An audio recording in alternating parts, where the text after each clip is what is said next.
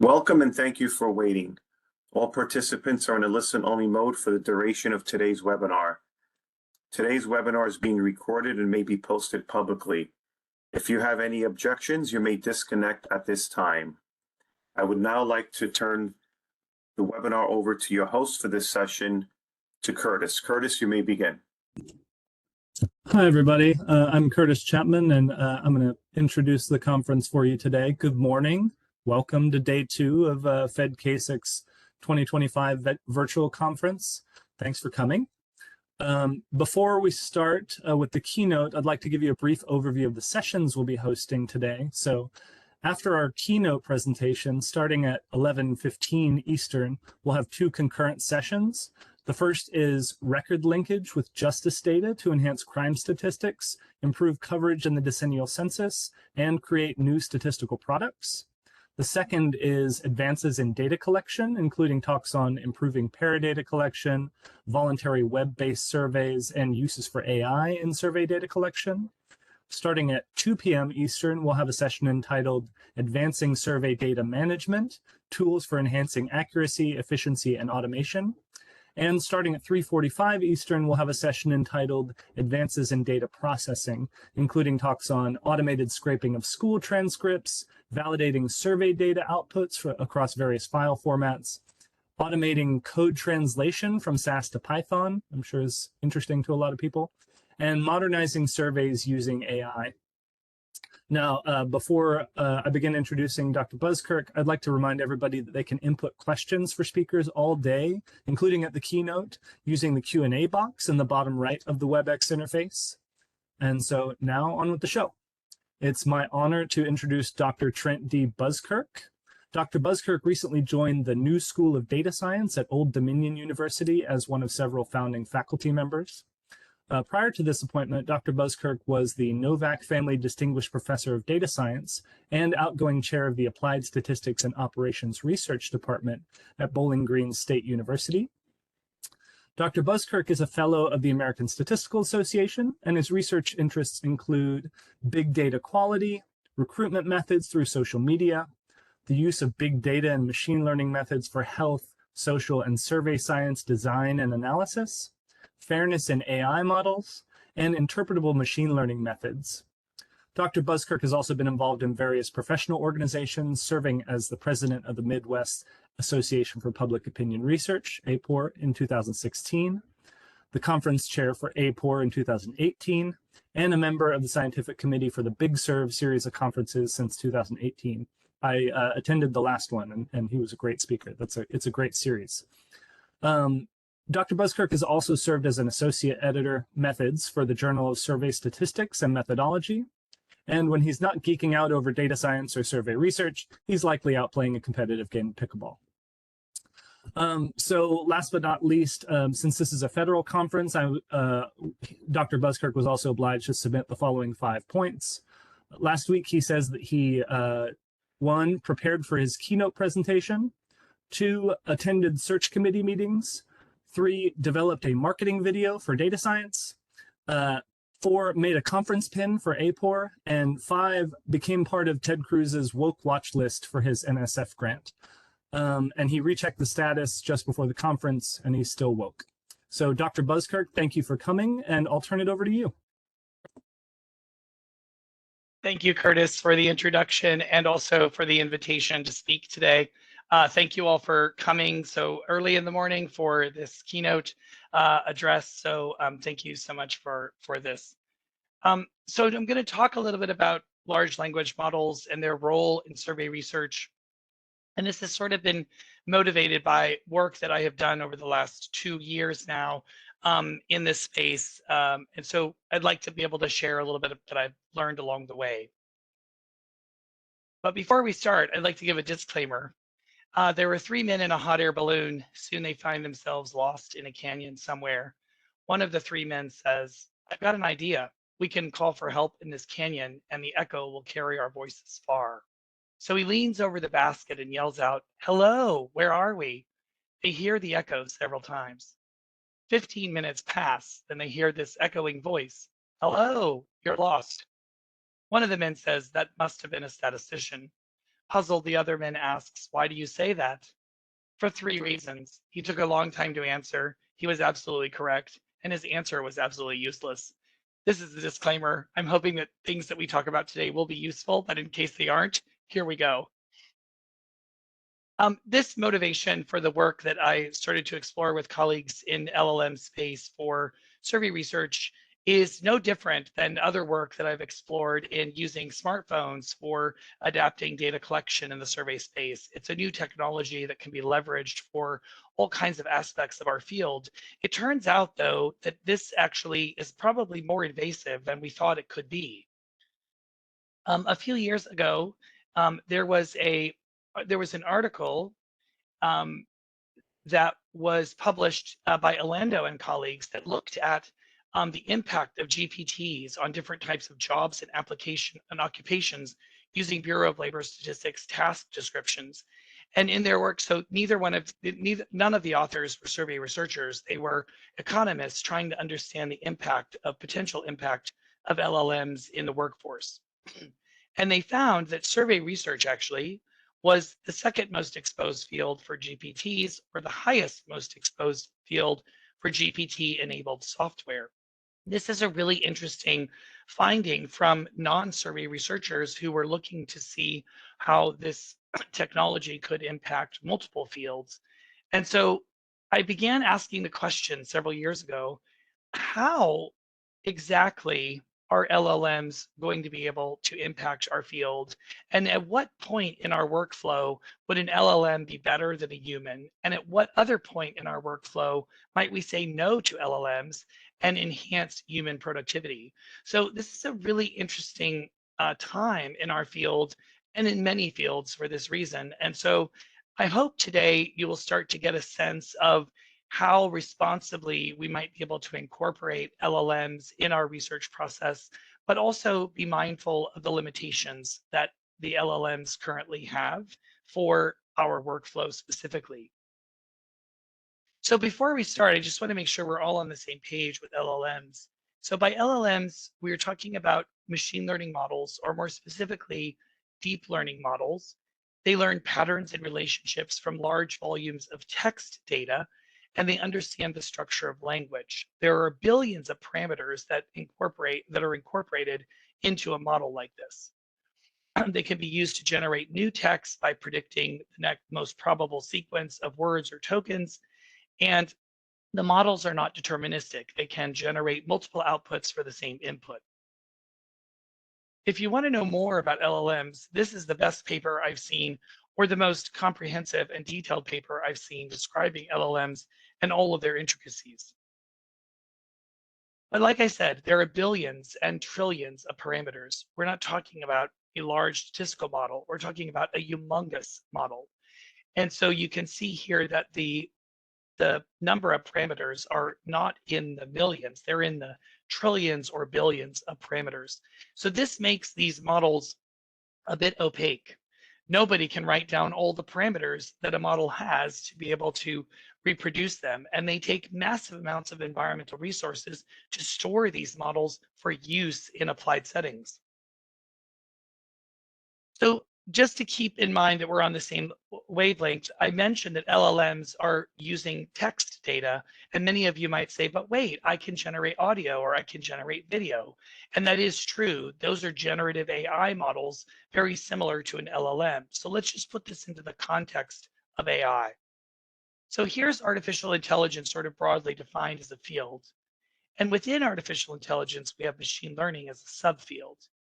And then within machine learning, we have an additional subfield called deep learning. And then there's natural language processing, which sits at the intersection of machine learning and artificial intelligence. And then we have generative AI that can generate text, content, video, etc.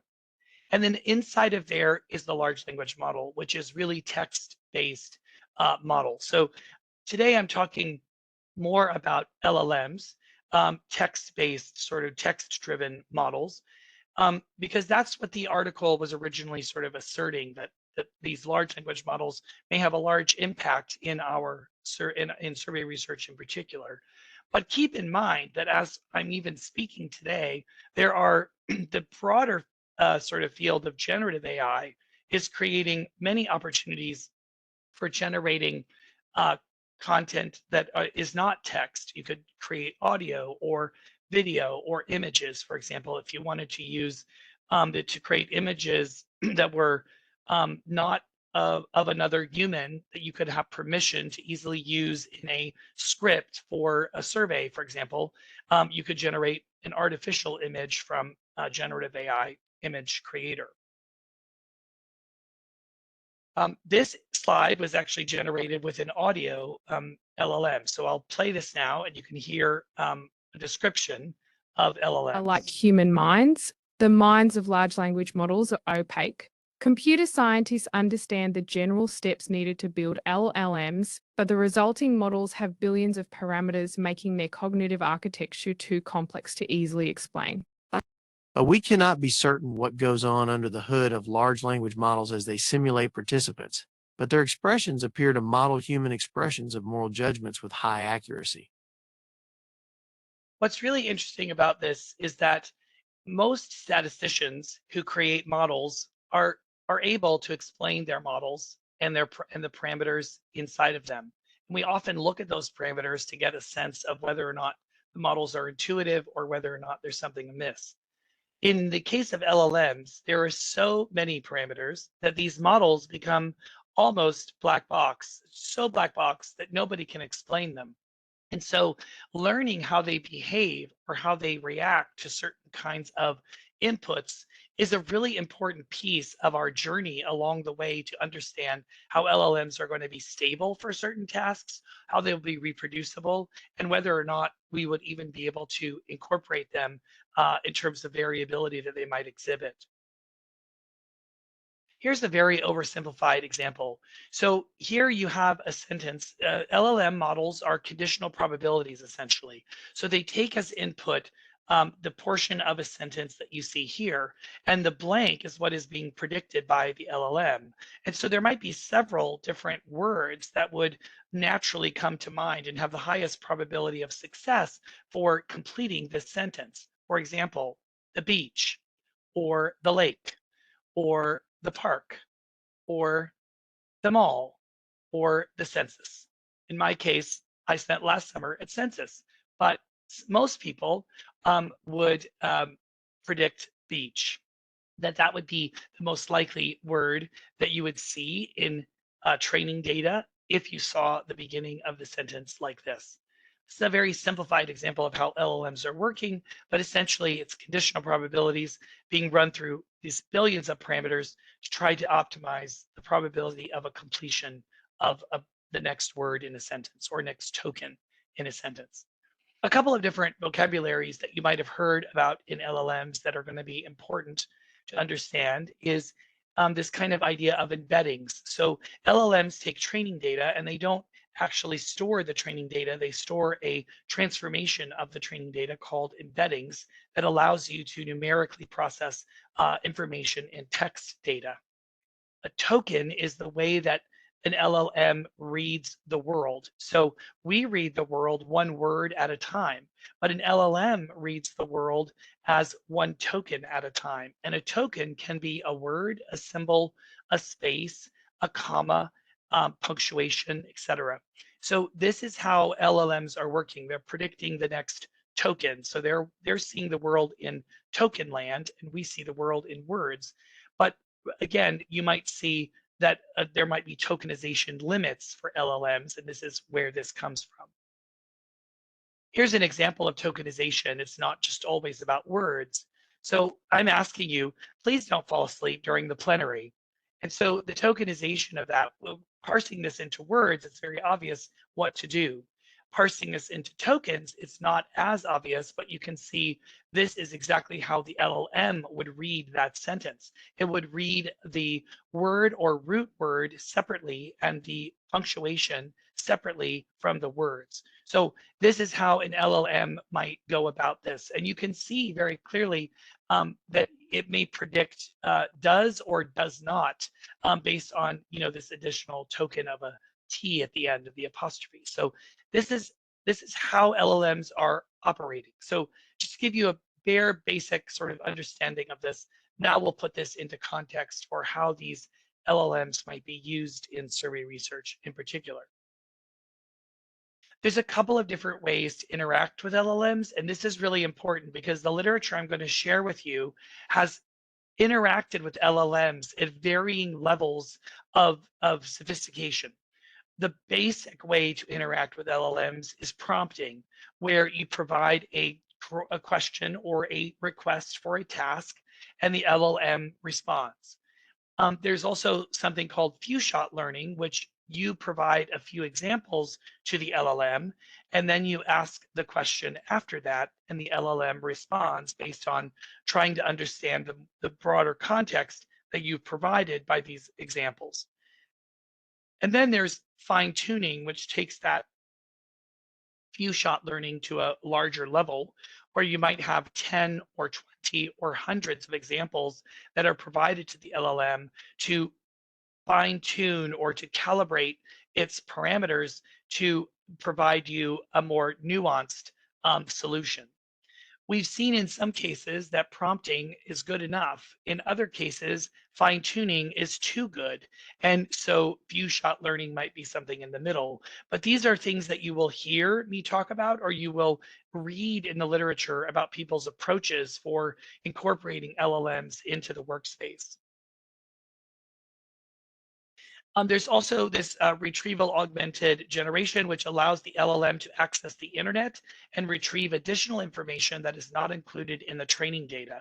So for example, if you were asking about current events, like the current situation in Ukraine or the current situation with tariffs, the LLM that was trained in 2023 wouldn't have knowledge particularly of the current status of the war in Ukraine or the number of tariffs that we have going out in the tariff situation.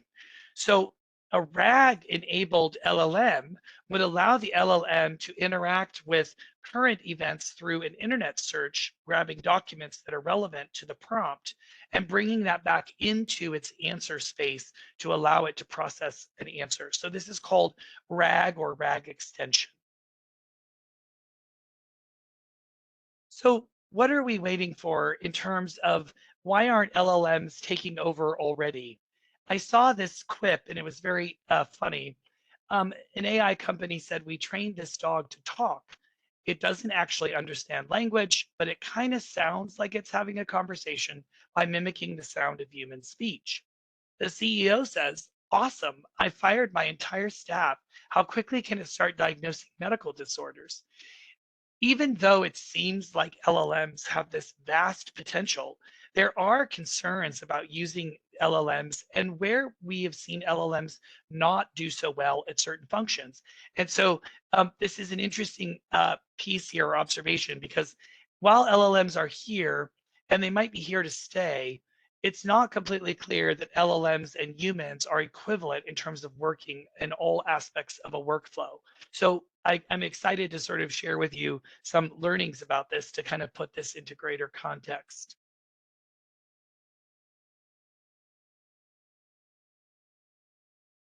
Sorry, I'm having trouble with my clicker.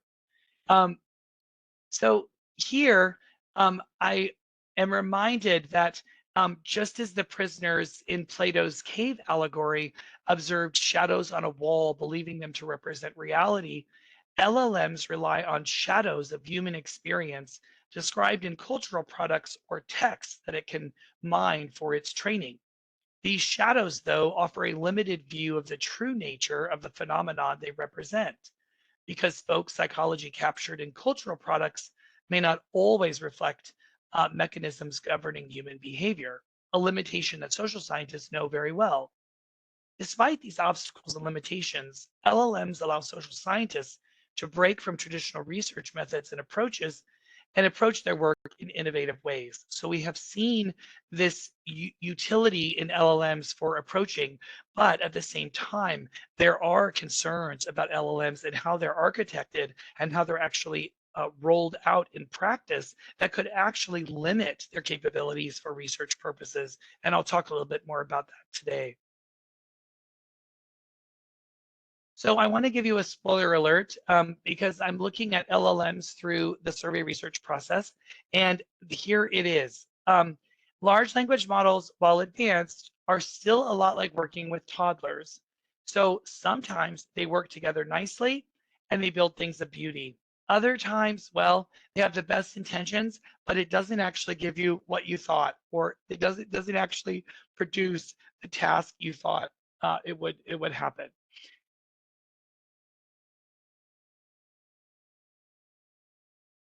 So there are a couple of concerns of using LLMs in survey research at large. Um, some of them are most of the LLMs have been trained on data from the internet, and they may not represent the views or contents of those people who have no internet. And we know from our research literature that non-internet households can be distinctly different on a battery of characteristics, including political spectrum, religious ideology, and even vaccine behaviors that are very different than internet households. And so if the training data are being absorbed from comments and digital trace data, among other things from the internet that are available from actual human postings, they might be missing a large swath or an important swath that is distinctly different from the other from the rest of the population. And this actually can generate some bias in the way that LLMs process requests and make answers.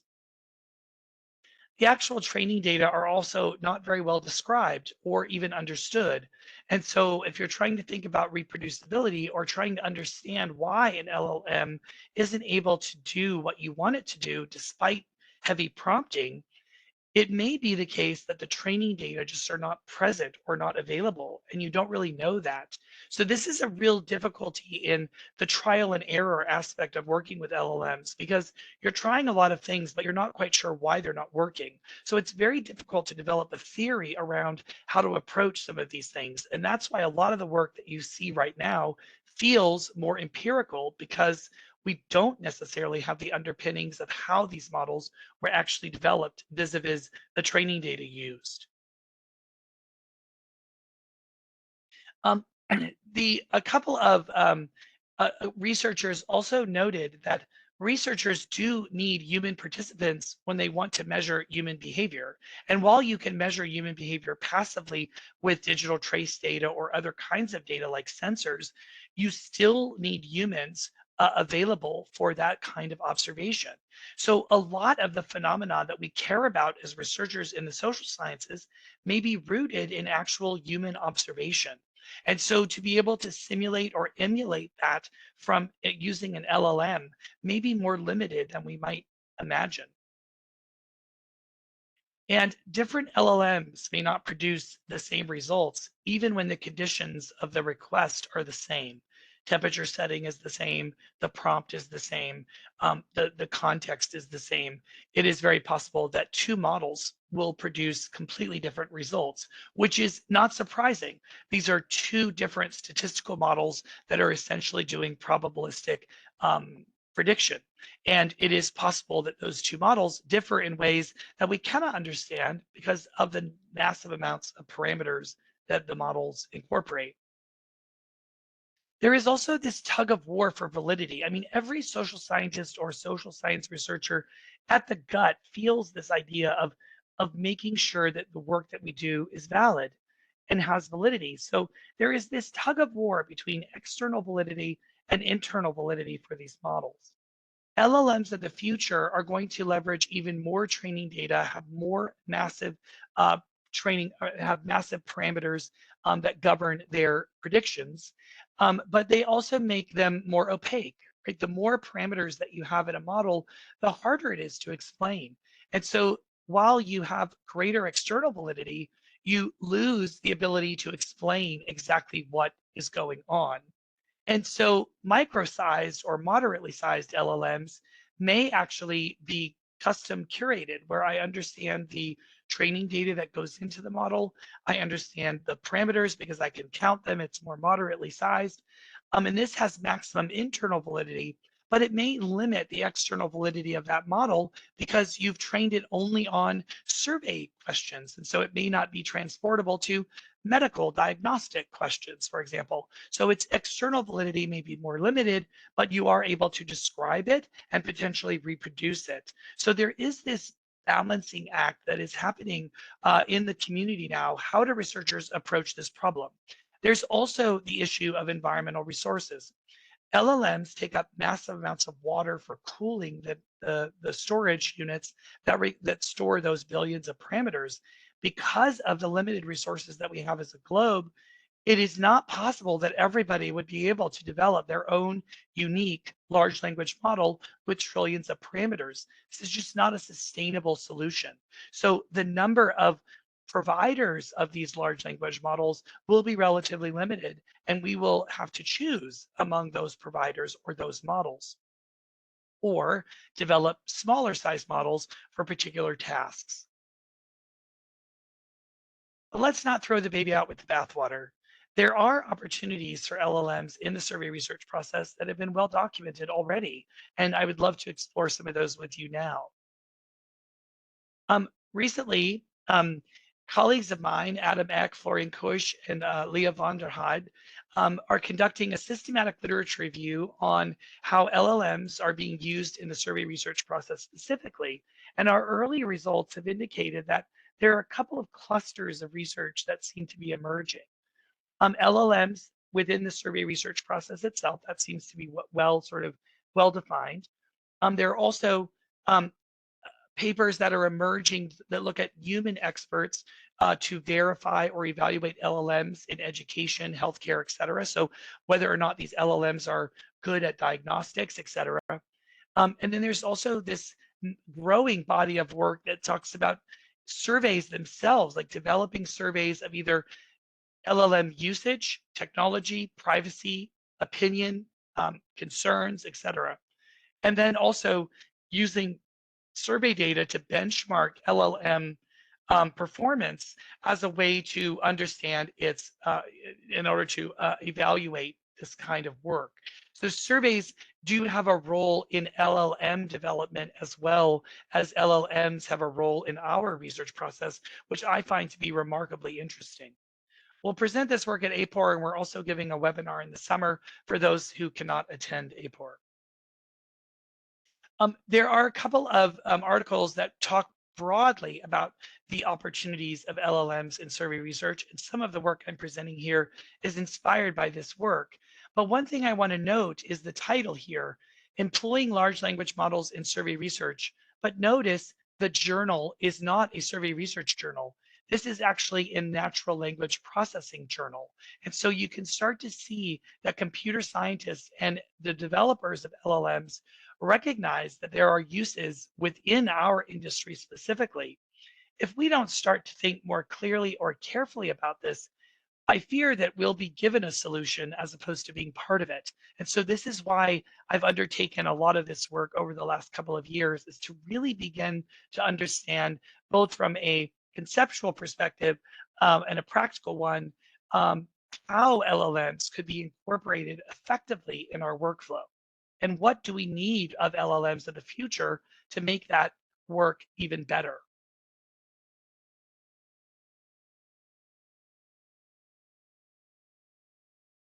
So one of the ideas is to generate hypotheses or idea generation.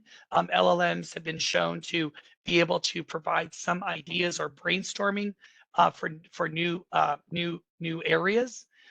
There's also this growing body of literature on silicon samples or participant generation. These are important for hard to reach groups, people that can't respond to surveys, or as a way to pre-test surveys, or at least understand the variability that might be inherent in a question that you want to field on a survey.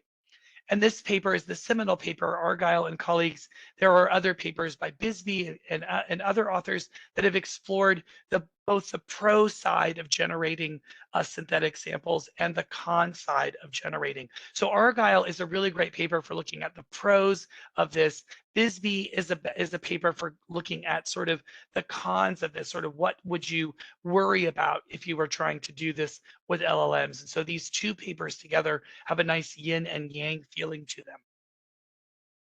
There are other papers that have been sort of out now to look at generating synthetic samples. I won't belabor the point here, just to tell you that this is an emerging area that is certainly seeing potential. And a lot of this potential is also being used in medicine to simulate exemplars for testing of medical students or evaluating a medical training, or to just try to simulate how populations would respond to different kinds of health stimuli. So this synthetic samples is not just limited to our space, but it's a growing consideration for cost savings and beta testing certain ideas. And what's interesting about this is that the synthetic samples that are generated, they may actually, they may exhibit certain kinds of social desirability biases and other biases just like human respondents. And this makes some sense, but it can vary by LLM because of the training data differential. But this interesting experiment looked at whether or not LLM, specifically GPT-4, would exhibit social desirability response bias in a situation, sort of in a simulated survey environment.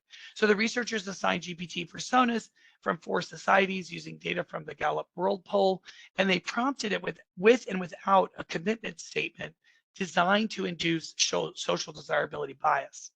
And so here's the statement that they used. What did they find? Well, the findings were split. It turns out that the commitment statement increased the social desirability index as they suspected. So they were getting higher scores on the social desirability index when they included this commitment statement. But they got lower civic engagement scores when the commitment statement was used, which was counter to what they thought.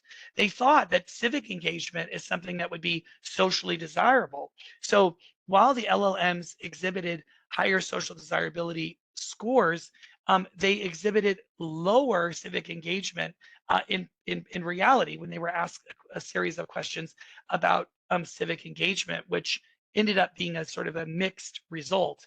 And so there is this seeming interaction between the kind of task you want to do or want the silicon samples to do and potential biases in that task. So it's a really interesting finding, and a lot of papers that we're seeing now emerge from this systematic literature review are really giving us mixed results. There are some papers that give very clear signals. There are other papers that give mixed results like this, which means we have much more to learn about how these models could actually be engaged in our particular field. We've also seen papers that look at data quality and processing, improving the coding, detecting inconsistencies, and soliciting information in a survey session. So a couple of papers here. One of them that's really interesting is that there are a couple of papers around using LLMs as additional prompting agents, like true chatbot style, for when someone gives an open-ended question, you might be able to additionally probe that person for additional details on the open-ended response that they gave in order to better understand what is happening. And in fact, some people would posit that that's the survey of the future, that we no longer use closed-ended questions, but we use open-ended questions broadly defined and chatbots to elicit details going forward. And then we use chatbots to analyze the text that is generated from that kind of interview. Up to this point, we were not able to scale that kind of process, but many people are saying that we may return back to this sort of open-ended interviewing style that would allow us to gather information within those respondents' own voice. This is a very interesting angle and research that will be emerging in the future, I would imagine.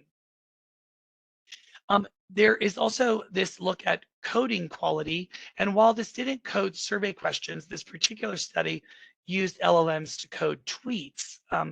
And they compared it to mTurker's ChatGPT at 2 different temperatures and 2 political science experts. And what they found was that generally the accuracy of the experts was the lowest compared to those of the mTurkers or crowdsourced expertise, and even less accurate compared to the GPTs, regardless of the temperature that you set it at. There was another study that corroborated a similar finding here that looked at previously reported study. That this study also compared the accuracy of mTurkers to ChatGPT 3.5 on different annotation tasks. So annotating relevance, stance, topics, and within open-ended responses, or using a sample of tweets and news articles in this particular case. And the authors found that across 4 different data sets, ChatGPT was better than mTurkers for almost all tasks. And what's even more important as a finding is that the cost for annotation for GPT was about 30 times cheaper than that for mTurkers. I want to talk a little bit about some work that Adam Eck and I and colleagues are doing around understanding how to generate prompts for generating survey items using LLMs. So here we have a couple of experiments that we've done over the last 2 years, looking at very simple word choice selections in prompts, and what does that give us in terms of survey quality on the back end. In order to do this, we created a framework for actually experimenting with prompts. So we called this the prompt sandwich cookie. All of us like to snack on sweets, so we were inspired by the Oreo cookie. And we have the prompts are organized into a top, middle, and bottom layer. The top layer prepares GPT for providing it context. The middle layer specifies exactly what we want GPT to do, and the bottom layer provides any characterization or additional information to clarify the task that was requested. So in our experiment, we manipulated different aspects of the prompt sandwich cookie prompts that we generated. So here's an example of this prompt sandwich cookie in action, decomposing a prompt or request to GPT. What we found in this study was we asked the question about whether or not the survey items that were generated by GPT using these prompts were written in first person, or if they were written in another person. And what we found that was when we used the word survey question in the prompt, when we asked for a survey question specifically, regardless of whether or not we asked for response options or answer choices or nothing at all, we got almost 100% first person questions being generated. But when we did not use survey, we just asked for a question, we got a very small percentage of questions being asked in the first person when we had nothing specified for response options or answer choices being specified. And when we used response options with just question, we were able to get more first person.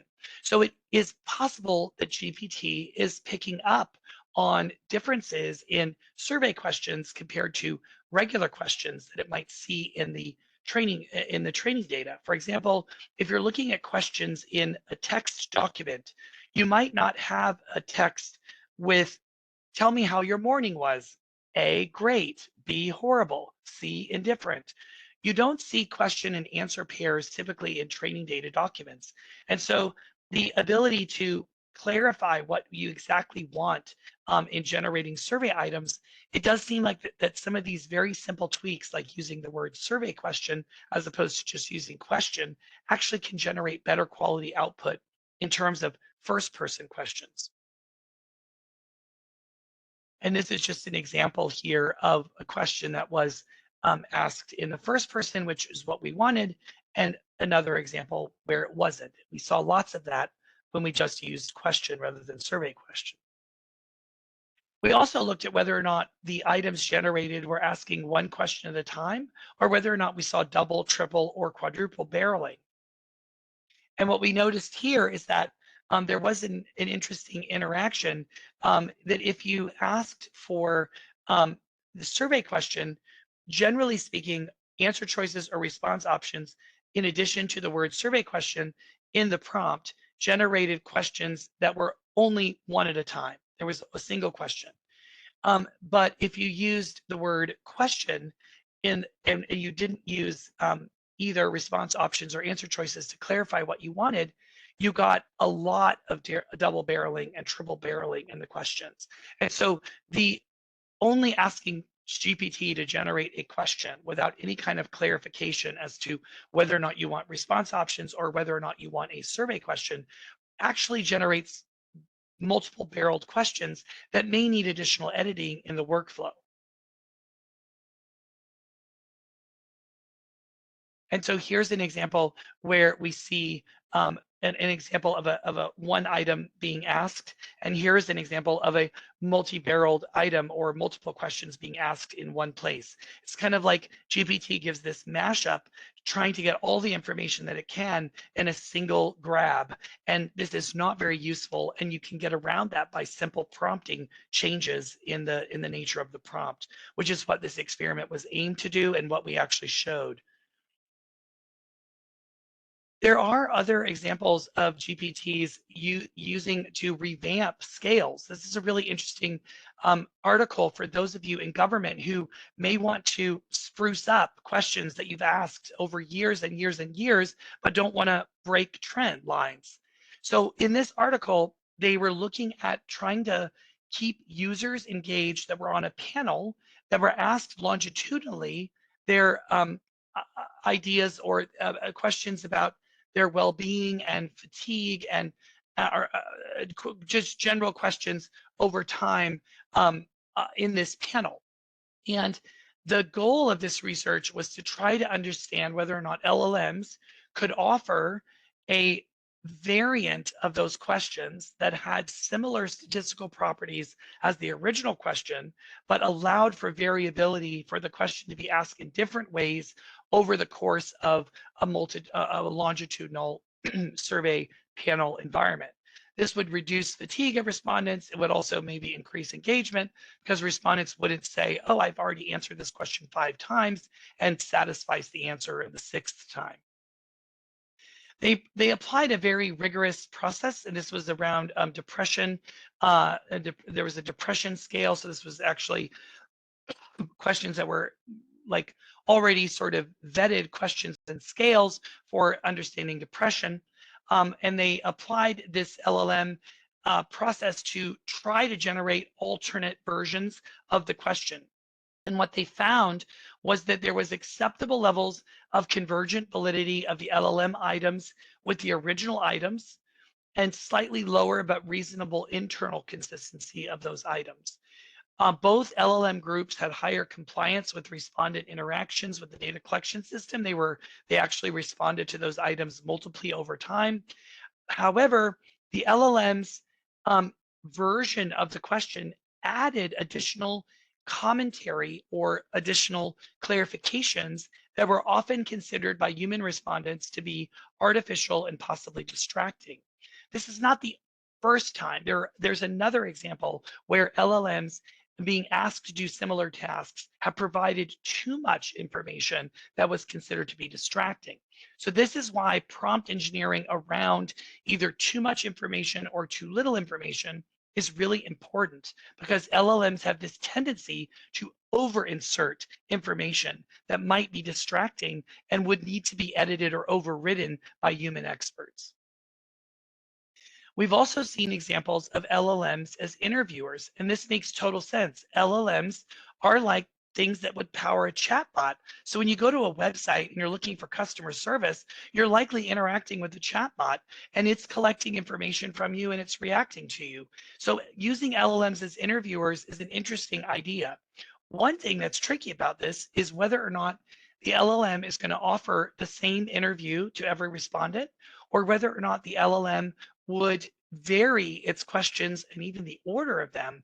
So there are concerns from survey research perspective on data quality that might be exhibited from using LLMs as interviewers, but this is some early work in being able to explore that. Watkey and colleagues, they investigated whether LLMs could replace human interviewers to conduct stable conversational interviews, balancing the depth and scalability. So this is a series of open-ended questions that were giving you greater depth for this information that could be gathered by LLMs and processed by LLMs. And so what they found was they had human interviewers where humans administered the same core questionnaire. They had AI interviewers that utilized LLMs to conduct the interviews based on predefined questionnaires covering political topics. But the LLMs were instructed to ask the same set of core questions, but they were allowed to provide comments in between the questions or clarifications that might be needed during the interview. Of all the violations in interviewer behavior, AI had a majority of the ask follow-ups and don't be judgy fails. So the AI didn't always ask the follow-ups that we would imagine an interviewer would. And the AI also was more judgy in their commentary than a human interviewer might be trained to be. And this is compared to text input. AI interviewers may be longer, but less, interviews were longer, but less elaborate actually, and in part because of these follow-ups that were lower than expected. But of all the violations in interviewer behavior, humans had a majority of active listening fails. And so this is where the trade-off between sort of humans and AI might be, but it might also be a way to improve the training manual, so to speak, for AI as well as for humans. We also looked at, and LLMs can predict and craft coherent sentences and text responses, but they're not necessarily good at arithmetic or counting. And so if you're asking it to generate a question of a certain reading level, or you're asking it to generate a question that is not very wordy, that has fewer than 100 words, for example, LLMs are not great at tracking counting. And so counting is considered a higher level task in the learning process than is speaking. Kids learn to speak a next word before they learn to count, per se. And so LLMs are not great at counting yet. And we've seen this in a couple of different studies where you get, the larger the numbers are, the least accurate the arithmetic becomes in terms of using LLMs. And counting the length of inputs is also a problematic thing for LLMs. So Kristen Olson and I recently investigated whether multiple chatbots could compute reading level metrics for a corpus of survey questions. Imagine this is your workflow. You're asking an LLM to generate a survey question, and then you ask an LLM, what is the reading level of this question? And then you say, let's revise the question to be at a simpler reading level. This is all part of the question item development process that we might imagine incorporating LLMs. And so to understand whether or not this is a reasonable task for LLMs to do in situ within that process, Kristen Olson and I very specifically looked at using LLMs to figure out reading metrics for survey items. What we found was that LLMs can tell me the correct formula for the reading metrics. They can do the math correctly, but what they cannot do very well is to measure the inputs within those formula accurately, consistently at scale. So here's an example. We found two main sources of error related to miscalculations of input to readability metrics, especially around polysyllabic words and the misinterpretation of components. So rather than counting just the words itself, it counted the words and the spaces. And so the readability metrics would have excluded spaces, but the LLM included them. And that's partly because of the way the LLMs tokenize text. And so what you can see is for some of these tools, you had really good consistency with Readable, the gold standard, but with other tools, this consistency fell to the wayside pretty consistently. And so this is a really interesting sort of take on the fact that this may not be completely adaptable in our workflow yet, and using gold standard technology like Readable or R or Python libraries for calculating readability statistics may be much better than relying on an LLM at this point. I would say I want to close with this idea of thinking about LLMs as a two-way street. We've talked a lot about how LLMs have a potential and some concerns about incorporating it into the survey research workflow. But I would also argue that survey researchers and survey research as a field has a lot to be able to contribute to our understanding and development and continued sort of technology advances in LLMs themselves. And so here's kind of what I'm thinking. There are lots of biases that we've seen in LLM generated responses, but how to actually quantify those biases really requires an understanding of human opinion around those concepts. And benchmark data sets for human opinion don't exist at scale to the point where computer scientists are leveraging those benchmarks for this purpose. But survey researchers could imagine another way to make our data open source or publicly available is by virtue of these benchmarking data sets that computer scientists so desperately need to be able to understand the progress of an LLM model over time. And so this is a really fascinating sort of aspect of this. How can we make our survey data more machine readable so that it can be incorporated into training data going forward? That's another area that could be really ripe for exploration. It's a two-way street. And so this is my APOR conference pin this year. Survey researchers, the OG prompt engineers, we've been prompting human opinions for centuries.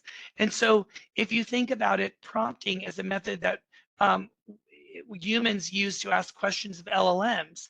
And LLMs are designed to ask questions of humans through the chatbot mechanism. But we as survey researchers know a lot about how to craft questions and how to ask information of humans. Could we not take some of that knowledge into this space and understand how to better ask LLMs for information? We also know that the generative capabilities of large language models are highly sensitive to the input of the prompts. So word order, for example, can matter because it changes the tokenization or the probabilities that an LLM is leveraging to make predictions. Survey researchers understand a lot about order effects. And so whether or not a chatbot would ignore certain changes in the order, or whether or not that would be substantially different for a chatbot is really important, especially if we move into the area of using synthetic respondent data to help calibrate surveys of the future. Understanding how to pose these questions to a chatbot may not be as simple as just taking the question for humans and pasting it into the LLM session and getting a response. We may need to think about an alternative way to pose that question to LLMs, given that LLMs have a different perception of order effects potentially, or a social desirability as another important consideration. So these are all elements of our field that could actually really help inform research of the future in the LLM space. I want to leave you with this thought. This is a book called You Look Like a Thing and I Love You by Janelle Shane, an early AI researcher. She wrote this book that describes her journey of building her own LLM. And her goal was to build an LLM that could create pickup lines that she could use at the bar. And the "You look like a thing and I love you" was one of the first pickup lines that her LLM model generated. And so it became the title of her book. And in this book, she talks about how LLMs are complex and opaque. And she says the inner workings of AI algorithms are often so strange and tangled that looking at an AI's output can be one of the only tools we have for discovering what it understood and what it got terribly wrong. statisticians would naturally go back to the model and say, are the parameters off? Are the parameters too variable? What's wrong with our model? Is it over or under specified? But in this space, the model is so complex that the only way we have to actually understand it is to ping it and observe the output.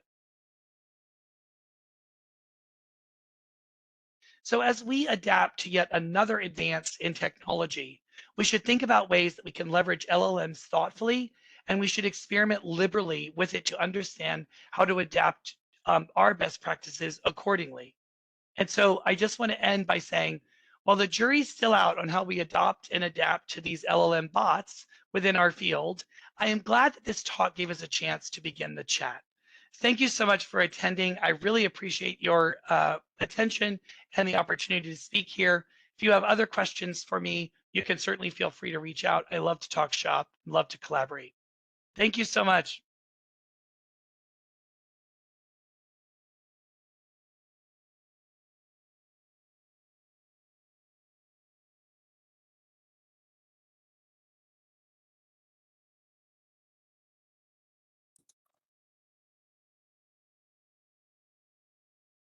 All right, that concludes this session. You could stay on if you're going to join the 11:15 session on recording linkage with justice data to enhance crime statistics, improve coverage in decennial census, and create new statistical products. Have a good rest of the morning.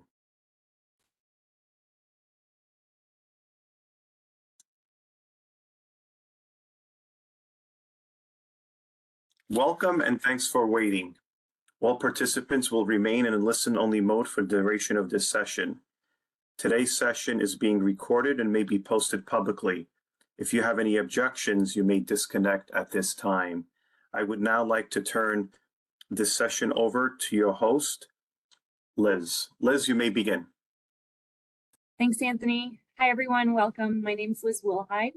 I'm in the Economic Reimbursable Surveys Division at the Census Bureau, and I am the moderator for this panel, Record Linkage with Justice Data to Enhance Crime Statistics, Improve Coverage in the Decennial Census, and Create New Statistical Products. Thank you, everyone, for joining. The session is being held to inform interested parties of research and to encourage discussion. The views expressed are those of the authors and not those of the FedCASIC committee, moderator, or sponsoring agencies. At this time, all attendees are in a listen-only mode. Attendees can submit written questions using the Q&A feature, which is at the bottom center or right side of your WebEx screen. Please take a moment to locate that now. If you don't see the Q&A button, click the panel options, the 3 dots in the lower right corner of your screen. Please make sure that you specify the presenter to whom you are directing your question. After all the presentations, we will have time for questions and answers. If you encounter any technical issues during the session, try exiting the session and rejoining using the WebEx browser version. If technical issues persist, contact fedcasic@bls.gov. I'm going to hand it over now to Claire and Z, and they will present their techniques for linking agencies and facilities across frames.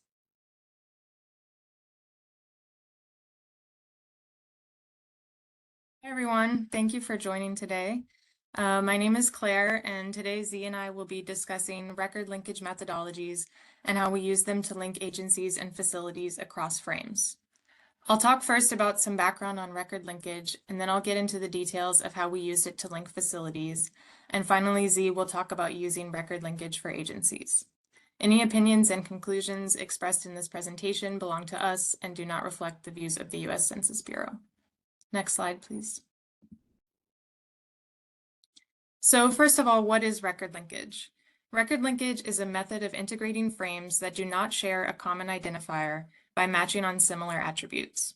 For example, in the work we are discussing in this presentation, we compared name fields and address fields of records from different frames to find which records were referring to the same entity, which in this case could be a justice facility or law enforcement agency.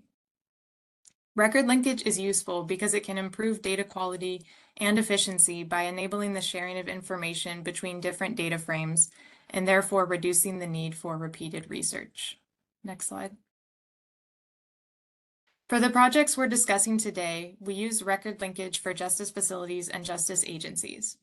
Facility level linkage was done in an effort to contribute to decennial operations at Census. Census maintains the master address file, also known as the MAF, which is a data set of all potential living quarters. We linked these to 4 different frames from the Department of Justice, which cover different subsets of justice facilities. Altogether, there are over 6,500 justice facilities to enumerate every 10 years.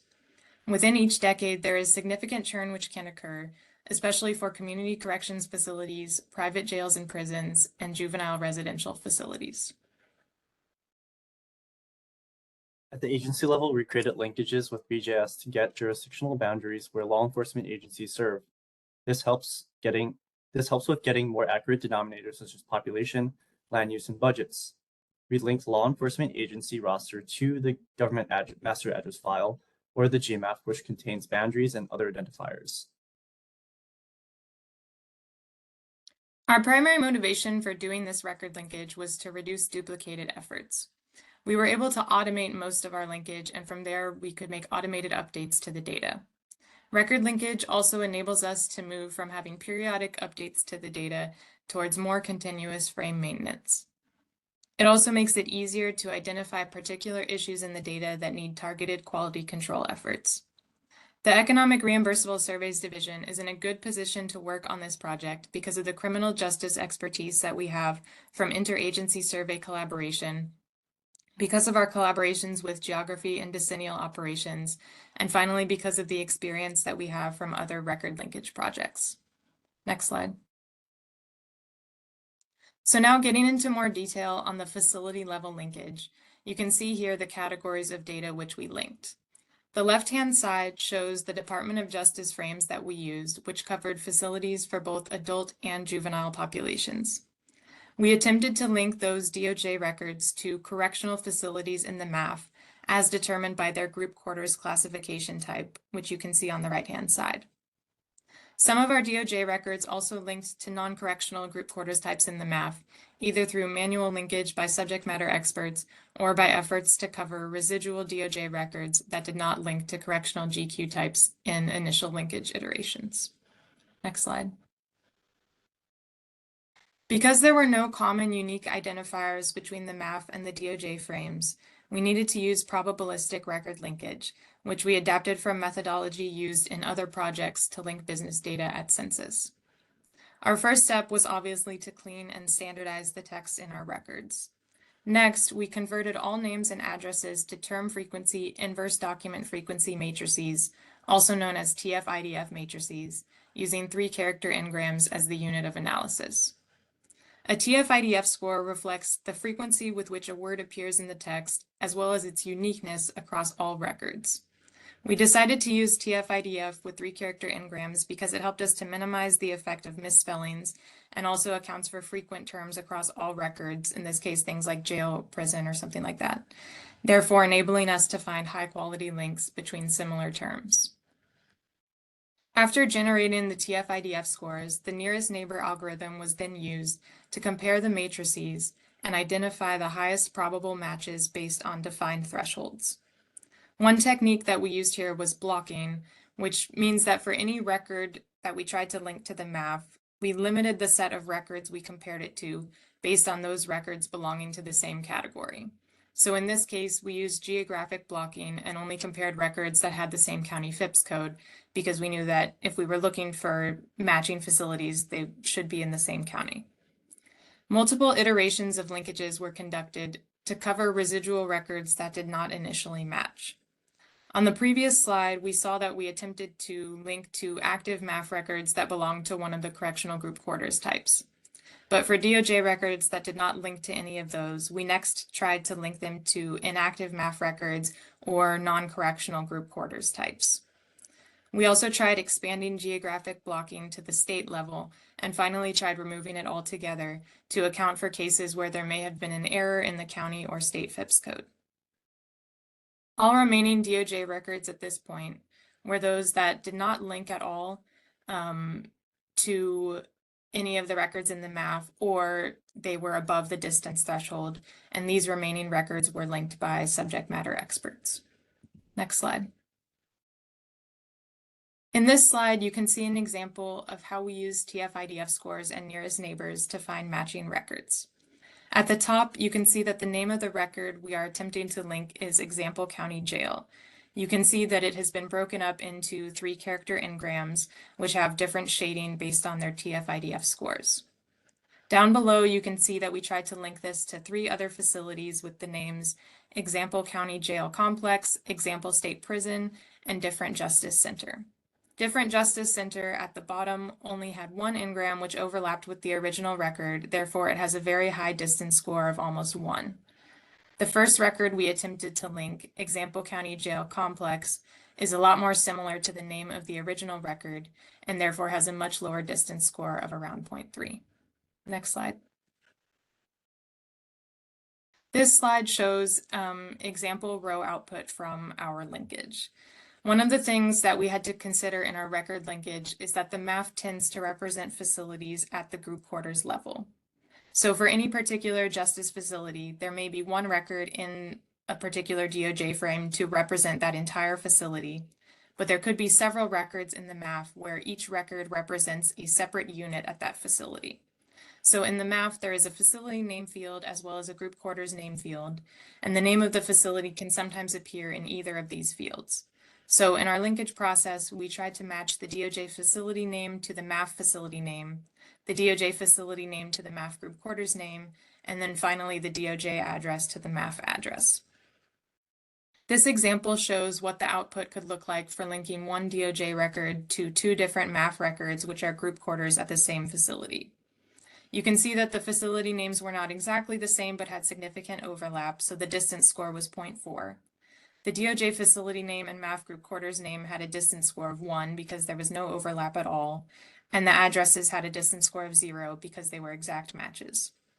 In our linkage process, both of these links would have been considered as valid matches because at least one of the name fields, as well as the address fields, were below the threshold. So this would be an example of a one-to-many relationship in our database. Next slide. The results of our linkage overall were that more than 99.5% of DOJ records matched to a MAF record, and around 86% of 2020 census enumerated or vacant MAF records matched to a DOJ record. With the results of our record linkage, we were able to create a high-quality integrated crosswalk for our 2 data frames. Now I'll pass it off to Z to talk about agency linkage.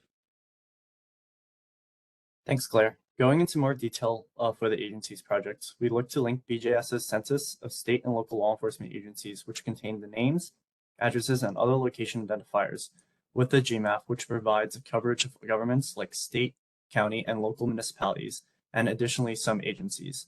This linkage helped us get boundaries of law enforcement agencies. Those results will be covered in the next presentation. To do this linkage, we use similar methods to facility level. We standardize names by removing special characters, abbreviations, and small errors as a base set to match agencies to governments in the GMAF. Another set was created with prefixes and suffixes of agency names removed to better match directly with governments. We then use TF-IDF to block on various levels based on identifiers in both frames, such as county FIPS, coordinates, government types, and level of government to reduce the universe we're matching to and provide results that are similar in similar regions. This subset are then reviewed based on programmatic quality checks to find the best match. Missing and mismatched records were then flagged based on thresholds to allow for subject matter experts to do manual research. Here are some examples of that linkage and checks. A simple linkage would find a direct match between the roster and GMAF names. Oklahoma County Sheriff's Office would directly match with the GMAF record of Oklahoma County Sheriff's Office in the same region. However, most matches require removal of suffixes since there are only a few agency level records in the GMAF, but the overseeing government almost always exists. For example, Cherokee County Sheriff's Office does not have a record in the GMAF. However, it will match with the county of Cherokee in the second block set. For some records, this was harder since there are multiple matched results, even with sets and blocking. For example, in Iowa, there's a county, township, and city that share the same name. So therefore, Cherokee Police Department would have to only link to one of them. On our first check, There's a note that shows that there's already a linkage between the agency and county level, so only the township and city needs to go through the following steps. Address checks further filter down the results to only the city, since the offices are not within the boundaries of the township. A temporary linkage is then assigned to the city, and this record is flagged for research with additional data provided by both sides, like URLs and IDs to the subject matter experts. This narrows down the research. This narrows down the set of results that need to be researched. A complex example that cannot be linked using this methodology is the Unified Police Department of Greater Salt Lake, since it is made out of various municipalities that are not contained within the data. These cases would be automatically flagged. Overall, this methodology enables us to save time by reducing redundant research and focus our research on those records that do not match our algorithm or are over the thresholds. This, in turn, makes the process more efficient. Since we created these linkages, they can now be stored in a database to allow for subject matter experts to verify and conduct research and edit records.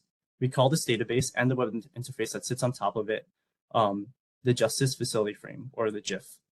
This system creates high-quality records that are regularly updated and verified. We can then actively digest new records by applying linkages using the methods in this presentation against a large database of high-quality sets. These screenshots show example part data using the Justice Facilities Frame interface. The image on the left shows tools in their interface. The image on the left shows search tools in their interface, which allows users to quickly filter for certain cases and conduct targeted research. On the right, this shows a single record with various fields and tags users can view and edit. This is heavily inspired by tools like OpenStreetMap. The flexibility of the Justice Facility Frames allows users to use widgets to edit fields like geography with validators that are tailored to the frame we import from. The image on the left shows we can set the census block and optionally add a coordinate, which is used by the master address file. Once edits are done, we can run automated and manual checks against other records in the set. The image in the middle shows a triage with various colors on name, address, geocode, and GQ type that are automatically checked against other records and provide indicators of the quality of this record, and if we need to target additional research to this record. As Claire mentioned, some facilities have more than one building. Therefore, surveys and frames can collect data at different levels. We designed the Justice Facility Frame to record these relationships, as well as keep these records separate, therefore preserving the title and protected status of these data. But while preserving linkages, this allows us to preserve linkages and allow for users to redefine this facility if a new building is built or closed. More importantly, this allows us to track changes over time and return those changes to the respective agency. In this screenshot, it shows the changes in yellow and additions to the record in green. We're developing new pipelines to export updates so that we can have syncing between frame updates and send those to their respective agencies. And thank you.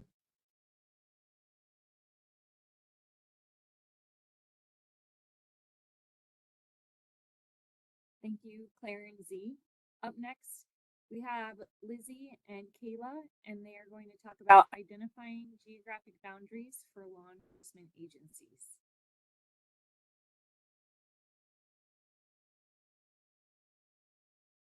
Hello. As Liz just mentioned, my name is Lizzie, and I'm a statistician at the Bureau of Justice Statistics. Today, I'm going to be presenting with Kayla from the Census Bureau, and we will be discussing a joint BJS Census Bureau project identifying geographic boundaries for law enforcement agencies. Just a quick disclaimer that any opinions expressed during this presentation are those of the authors and do not reflect the Office of Justice Programs, the Bureau of Justice Statistics, or the U.S. Census Bureau. And BJS has reviewed this data product to ensure appropriate access, use, and disclosure avoidance protection of any confidential source data. Next slide. To start with just a little bit of background, the National Incident-Based Reporting System, or NIBRS, is the nation's source of data on crimes reported by law enforcement. It collects detailed information on crime incidents, offenses, victims, and arrestees. And NIBRS data originate at the law enforcement agency jurisdiction level. They are voluntarily submitted to the FBI. With more than 18,000 agencies, law enforcement in the US is quite a complex system of state, local, and federal agencies that each serve distinct populations but often work in overlapping jurisdictions. On top of that, these jurisdictions do not overlap neatly with city and county boundaries identified by the US Census Bureau. Next slide. So the main need this project was aimed at addressing was improving information on law enforcement jurisdictional boundaries. And by doing so, we hope to first enable linkages between a law enforcement agency's jurisdiction and other characteristics such as population, other community level characteristics, and crime incident information reported by that agency to the FBI's NIBRS. And second, those linkages would then enable us to produce reported crime and victimization rates at the local jurisdiction level and to examine the community correlates of crime and arrest based on precise community level indicators. Next slide.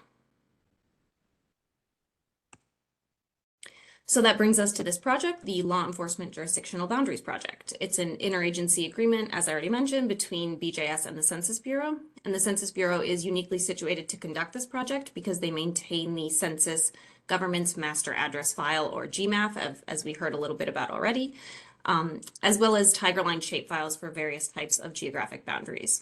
So there were 4 main activities of this project, as listed on this slide.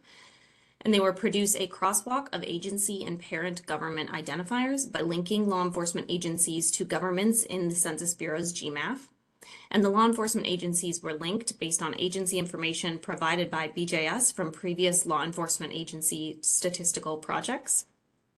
Second, extract Tigerline shapefiles for all municipal and county governments linked to law enforcement agencies.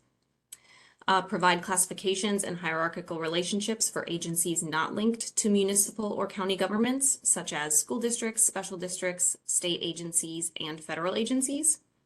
And finally, evaluate the feasibility of establishing a simple web browser interface to view the geographic information and law enforcement agency data. And I'll turn it over to Kayla.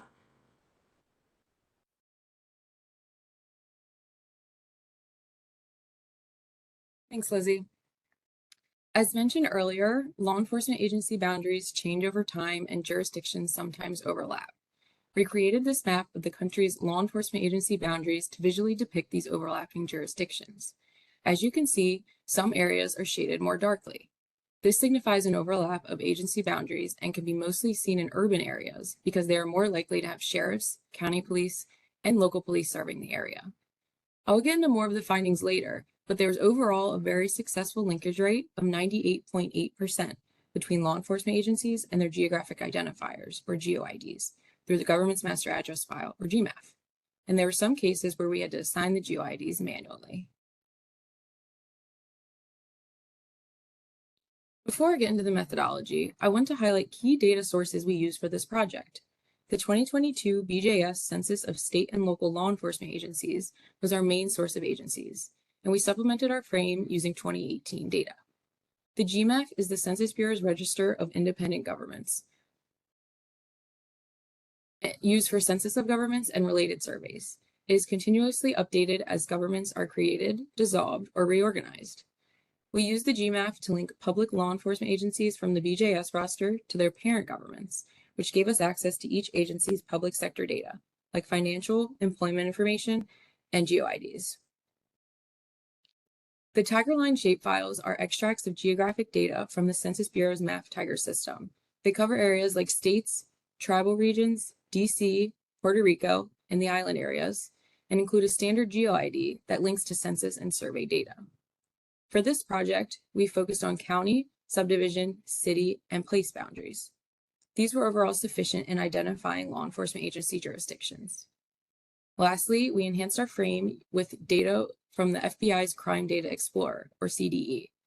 This includes an API that can be used to obtain a list of law enforcement agencies whose data are included in the tool and to download UCR and NIBRS statistics. This helped us populate ORIs that were missing from the roster.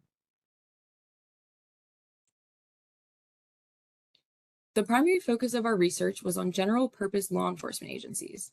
These included municipal, county, and regional police departments, most sheriff's offices, and state police agencies that provide local policing.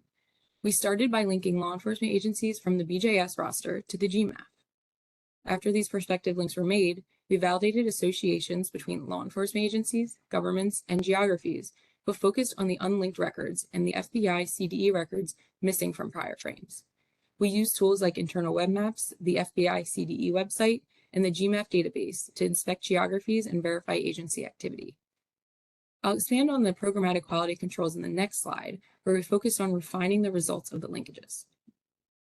During manual reconciliation, we assigned GeoIDs to agencies unable to be linked through the GMAF. And once all records had GeoIDs, they were connected to Tigerline for their geographic data.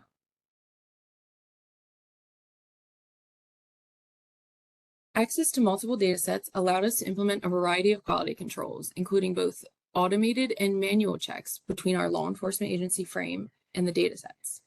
These checks involved identifying issues and addressing questionable linkages. For example, we searched the GMAF and UCR rosters to find potential agencies missing from the frame or to confirm agencies were no longer operating. We also used a web mapping tool to visually identify coverage gaps and to correct boundary discrepancies. I will demo this web mapping tool later to show how we were able to explore these law enforcement agency boundaries on an interactive map by viewing geographies and their associated law enforcement agencies. So here's that boundary map again. Using the GMAF, we were able to link 99.7% of general purpose law enforcement agencies to a government, all of which linked to a GeoID. Sheriff's offices and local police agencies were usually an easy match, but of course there were some agencies that needed further research. Some agencies were not able to be directly linked to a geography from the GMAF. For example, state police agencies that provide local policing in Connecticut, Massachusetts, New Jersey, and Delaware were able to be included since each region reported separately, meaning custom geographies could be made and this jurisdictional level coverage could be presented on the map.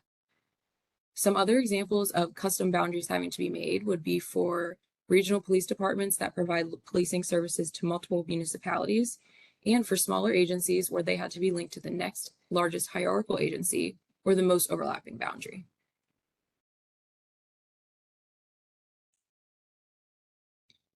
After the linkage process, we assembled a roster of completed agencies to create the Law Enforcement Agency Boundaries Frame, which we refer to as LEAB. We began LEAB once we received the 2022 BJS roster, and it provided us with about 14,000 agencies, which we compared to our work with the 2018 roster to confirm about 1,600 more active units. We added state police districts that provide local policing so that if you were to click on any location on the map, you could see who's policing that area. We added some agencies using the FBI CDE API, where county agencies provide contractual service for a municipality, in case geographies would be desired for these UCR or NIBR submitters. We even found 10 units during our research that were not found on any of these data sources. These included instances where a GMAF unit did not have a link, an example being a new town in Oklahoma that took a couple of years to establish their own police department. I will now show a demo of the LEAB app we created to help us enhance the frame.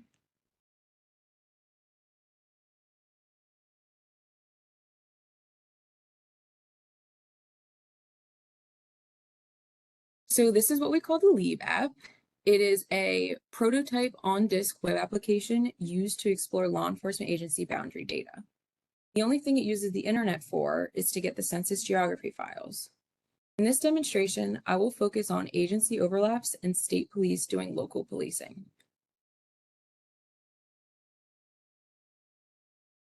The statistics tab shows population, personnel, and crime rates. And the Explore tab shows all active law enforcement agencies that provide general purpose policing. If you click on a geography, you can see the associated law enforcement agencies. And if you click on a law enforcement agency, you can see the associated geography. The layer overlays here include counties, county subdivisions, consolidated cities, and places. The box on the top left tells you about the geographical layer and the law enforcement agencies linked to it. The box on the bottom left tells you about the selected agency. So you can see the frame ID, the ORI-9, and the GeoID, which if you hover over will highlight the geographical bounds. Now let's get into some examples. Looking at Loudoun County, Virginia, we see that there is a county sheriff's office that polices the area. And there are also a few municipal level departments like Leesburg and Middleburg. Looking at its neighbor, Fairfax County, we see that there's both a county police and a county sheriff's office that patrol the area. And there are 2 municipal level departments, Vienna and Herndon. And this highlights one of the issues we ran into during reconciliation. These 2 towns are the only towns in the county with municipal level departments. According to the Fairfax County Police Department crime maps, there are a few crimes in these towns, but it seems like the county police department doesn't patrol much in these areas. Upon further research, we found that county police department statutes can provide insight on jurisdictions. In this case, the county police department website included statutes that basically say they only have jurisdiction in these 2 towns if there's a violation of state law or if a serious violation occurs in their presence. In the future, we'd like to develop methods to use tribal areas, tracts, and blocks to fully represent law enforcement agency jurisdictions. I'll give it back to Lizzie to tell you about some more future use cases of the project.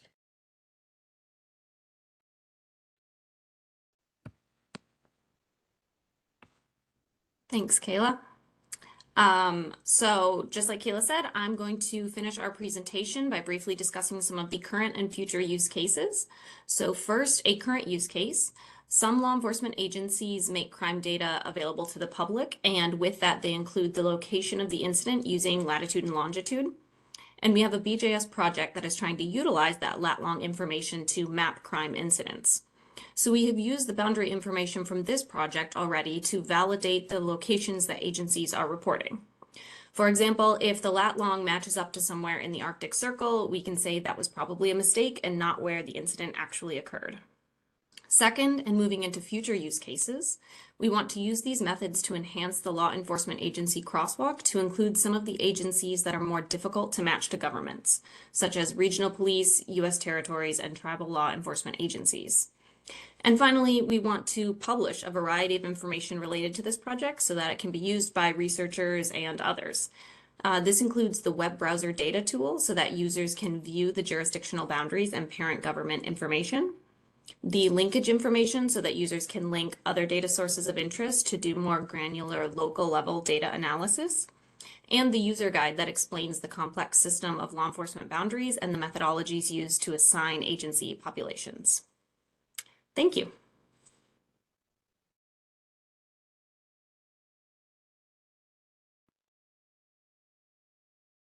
Thank you, Lizzie and Kayla. Next up, we have Michael In talking about the coverage of Justice Facility Group Quarters in the 2020 census.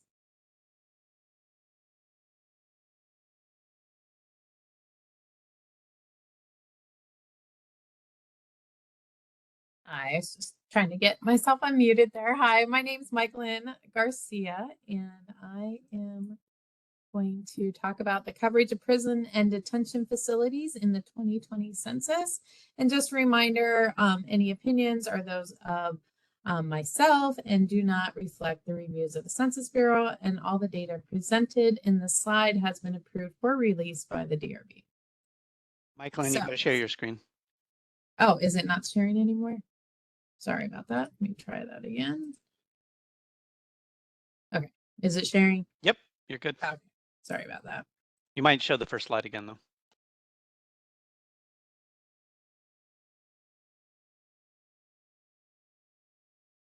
Okay. Okay, so just to give some background on the census, during every decennial census, the Census Bureau must enumerate people living in prisons and detention facilities as part of its group quarters operations. The Census Bureau uses the master address file, known as the MAP, to define the universe of all housing units, including group quarters. Among many challenges of enumerating prisons and detention facilities is maintaining the currency of the map, which is critical for conducting the Census Bureau, but also the decennial census, but also for surveys that rely on updated map data, such as the American Community Survey. Claire and Z already provided detailed information on how we link the map to several different DOJ frames. The rest of this presentation will demonstrate how we are using these linkages to understand and improve on data quality and coverage and develop tools to increase maintenance and efficiency. For simplicity, we will refer to the combined BJS and OJJDP frames used in the study as the DOJ frames. Here are some questions we plan to answer in this presentation. What is the current state of the data and what are the challenges? Does linking the data validate or improve quality? Can we use the linkages to update each frame? Can the linked results improve data collection and coverage over current practices? And what are the additional benefits? To begin our discussion on challenges, let's start with concerns identified by our oversight agencies, such as the Government Accountability Office, GAO.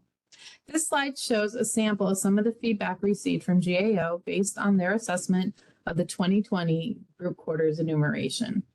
I would like to draw your attention to the comment in yellow at the bottom of the slide. This comment specifically addresses parent-child relationships that may or may not be identified within the map, which can affect how group quarters are enumerated and how respondents provide data. A simple way to Sorry about that. My cat just dumped over my coffee, so that was great timing. Simple way to visualize this large prison with many buildings, which is represented in the map as a single record. The next prison down the road might be a similar facility in type and function, but this facility is represented by multiple group quarters in the map. Each group quarter is representing a different building at the prison location. Currently, the map has a mix of facilities and group quarter records that may or may not be linked, and linkage is not uniform across all facilities. This slide shows a list of long-standing challenges at the Census Bureau for capturing group quarters information. These challenges are listed in two groups: data collection challenges and frame maintenance. Enumeration challenges include identifying all facilities, confirming the types of group quarters located within the facility, and finally contracting the appropriate officials to gain access and collect information. As with all things that exist, change is certain. For data maintenance, this means facilities open, facilities close, facilities move, or facilities don't actually move, but their addresses or names are changed. Facilities can also change in terms of services provided, which would change its classification type, juvenile to adult facility, for example. The map is continually updated, yet comprehensive verification and updates have only occurred once each decade during the decennial census. With time, this affects the quality of sampling for the ACS and other demographic surveys, as well as comparability to more updated records. Both data collection and data maintenance challenges increase when facilities are in commercial buildings or in single-family homes that cannot be easily identified as group quarters. Additional complexities include services and administrations that vary across authorities and communities, or when facilities house people under the authority of multiple responding agencies. After completing the linkage project, one data concern stood out. The count of DOJ records was around 6,500, and the count of MAF records was around 19,000. We believe the DOJ data was comprehensive, nearly complete for most of our group quarters type classification codes from the map, but there is almost a 1 to 3 record count difference between the data sets. Despite the information on the previous slide, the DOJ frame was in fact comprehensive for most prisons and detention facilities. There is a lot of information on this slide, so let me break it down for you. A key outcome of this project was the linkage of MAF group quarters to parent facilities. The difference between the frames was that the DOJ frame was the primary facility based on where the MAF was individual GQ based.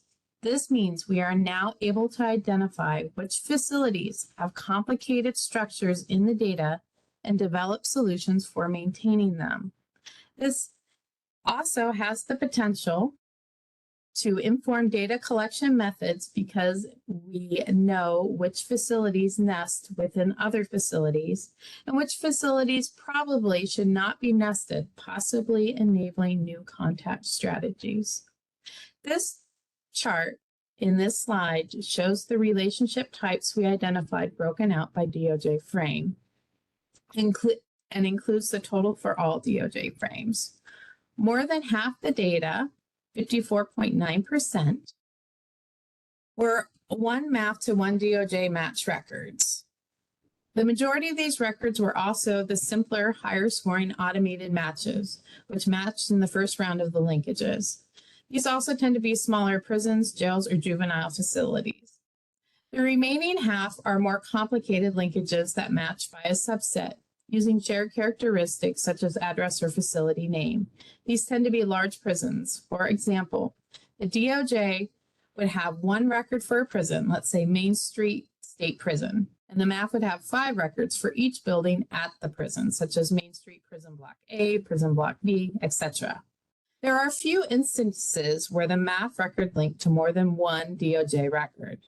These tend to be juvenile records. For example, OJJDP would differentiate between male and female housing versus the MAF, which may only be maintained at the facility level.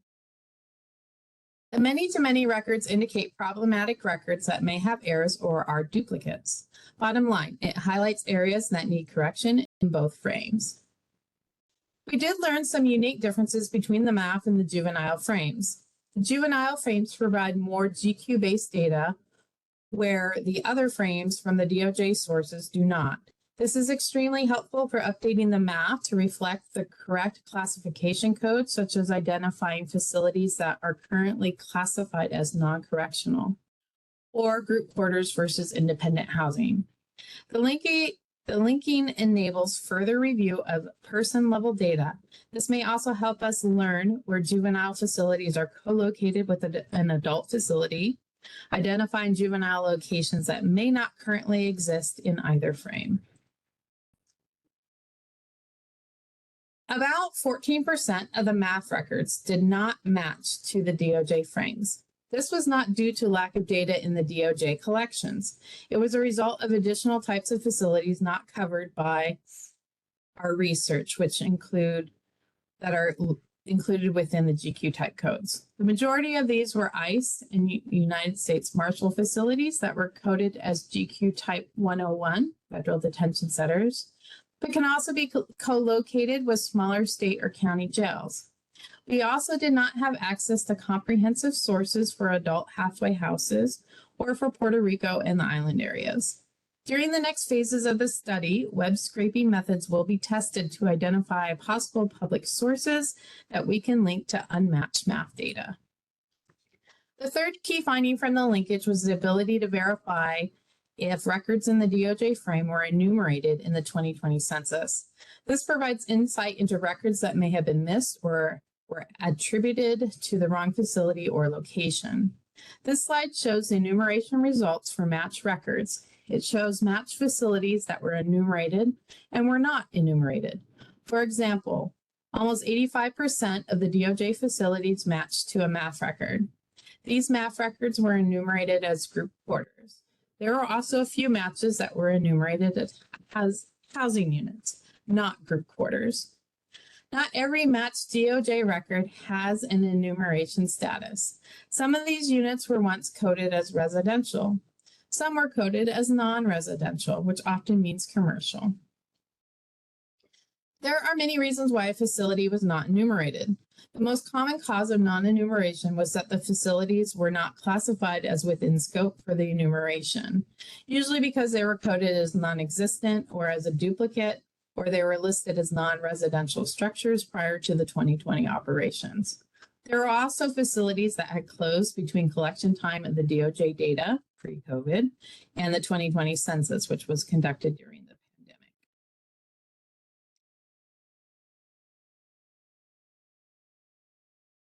The linked DOJ frame also contained population for each of the facilities. This population was ascribed to the matched MAF record. 97% of the population aggregated from the DOJ records resided in facilities that were enumerated in 2020.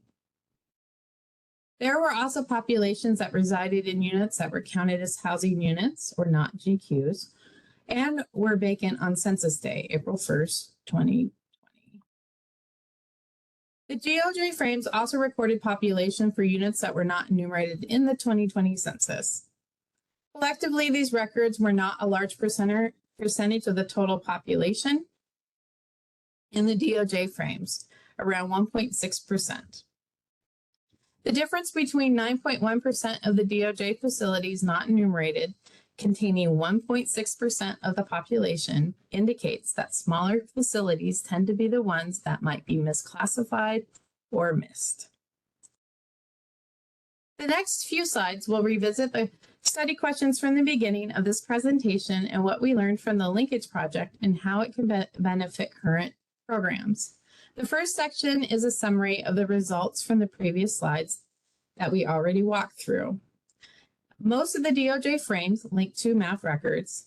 The linkage results validated the DOJ frames as high-quality facility-based data sets with an accuracy comparable to the MAF. This data can be used to automate updates and measure quality of web-scraped resources. This section details the business benefit of successfully linking the DOJ frame to the MAF.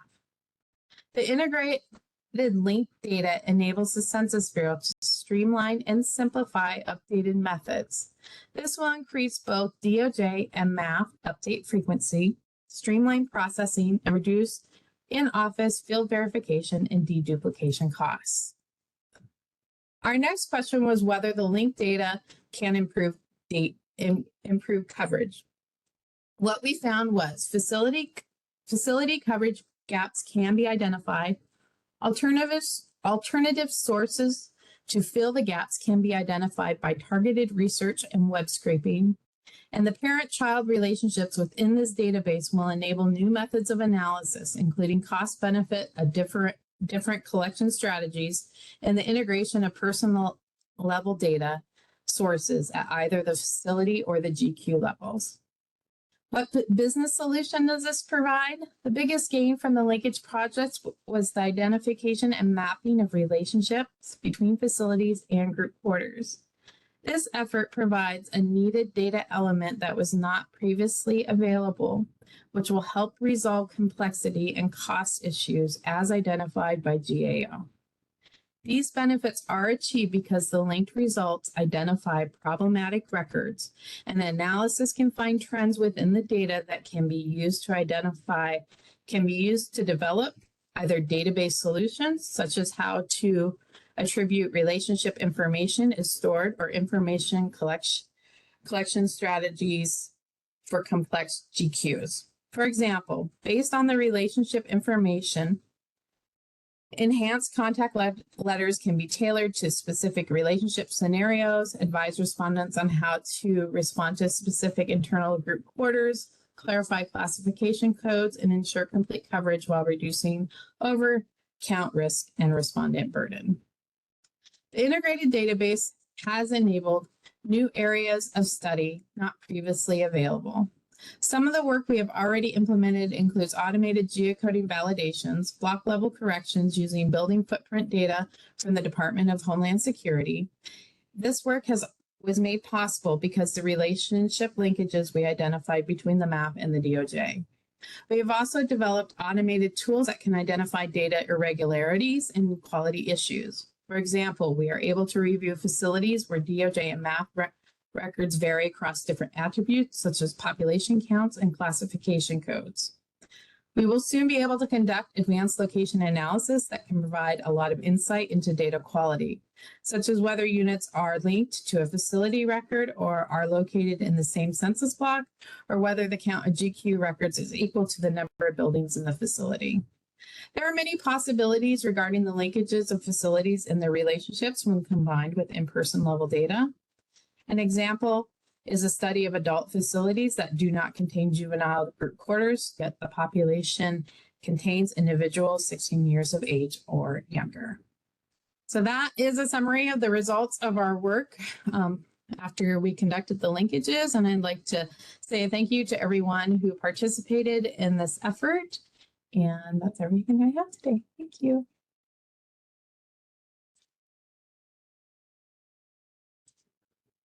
Thanks, Michaelyn. Next up, we have Keith. He's going to be talking about the CJARS Justice Outcome Explorer.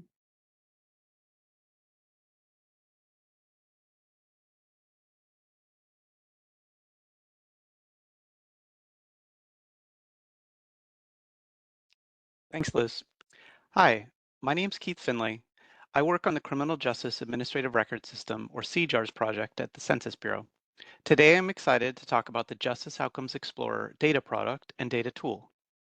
Any opinions and conclusions expressed herein are those of the authors and do not reflect the views of the U.S. Census Bureau. The Justice Outcomes Explorer data measure the economic and health outcomes of people who have been involved with the criminal justice system. This includes people charged with criminal offenses, people released from prison, or people who began probation or parole sentences. The goal of the Justice Outcomes Explorer is to better understand the employment, program participation, and health outcomes of people involved in the justice system as they reintegrate into society. Let me tell you a little bit more about the Justice Outcomes Explorer. This is an experimental blended data product that links together criminal justice administrative record system data, Census Bureau demographic data, and federal administrative records. It was released last year on May 1st. You can find the tables and more information about the product at census.gov/CJARS, or you can access the data tool at joe.cjars.org, and I'm going to give a demo of that tool in a little bit. Let me tell you a little bit more about the CJARS project before we go into detail about how the Justice Outcomes Explorer data were created. So CJARS is a data infrastructure project to develop a platform for the next generation of statistics and research on the criminal justice system and the justice-involved population. This is a partnership between the Census Bureau and the University of Michigan that started in 2016. The goal is to collect, harmonize, and link longitudinal, multi-jurisdictional criminal justice data to track individuals and cases across space and time. Justice Outcomes Explorer is the first major traditional CJARS data product. Let me walk through some of the data sources that we use to build the Justice Outcomes Explorer. At the top of this table, you see that there's a lot of characteristics of criminal justice events that we got from the CJARS data. So we can identify people involved with particular justice events, misdemeanor charges, prison release, parole start. Those events occur in specific geographies, whether that's state or county, and it depends on the type of justice process that's occurring in terms of what we can identify. We look at particular windows of justice events, so people having these events in 1 or 2 year windows. We can use the CJARS data because it's longitudinal to identify if people have had previous justice events or not. And then for particular types of events, particularly the court events where we see the charges, we can identify the offense type. Then we use data from a lot of different sources that we have access to in the Census Bureau's data linkage infrastructure to add characteristics to the people and their future outcomes. So for the people that experience these justice events, we can identify their age, their sex from the census numinate, which is based off of Social Security Administration records. We can identify their race and ethnicity from the Census Bureau's Best Race file, which is a synthesis of survey and administrative records. From IRS W-2 information returns, we can identify the percent of people who are employed in a year, their average annual earnings, and then a benchmark of kind of the level of earnings relative to a poverty threshold metric. Then there's program participation data from other federal administrative sources. So from SSA Supplemental Security Record, we can identify the percent of people who are receiving disability benefits. From the Department of Housing and Urban Development, we can identify the percent of people receiving HUD rental housing assistance. From the Center for Medicare and Medicaid Studies, we can identify the people that are enrolled in Medicaid or Medicare insurance. And then from the census numinate, we can also identify the percent of people who have died since their justice event. And so we identify people at particular points in time in terms of some justice interaction, and then we look ahead 1, 3, and 5 years into the future to identify some of these other socioeconomic outcomes. The Justice Outcomes Explorer data are new and transformative. These are linked data from multiple stages of the justice system. It has longitudinal coverage of cohorts and post-event outcomes. These are high-value statistics constructed from data linkage that's only available at the Census Bureau. The University of Michigan also created other statistics that didn't require linkage to Census Bureau data, and those data allow you to make comparisons of caseloads and recidivism across jurisdictions. We had a lot of different data users in mind when we created this data product and the data tool that I'm going to talk about in a moment. The public will be able to better understand the scope of the justice system and see what factors are associated with reintegration. Criminal justice agencies can better understand their caseload dynamics and outcomes. Policymakers can see how agencies in their areas are performing. Researchers can use these data to study justice policies and impacts. And all users can use the data to support more evidence-based decision-making. Just a note here that the Justice Outcomes Explorer have been released as an experimental data product. The reason we released it that way is that these data are based on non-survey data sources, some of which have not been evaluated for quality. The product does not cover all of the US because of data availability. CJARS fundamentally is a growing data system that doesn't yet cover the whole country.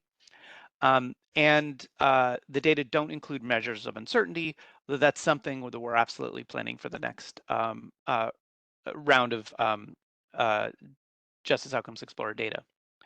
As with all experimental data products, they're released this way because we're particularly interested in getting feedback from data users as we consider features for future releases. So please get in touch if you have feedback.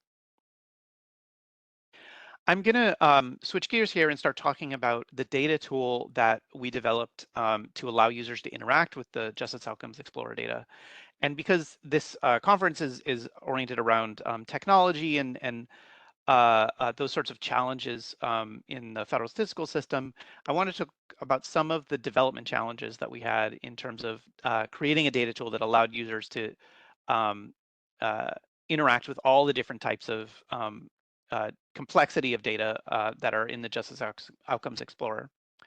So first, kind of fundamentally, it was difficult to identify what data users wanted. A lot of these linkages are things that people working in, for example, justice agencies have never thought about creating on their own before. The data are fundamentally longitudinal, so there are repeated observations of cohorts over time, and that just adds a lot of complexity. And in general, just thinking about how to balance between complexity and usability was a challenge. I'm going to show you that there's multiple data modalities in the data tool. There are interactive plain English descriptions of the current data view to make it easier for people to understand what they're being shown. There are comparison geographies that can be selected in case you want to compare where you live with a similar sort of jurisdiction. The data set is quite large, and setting up the interface to be responsive was difficult. Another thing that this is a problem that happens a lot when you're working on applications in the federal statistical system, but much of the development occurred prior to statistical disclosure. And then the last thing is it was a challenge to communicate where data are missing for a particular reason, or where there's no data because you've chosen to like select down particular combination of subsets of population, and the data aren't available at that level. So I'm going to do a demo of the data tool. You can access the data tool on your own right now at joe.cjars.org. I'll talk about three things: mortality estimates, and kind of walk through a story and how that relates to the opioid epidemic, show you jurisdictional comparisons over time, and show you how you can look at Justice Outcomes Explorer data relative to local economic contexts.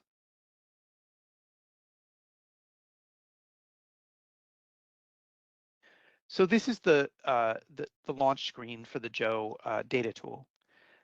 It starts in this map view. On the left, these are different ways, left top, these are different ways of interacting with the data. We're in the map context right now. You can select data over here on the left, so prison inmates. I'm going to look at mortality rates first. So these are the outcomes here. These are the ones that are not based on the Census Bureau linkage. These ones on the right are the ones that I just mentioned. You can refine your statistics by the demographics of people in the cohort, sex, age group, race, ethnicity.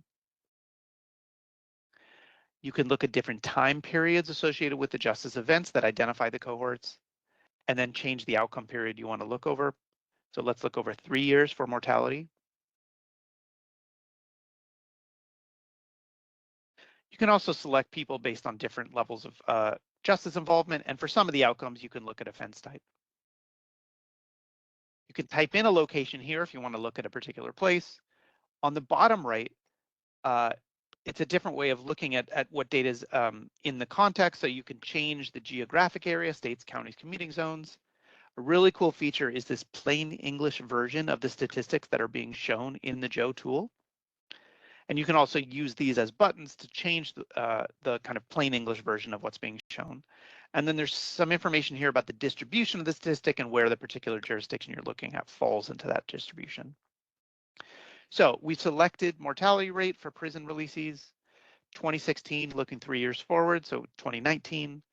I'm going to go in and I'm going to select some states using Control and then the mouse.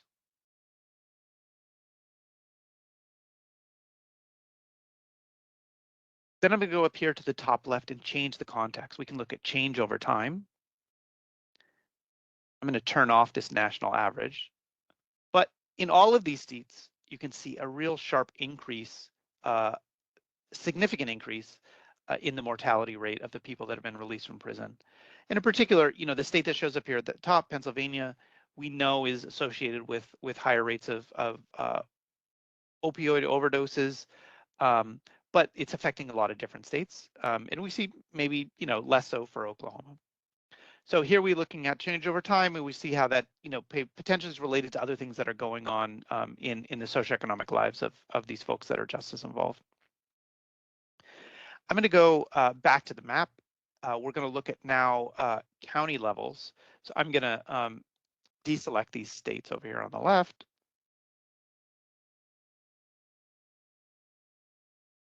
Switch over to county. I'm going to change the statistic that we look at. I'm going to look at felony defendants. And let's look at annual employment.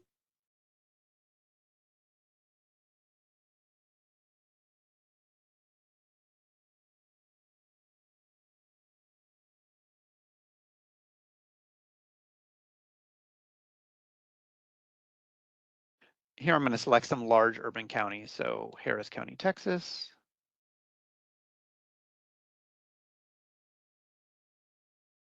Let's see. Philadelphia. Baltimore.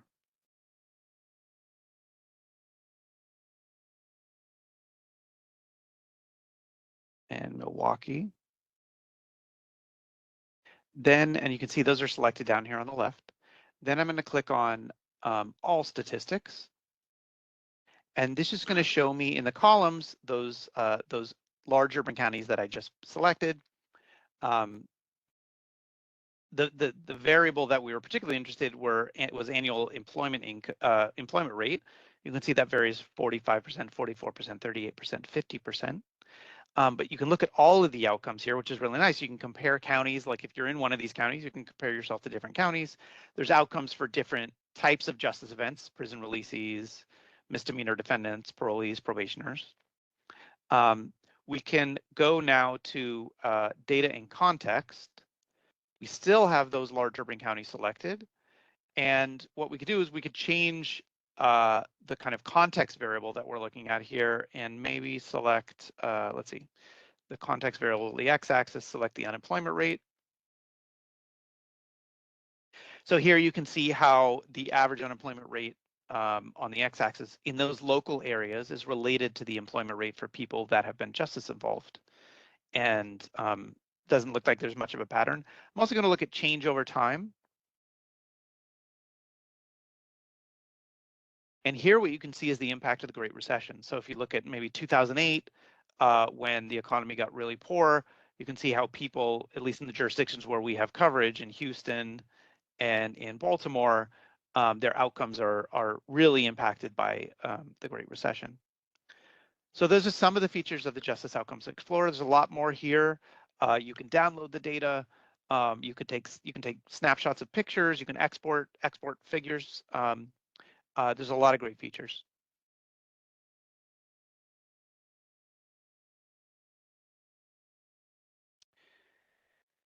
Great, so that's a demo, and please feel free to go visit the website when you get a chance and play around with the data yourself. Thanks for your attention. It was really great to share the Justice Outcomes Explorer with you. Happy to answer any questions. Thank you.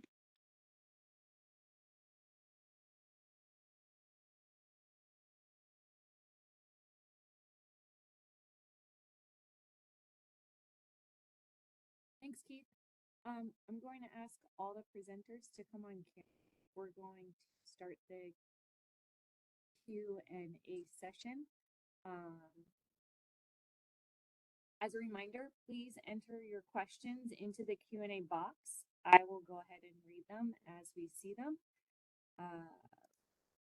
One of the first questions is for Claire and Z.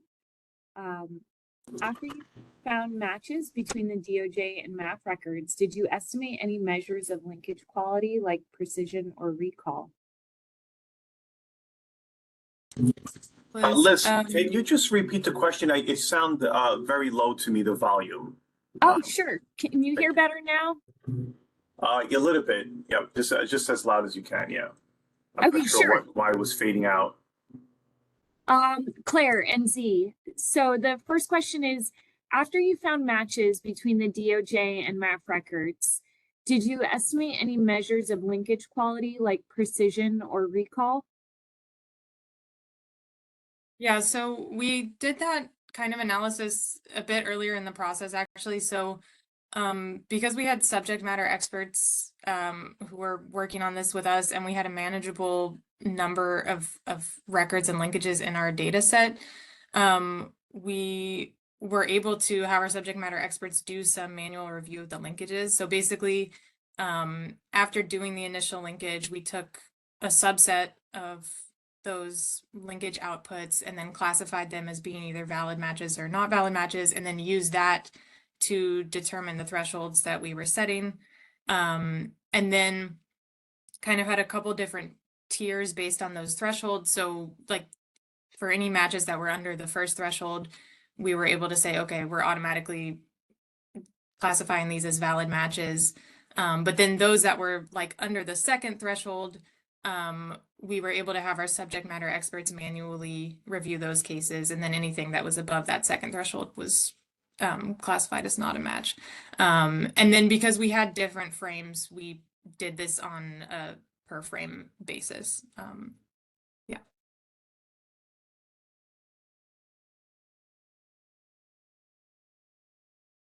Thanks, Claire. There's no questions right now in the Q&A. Keith answered in there the technologies that was used to create the Justice Outcomes Explorer dashboard.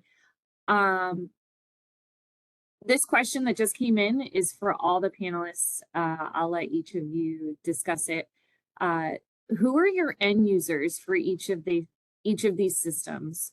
Are they similar across systems, and are these systems interlinked? I'll let you guys, the panelists, answer these questions. Whoever wants to go first, go ahead.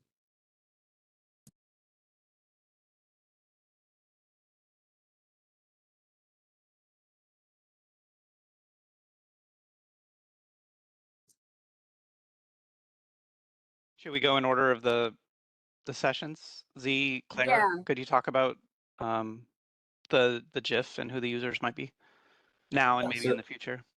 Yeah, so the Justice Facilities frame was kind of created from those initial linkages. It's kind of intended for the subject matter experts to kind of internally review those records. But in the future, we're thinking of expanding that out to the respective agencies who kind of feed into the GIF data frames. So Yeah, it's like kind of progressively getting a bigger bubble of users, which is really awesome, I think, for the GIF.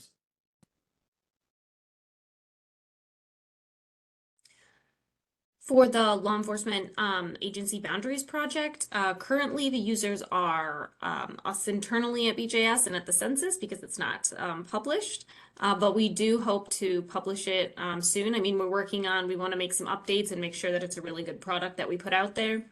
So we want it to be, publicly accessible, that anyone can use it. We're expecting that researchers will want to use it for linking their own data and doing more granular level data analysis. And it's not really linked to the other systems, except in the way that, like Z discussed in their presentation, how they use some of that linkage for this project, but they're not linked like technologically.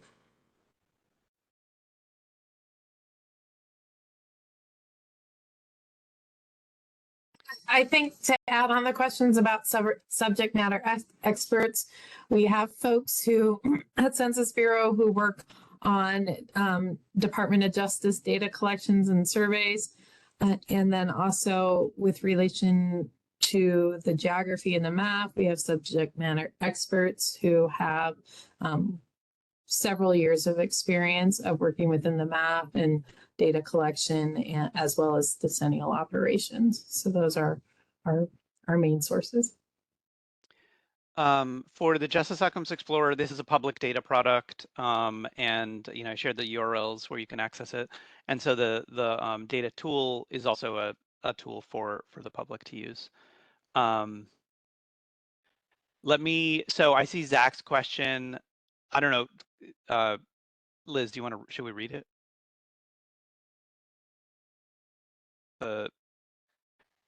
Okay, so Zach asked, can these systems be used for nefarious purposes, like for agencies like ICE and targeting certain groups of people? So just want to make a distinction, because we're talking about a number of different projects in this session. The Justice Facility Frame, which is the first and the third presentation, is fundamentally a frame, and so it's at a facility level, and it really is information like name and then like address, maybe contact information, but it doesn't have person level information in it. Now, some of it is still restricted. The information that comes from the master address file is still restricted because it's collected under the authority that we have under Title 13. But there isn't any information in there that would be useful for immigration enforcement, for example. Now, I'll just say our statutory authority says that all the data that we release has to be used just for a statistical purpose, not for enforcement, is part of this question. And so, in the example like the Justice Outcomes Explorer, all of that has gone through a disclosure avoidance process to make sure that individuals or their characteristics can't be identified in the data. So it's aggregated up to some geographic level. And there's actually, for the Justice Outcomes Explorer, there were a lot of steps that we took to make sure that those people were protected.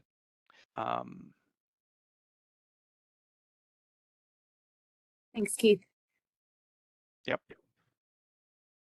All right, hang on, I'm looking through these. Okay. I have a couple questions to keep the conversation going. We do have a little bit of extra time. Claire and Z, can you hear me fine? Just give me a thumbs up. All right, cool. What other data sources are you planning to integrate into the GIF?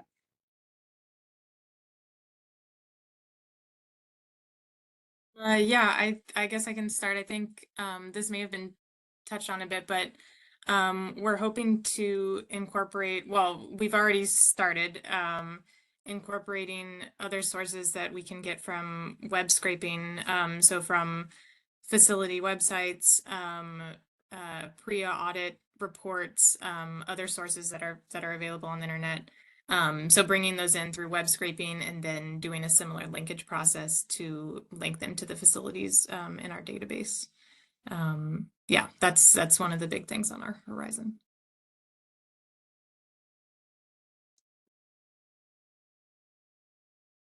Thanks, Claire.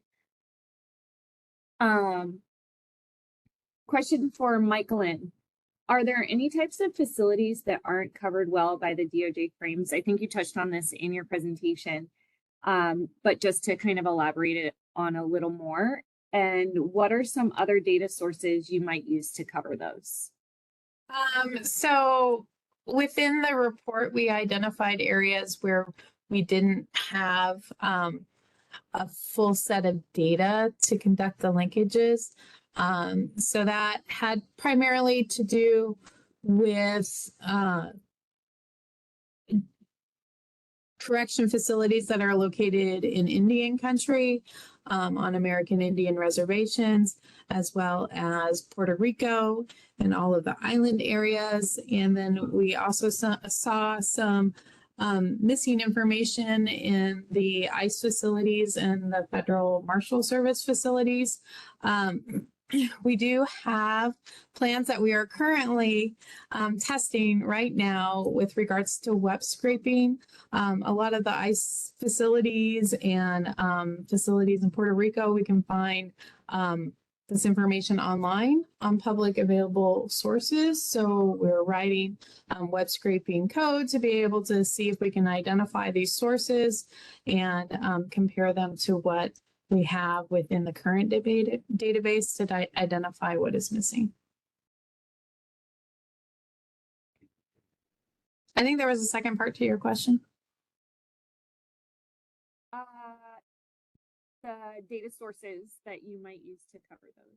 Oh, okay. I touched on that with regards to the public data sources on the internet. Yeah, fantastic. Thank you. Keith, how is CJARS working to expand the coverage to the whole country? So the team that works on CJARS at the University of Michigan, where all this data collection occurs, is constantly trying to add new agencies, particularly to try to develop relationships with those agencies, so that those agencies feel like they're getting something in return. And we see the Justice Outcomes Explorer data as something that the agencies themselves might find valuable. So we're hoping there's like a positive feedback loop between Justice Outcomes Explorer and these agencies that the team is trying to add to the data product. And so the product itself is an important part of that long-term strategy in making the data set more representative of the country. Thanks, Keith.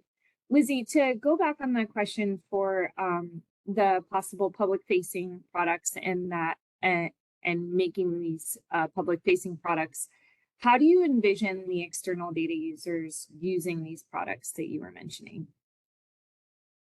I think for one, it'll be really interesting for users to actually visualize and see, not to use the same word in the answer, but to visualize and see the jurisdictional boundaries.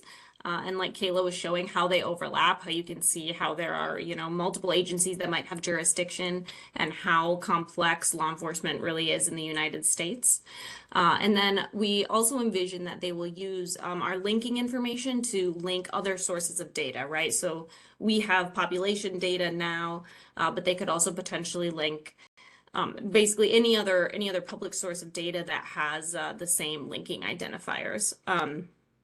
So that includes like funding information on the state level, or if it goes down to the local level, if that type of information is available, that type of stuff. Just really anything people could imagine that they would be interested in looking at. We hope they use it.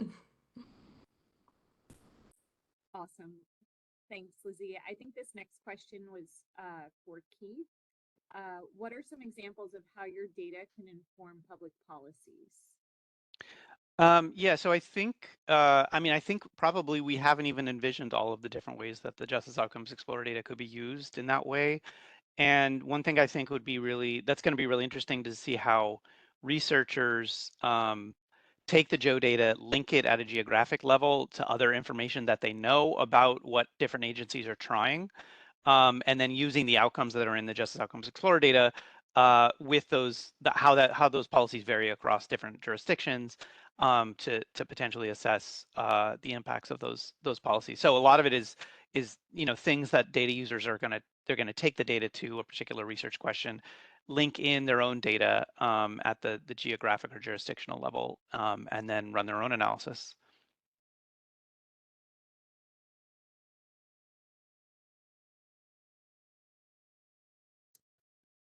Thanks, Keith. So the next question, again, not sure who the speaker it's directed at, but I think we could go to all panelists for this next one. How do you account for new identifiers that people could input into your system where you don't have those identifiers already?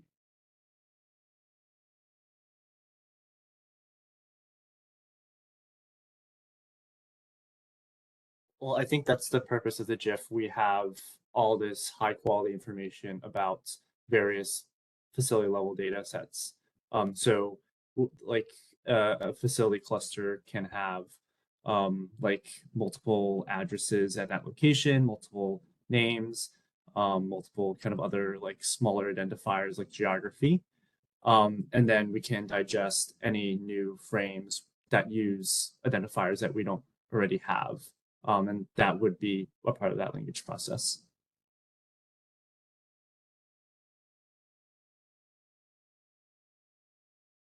I don't think this applies to, sorry, I didn't know if we were going one by one. I don't think this applies to the law enforcement agency boundaries because when the public can access it, they wouldn't necessarily be able to change the root data. Right. A follow-up question for you, Z. How does that account for duplication? So the way we designed the justice facilities frames is that we can account for that one-to-many or many-to-many relationships.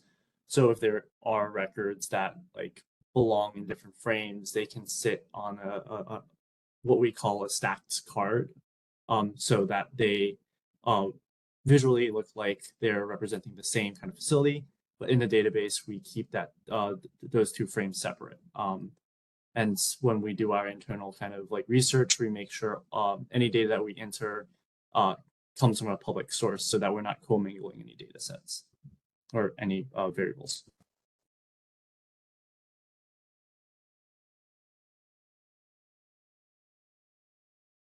Thanks, Z. I'm just pausing for a second in case we have any more questions come up.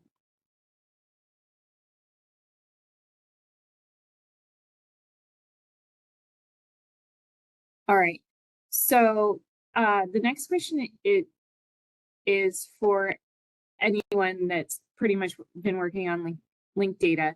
People use different words to mean the same thing. So how are we analyzing those variables one by one?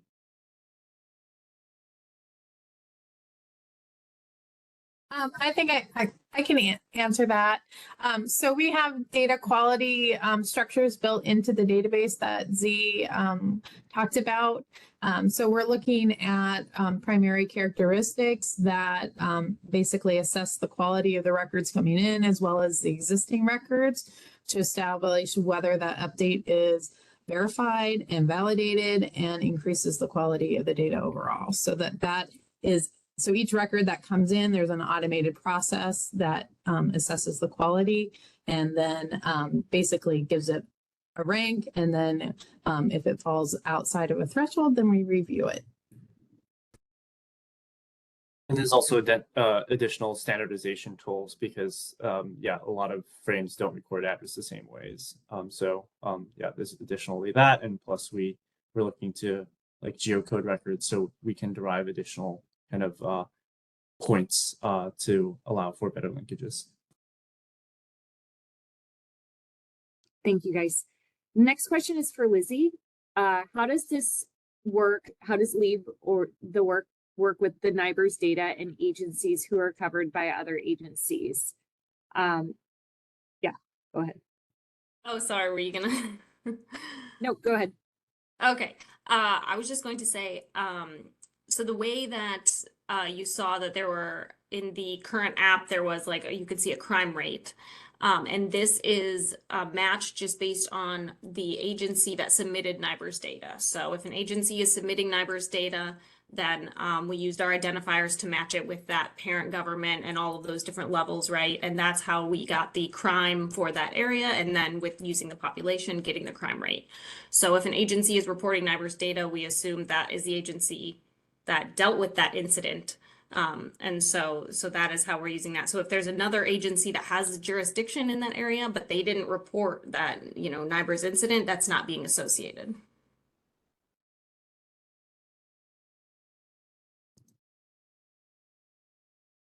Thanks, Lizzie. Again, this is for all the panelists. Are you using large language models or other generative AI to help you analyze this data? If so, how so? And if not, I'm going to add additional questions. If you're not currently, would you be considering it in the future?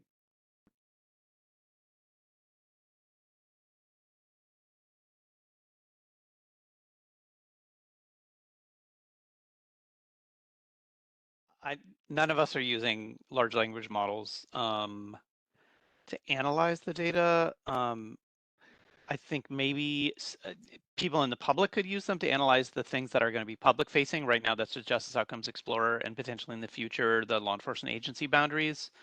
I mean, I think like a lot of projects at Census, there with the challenge with using the LLMs is either they're public APIs, and so we can't let data go outside the firewall, or they're large, and so they're difficult to implement internally. But yeah, I mean, certainly open to using whatever tools we can to get more insights into the data that we're using.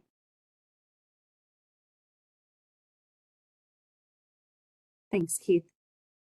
We're coming up on 5 minutes left in our panel.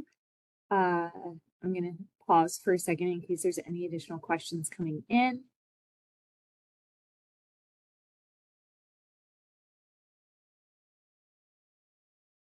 All right. With the last 5 minutes, I want to ask each of the panelists if another agency or another group wanted to create a similar product or do similar work that you guys have done, what is the first step that you would recommend to them based on your experience with the work that you've done? We can do this one in order. We'll let Claire and Z, you guys go first.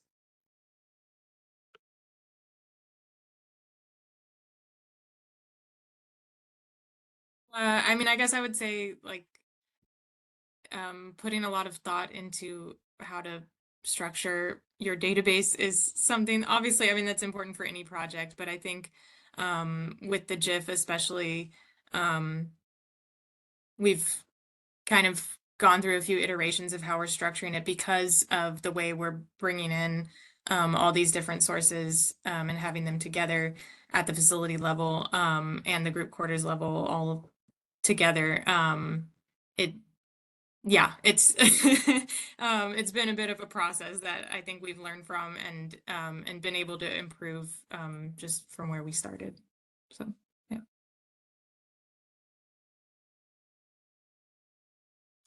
Z, did you have anything to add? Sorry. Oh, I was going to talk about the other end of the projects, like thinking about the end users, what benefit can come from all these various linkage projects, and what wonderful interfaces you can kind of build out so that these linkages can be really easily understood. Z? Sorry, Z, that's my bad. I would say from the BJS perspective, it's knowing what is already out there, so and what connections you can leverage. So knowing we work with the census on other projects, so knowing that they have the master address file, knowing they have all of these other capabilities with linkage was really helpful. We knew to go to them that they would be a really good partner for this work. And then also utilizing, again, what's already out there, knowing that we had some information already from other statistical projects, so like the Census of State and Local Law Enforcement Agencies. There's no point in duplicating work when there's, great stuff already out there. So just leveraging what we have already. Kayla, do you have anything to add?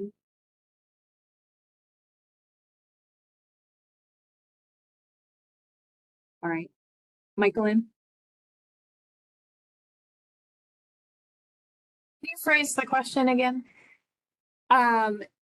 If another agency or group wanted to take on the project that you presented about, what is the first step, or what do you recommend to be the first step in, or advice that you would give to them based on your experience?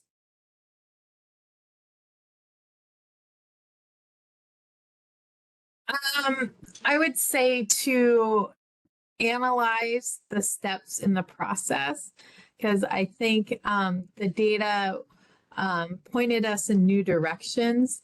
And I think that that was the most exciting part when we began the linkages, was the directions that we found that we weren't aware of, and how that was reflected in the different data sets, and then the power of that information for us to be able to improve the accuracy of the data was really quite phenomenal and exciting to be working on. And so. Awesome, thanks. Finally, Keith. Yeah, so Justice Outcomes Explorer is an example of a data product that's built primarily off of data that already exists, right? So we do a lot of this at the Census Bureau, where we're reusing administrative records, past survey records. And so we're creating value in terms of data products without having to put out a new collection and burden the public. But the flip side of that is like trying to figure out what the public would find valuable, or in this case, we might have focused on like people who work at criminal justice agencies. And so figuring out what the menu might be, what are the possibilities given the data assets that you have at your agency, and what's the highest value that you can get for those people that are the potential data users. And that's a challenging problem because you don't even know who all the potential data users are, or how to get in touch with them before you start designing a project like this. So those are things I think probably are fairly universal across all of the statistical agencies. Awesome. Thank you. Thank you to our panelists. Thank you to everybody that listened to our presentations. We were really excited to share this innovation that we had in our group. And thank you to everybody who asked questions. And that's it. Have a great afternoon. Thanks, Liz, for moderating. Thank you. Welcome and thank you for standing by. All participants are currently on a listen-only mode for the duration of today's session. Today's webinar is being recorded. If you have any objections, you may disconnect at this time. I would now like to turn the call over to your session host, Alice. Alice, you may begin. Good afternoon. My name is Alice Ramey. I want to do a quick intro to this session. It's a joint session between the Bureau of Economic Analysis and Omnicom Consulting Group. We've collaborated on a number of tools, and we'd like to share them with the conference attendees. We developed these tools to handle survey-related processing like review, estimation, aggregation, and non-disclosure analysis. These tools are shared among all of BEA's directorates that develop and publish economic statistics. So they're not strictly for survey processing, more for statistical processing. And having a unified set of tools for our entire Bureau has created some interesting efficiencies, especially in development. We're using all the same tools, speaking all the same language, and training as well. So without further ado, I will introduce our presenters and their topics. The order is slightly different than what's in the program. So I will go through each presenter and topic. I will be starting. My name is Alice Ramey. I work at the Bureau of Economic Analysis. I'll be presenting on the Integrated Validation Auto Edit and Search Tool. Next will be Dr. David Rosenstein from Omnicom Consulting Group. He will present on Integrated Formula Analysis and Calculation Tool. Next, we'll have Ben Cowan, also from the Bureau of Economic Analysis. presenting on aggregating time series data in multiple dimensions. Next, we'll have Ben Kavanaugh from Bureau of Economic Analysis presenting on workflow analysis and automation tool. And then finally, Sandeep Mehta from Omnicom Consulting Group and Melanie Corrales from the Bureau of Economic Analysis will present on secondary suppression analysis and our suggestion and audit tool. We'll take questions at the very end of all of the presentations, so please hold them or you can put them in the Q&A and we'll get to them then. All right, so without further ado, I will get started on enhancing survey data quality with our integrated validation, auto edit, and search tool. So we call that IVEST for short, and that's what I'll be referring to it for the rest of the presentation. IVEST is incorporated into BEA's centralized survey processing system. It's an extremely flexible, low-code tool that helps survey editors, in other words, non-programmers, automate and prioritize their microdata review. So why did we develop it? What problems does it solve? It achieves automation through auto editing of survey data. I'll be referring to those as edits throughout this presentation. It does workflow prioritization. We sometimes call those validations. I'll try to refer to them in this presentation as checks. So survey editors are directed to review data that violate these predefined rules that they've set up. It also funnels those data violations into differing levels of approval based on the severity of the check. So you can say, this check needs to be overridden either by a survey editor or even a higher level reviewer like a team lead, for example. And then also it allows for search functionality for lower level interest and questions that don't rise to the level of these edits or checks, but things that questions we want to ask. In addition, it makes the management of these tools, these checks and edits, more self-service, and that's more efficient for us. So the questions can be asked in a user-friendly manner with no need to know how to code.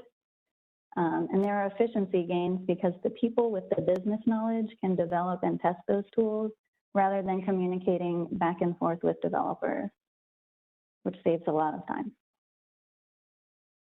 So how does it work? The logic for the edits, checks, and searches are maintained in metadata, which we store in Excel sheets. Those metadata are loaded into our survey processing system. And IVEST generates code from that metadata, which translates those rules into SQL queries and evaluates them over data clusters grouped by anchor documents. Each edit, check, and search in the metadata is called an IVEST rule. IVEST rules have two main components, a rule condition and rule action. And each IVEST rule has a single rule condition and any number, including none, rule actions. So I'll tell you a little more about rule conditions. Each IVEST rule condition is a logical expression written essentially as a SQL where clause. IVEST is sensitive to absence of data, or in database terminology, nulls. The rule conditions are evaluated under a 3-valued logic regime and result in one of 3 outcomes, false, maybe, and true. Rule actions are labeled non-logical expressions written essentially as a SQL select. Because IVEST is sensitive to absences of data, rule actions may return nulls. Each IVEST rule action can consist of IVEST items, constants, arithmetic, string operators, parentheses, and SQL functions. So now I'd like to show you a very simplified example of an IVEST rule. In this example, we are talking about our BE15 survey form, and we want to say, find all BE15 forms where employee compensation is greater than 0, but employment equals 0, because that doesn't make any sense. So we would write the rule condition, as you can see in the bullet in the middle of the slide. I won't read out all the brackets and operators, but you get the sense there. IVEST translates that metadata, the rule condition, into a SQL query and returns all forms that violate that check. A little more about IVEST's expressive power. The rule conditions and actions can essentially employ most SQL functionality available in the where clauses and select expressions. Various arithmetic, string operators, and functions, including passing IVEST items as parameters to functions, can be used. So case expressions, binary, comparators, null, is not null operators. But what does it actually look like in our system? So here's a little screenshot of our survey processing system that's displaying some checks that have been run on a document for the BE15 survey in 2023. And we see that this document has currently violated a number of checks. And the editor can review the check ID, the check name, check description, and then the display column on the right-hand side, we can show details, and that's providing us the action labels that we requested in our IVEST rule. So they use that information to troubleshoot and see what needs to be edited or why the document is violating the conditions that we've asked for. On the very right-hand side, you can see override column. The red triangle denotes a check that requires a team lead override, so the highest level override, because it's a harder check. And then the white squares, which might be a little harder for you to see, are overrides that can be done by the survey editor of this document.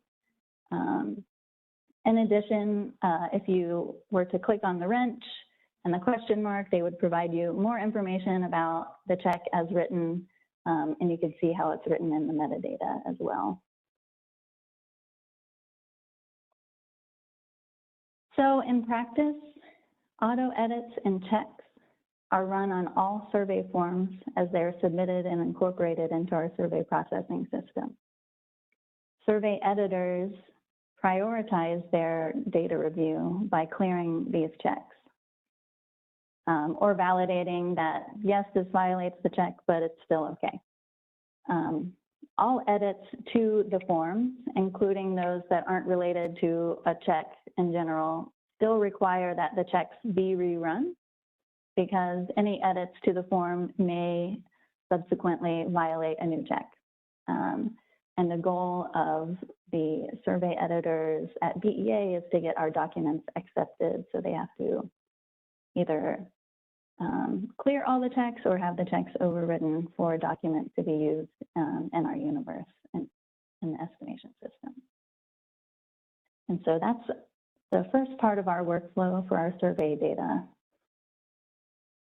I'll pass it off to Dr. David Rosenstein for his slides. Thank you, Alice. Let me start my video. Let me share. Share application. Go into this mode. And before I start this talk, I want you to note the word metadata that Alice mentioned in her presentation. So watch out for that term in my presentation, watch out for that term in the other 3 presentations that follow me. It will be in every one of them. It It acts as a fundamental principle of how we build systems. So I want to talk about integrated formula analysis and calculation tool. To repeat, I am David Rosenstein. I am a database scientist at Omnicom Consulting Group, and I work on projects at BA, variety of modernization projects at BA. Let me minimize this. So as part of overall IT modernization effort at BA, we have developed this tool. It is abbreviated as IFACT, that's the acronym I will use, and it supports calculation of detailed accounts, and in addition, it supports a whole bunch of other computations on data not necessarily coming from surveys. The talk will be divided into 3 parts. We'll talk about requirement parameters, we'll talk about architectural approach, and then we'll present an essential solution, a very simple solution, the one that fits in the 15 minutes I'm allotted, but with real code examples, and the examples are real, they've been checked, they run. You can go to the proceedings, pull them out of a PowerPoint, type them in, and execute them. So there were basically 2 core requirements for IFACT. First is we have quite a bit of data. This data comes from surveys and from other places. It is mostly financial in nature, and very importantly, it sits in a central relational database. It's not a desktop tool, it's a central system tool.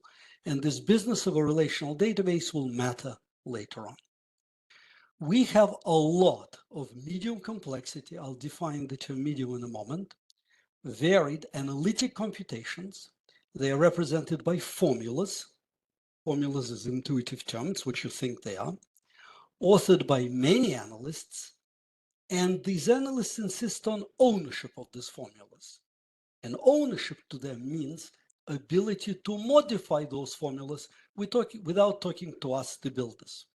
And why do they want to modify the formulas? First, because they want to support a bunch of what-if experiments. Try this, try that, try the other thing. There are real methodology changes, and occasionally, rarely, but nonetheless, occasionally, there are formula corrections.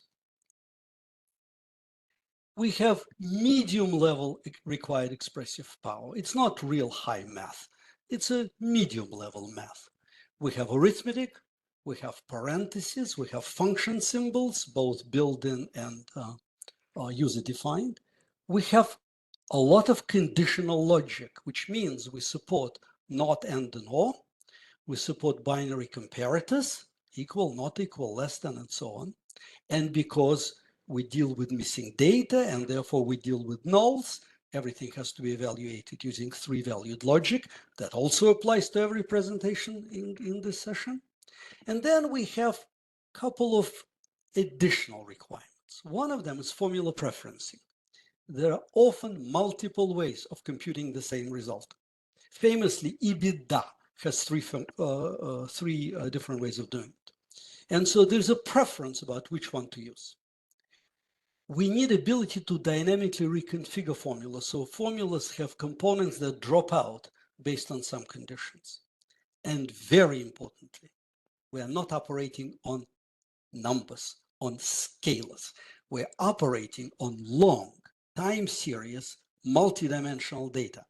So we have long histories of financials by period in multiple dimensions, like country, industry, trade direction, transaction type, and so on. And not only that, the dimensionality of the space is variable. It's not always country, industry, trade direction, transaction type. Sometimes it's something else. It was required and welcomed that we provide audit capability. Audit capability means you get the answer to the formula, the analyst says, really? Show me. And we have to be able to walk the formula backwards. Really walk it backwards. Real execution walking backwards, explaining every arithmetic step of the computation. It's not a trivial task.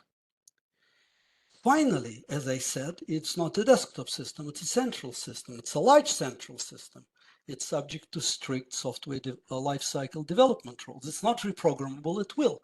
And the consequence of that is that no changes to the system code are permitted to accommodate formula changes. So formulas can change, system code cannot. In addition, we have a small development stuff. So even if we were willing to change the system source code, there is not enough hours in a day. So in summary, this is one sentence summary. We needed to build a system that could efficiently compute many varied formulas over long multidimensional time series stored in a relational database, accommodate formula changes without system reprogramming, and while we're at it, provide true audit trails. That's the requirements. The architecture is based on a number of decisions and one very important observation.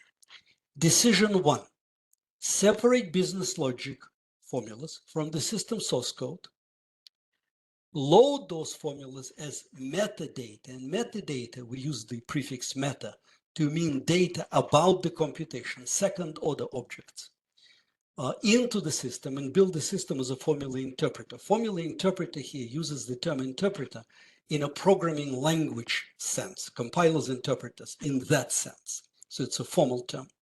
We call this metadata-driven architecture, and one very important outcome of that is that the formulas become first-class data objects, which means we can manipulate them and we can reason about them. The observation we then made is that formulas are naturally represented by label-directed acyclic graphs. You will hear about graphs in two of the following presentations as well. What that means is that for us, graphs became the conceptual platform for not just building the system, but for thinking about the problem. And so building the system meant implementing various graph algorithms. And before I go further, I have more bullets about the architecture. I want to connect this notion of a set of formulas to a labeled directed acyclic graph. And this slide is supposed to do that. We have a very simple formula set, formula for X, formula for Y, formula for Z. Notice that the formula for Y uses X and formula for Z uses Y. And here is a graph picture. And so I'll just be quiet for 10 seconds and let you absorb it.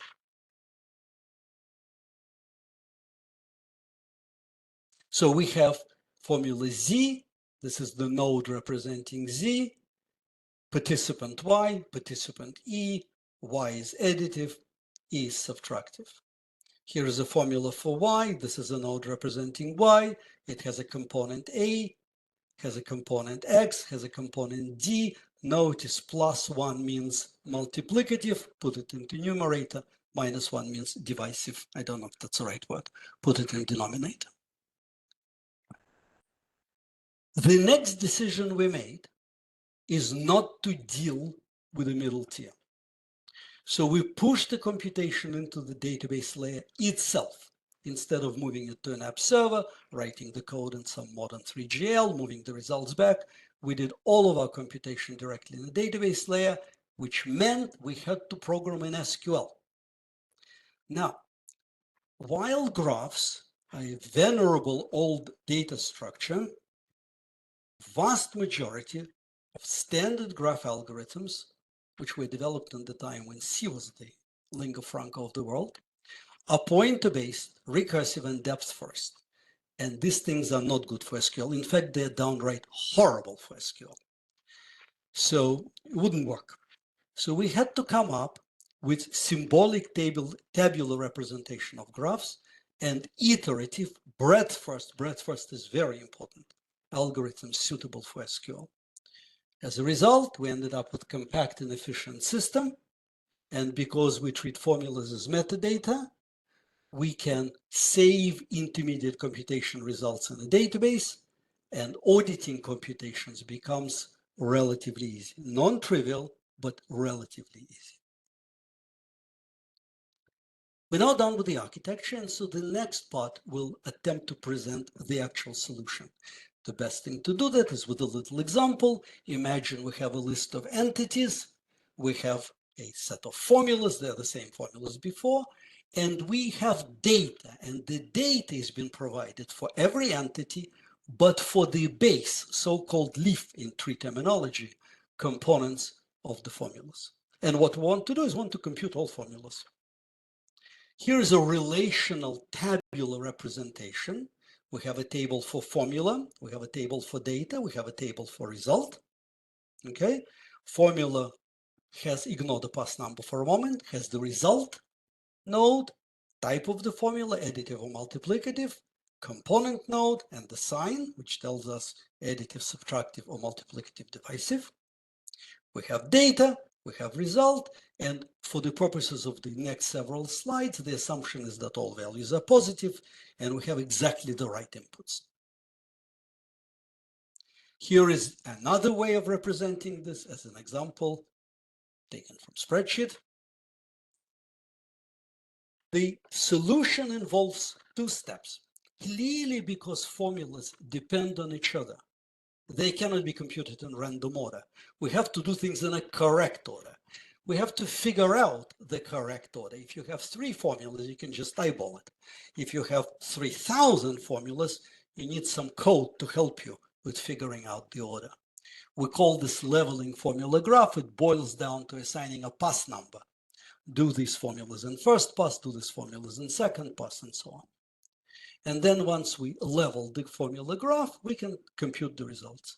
Examples are shown in Transact SQL of Microsoft SQL Server. They are trivially, completely trivially convertible to PLSQL of Oracle, and they're convertible to, in fact, any mixture of SQL and some language that has a while loop.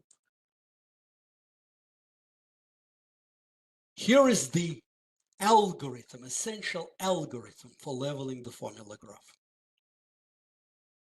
Loop through the formula graph until things stop happening. And on each iteration, find formulas that satisfy 2 conditions.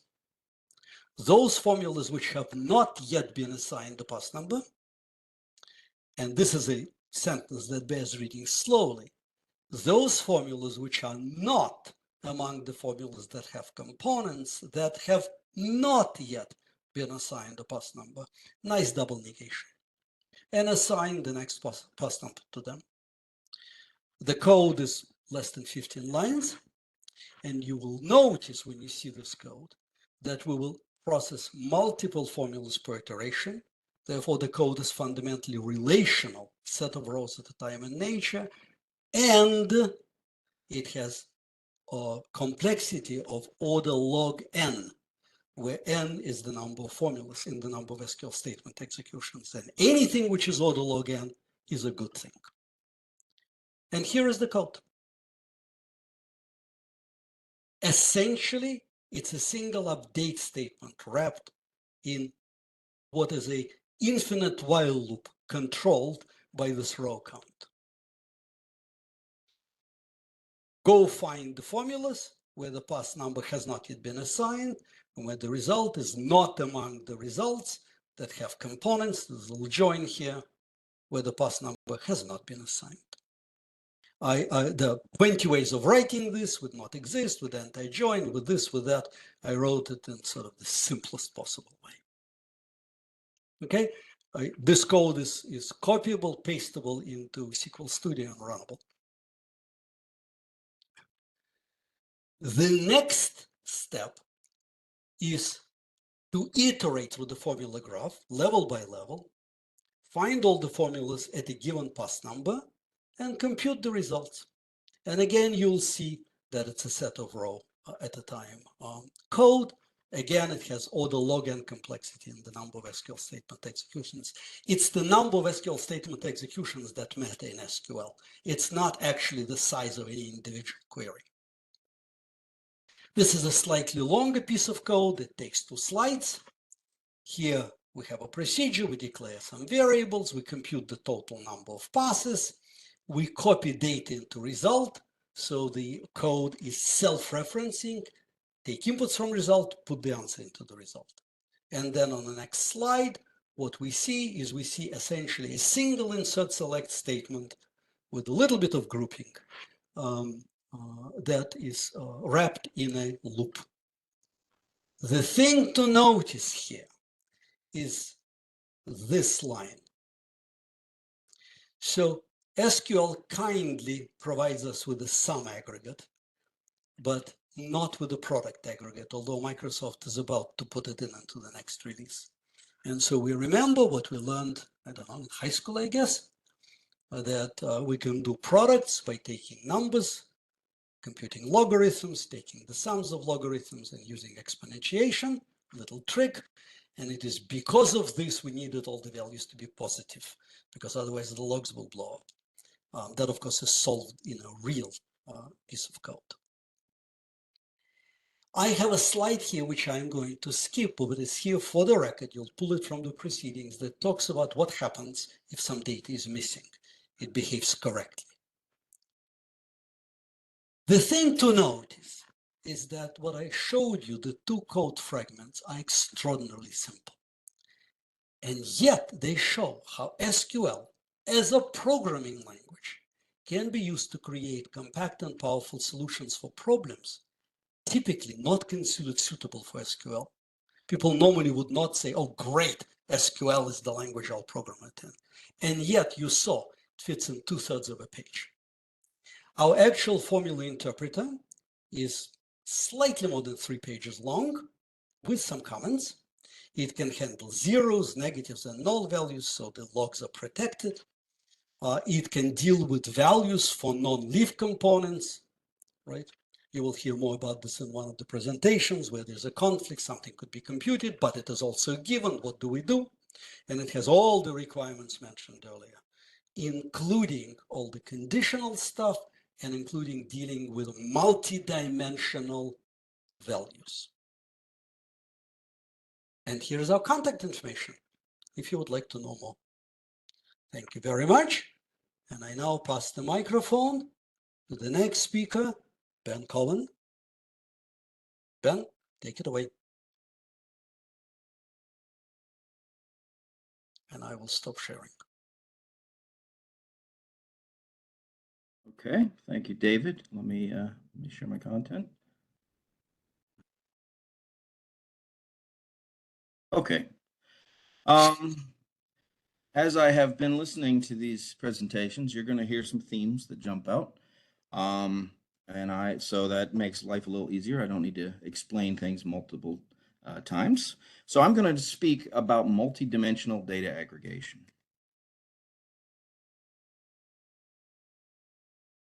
Okay, so often data is available to us with multiple kind of identifiers that lend themselves to us doing our analysis of the data across these different discrete dimensional contexts.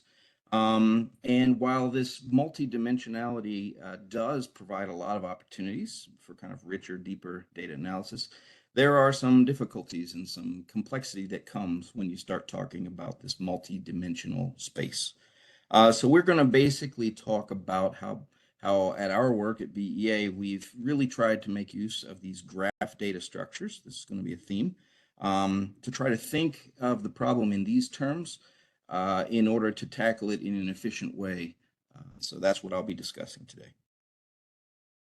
So let's suppose we have some raw data. This is all just made up, but we have 3 dimensions in this particular data set that are of interest to me, that we can think of as kind of separate dimensional aspects that we want to track and do our analysis and aggregation for.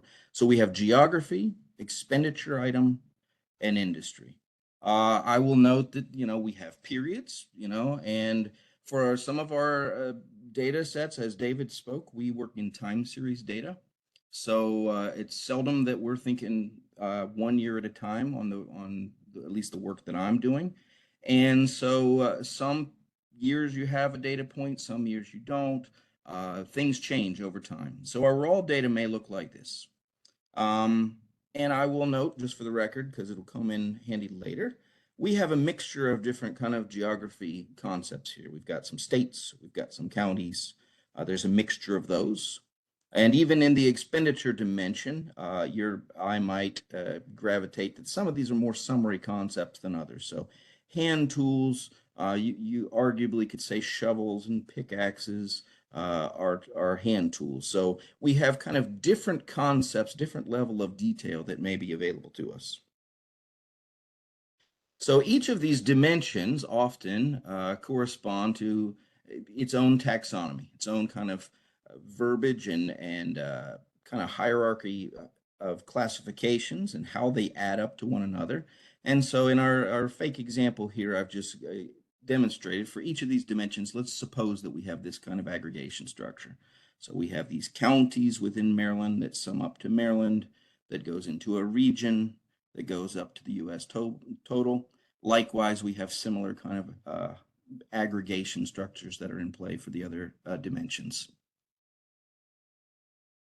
So graph data structures, as you've already heard alluded to earlier, they consist of nodes connected by edges, and these edges are the lines, if you will, that speak to the relationships. They're often employed in network analysis and other forms of research. I will point out here, because there are graph experts here, that I have drawn what I'm calling the data flow. So the way my arrows are shown are showing how things flow into another for aggregation purposes. So these counties, again, and I know there's more than 2 counties in Maryland. For our sake, we'll pretend this is Maryland, and it only has 2 counties. These counties go into and feed into Maryland, which feeds into the Mid-Atlantic, and so on and so forth. So BEA uses graphs extensively with our time series aggregation and analysis. And particularly we use what are referred to as these directed acyclic graphs. For those of you who are not computer science people like myself, the easiest way to think of that is you can't have, if you started a node, you cannot get back to that same node by following the arrows. So if we had a scenario where Fairfax fed into Virginia, fed into Loudoun, fed into Fairfax, that would be a problem for us because we'd run into kind of circularity problems in our aggregation. So we are modeling these things as directed acyclic graphs. All right, so that picture kind of gave an illustration, but how do we actually store these things? And so these relationships we store as metadata in a table. This table can be, in Excel or whatever, in a SQL table. The point is there's nothing uniquely computer science or code-based about it. We just need a way to store this information. And so what we have here is an example of what a graph stored would look like. So by dimension, we have child and parent relationships. Edge weight, I'll draw your attention to the reason it says weight and not sign is, in theory, you could have, weighted sums. I could say that Fairfax is, 50% of it goes to Maryland and 50% goes to Loudoun, or I could have negative edges, right? So this thing minus another thing. The point here is these edge weights don't need to be 1 or -1. They support other concepts. And as David alluded to, the edge weights you can change the context where if we're talking about multiplicative relationships, you can make those represent, division or multiplication as well. One of the key things to keep in mind that we've done in our work at BEA on time series is we've kind of figured out a way to incorporate ranges on our edges. So these relationships, many times the composition of an aggregate can change over time, particularly in GDP. We've got, we might have estimates, they go back to the 1920s. The composition of GDP and what it entails changes quite often. One of the kind of jokes is you talk about some of these items like iPods and iPhones didn't exist in the old days. Maybe buggy whips did or whatever. So there's a changing composition of your aggregates over time, and we needed a way to shoehorn that into this graph concept. And so what we've done here is that we make the put a time span where these parent-child relationships hold. Now, one thing I will mention here, I didn't put an illustration here, but these can be non-contiguous, right? Perhaps there are relationships, it doesn't make sense in the geography dimension, but whereby something is a child of something for a portion of time, then it ceases to be. This is common for things that are perhaps government programs that truly cease to be and then may start up again. And there's a difference between, putting a zero there, which implies it still has some economic validity, and nothingness, which means no, it really was not even a thing during this time period. So the point here is these graphs will support non-contiguous date ranges as well. Okay, so these dimension graphs we've talked about, what are some of the benefits for employing those in the kind of work we do? So as David had already mentioned, we can maintain this business-related information outside of the actual code base. And this can allow greater participation in the process management by non-technical staff. So you don't need to be a programmer to be able to get the sense of how to specify these relationships. And so you can kind of democratize the process a bit and allow people to help maintain this metadata on relationships. The other thing that's worth mentioning is that once a problem is understood in terms of these graphs, we have a rich set of resources, common graph algorithms for figuring out relationships amongst all these nodes. So in other words, being able to pick any node and understand in an efficient way, who are all my ancestors? Who are all my descendants? What's the path that connects me to there? If I get a change to this data point, what other series will be affected by it, right? So I can start to work smarter rather than harder, right? So to give you a simplistic example, let's pretend you have an aggregation scheme that it runs efficiently and you love it and it works on large data sets. It is worth mentioning that our data sets that we work on are quite large. We're talking about millions of time series, not of data points, but millions of actual time series. And so it would be inefficient if every single time a handful of things changed, we decided we were going to, re-roll everything up and re-aggregate everything. That would not be efficient. Graphs afford us an opportunity to measure twice and cut once. We can know precisely what series will be affected, and so we can minimize our touches and only work on the things that are necessary. Okay, so in practical sense, how do these things come together? I've shown you some data. I've shown you how the graphs are organized. We're pretty much lining up the input data with the children, the child information that is in our graph, and ensuring that the data period falls within the range that was specified in my graph. And once that becomes clear, we have kind of a clear path for how to roll the things up. It is worth mentioning that it's useful to have separate metadata that kind of defines the portions of the universe that are valid, right? There may be some things that just don't make sense, right? Maybe you have coal mining doesn't make sense as an industry, maybe never will in particular geographies, right? Washington, D.C. may never have coal mining. So sometimes it's worthwhile to have metadata that defines the relevant portions of the universe so that you don't need to worry about storing them or computing them. This is particularly of interest when you start talking about truly high dimensional data. Maybe your data set has 7, 8, 10, 15 dimensions to it. Each one of those taxonomies may have, a couple thousand things, even a few hundred. It's not difficult to, when you get into that multi-dimensional space, end up with truly staggering possible combinations of things that you may want to compute. And so having some metadata that defines relevant portions of the universe can be quite helpful. Okay, so there are some challenges that come up fairly frequently when we work with graphs and for aggregation purposes. And that is, what if we have missing things, right? When we have missing data, we have decisions to make. This is often, it's use case specific, but it's often useful to have a concept of a completeness check, right? So that graph lets me understand who the expected children of Virginia are, right? So if I do not have Loudoun, I, through graph information, can easily realize, you know what, I don't have all the pieces of Virginia. And there's decisions to make there, right? Oftentimes we want that to make sure that if you are not complete, we don't bother trying to compute you, right?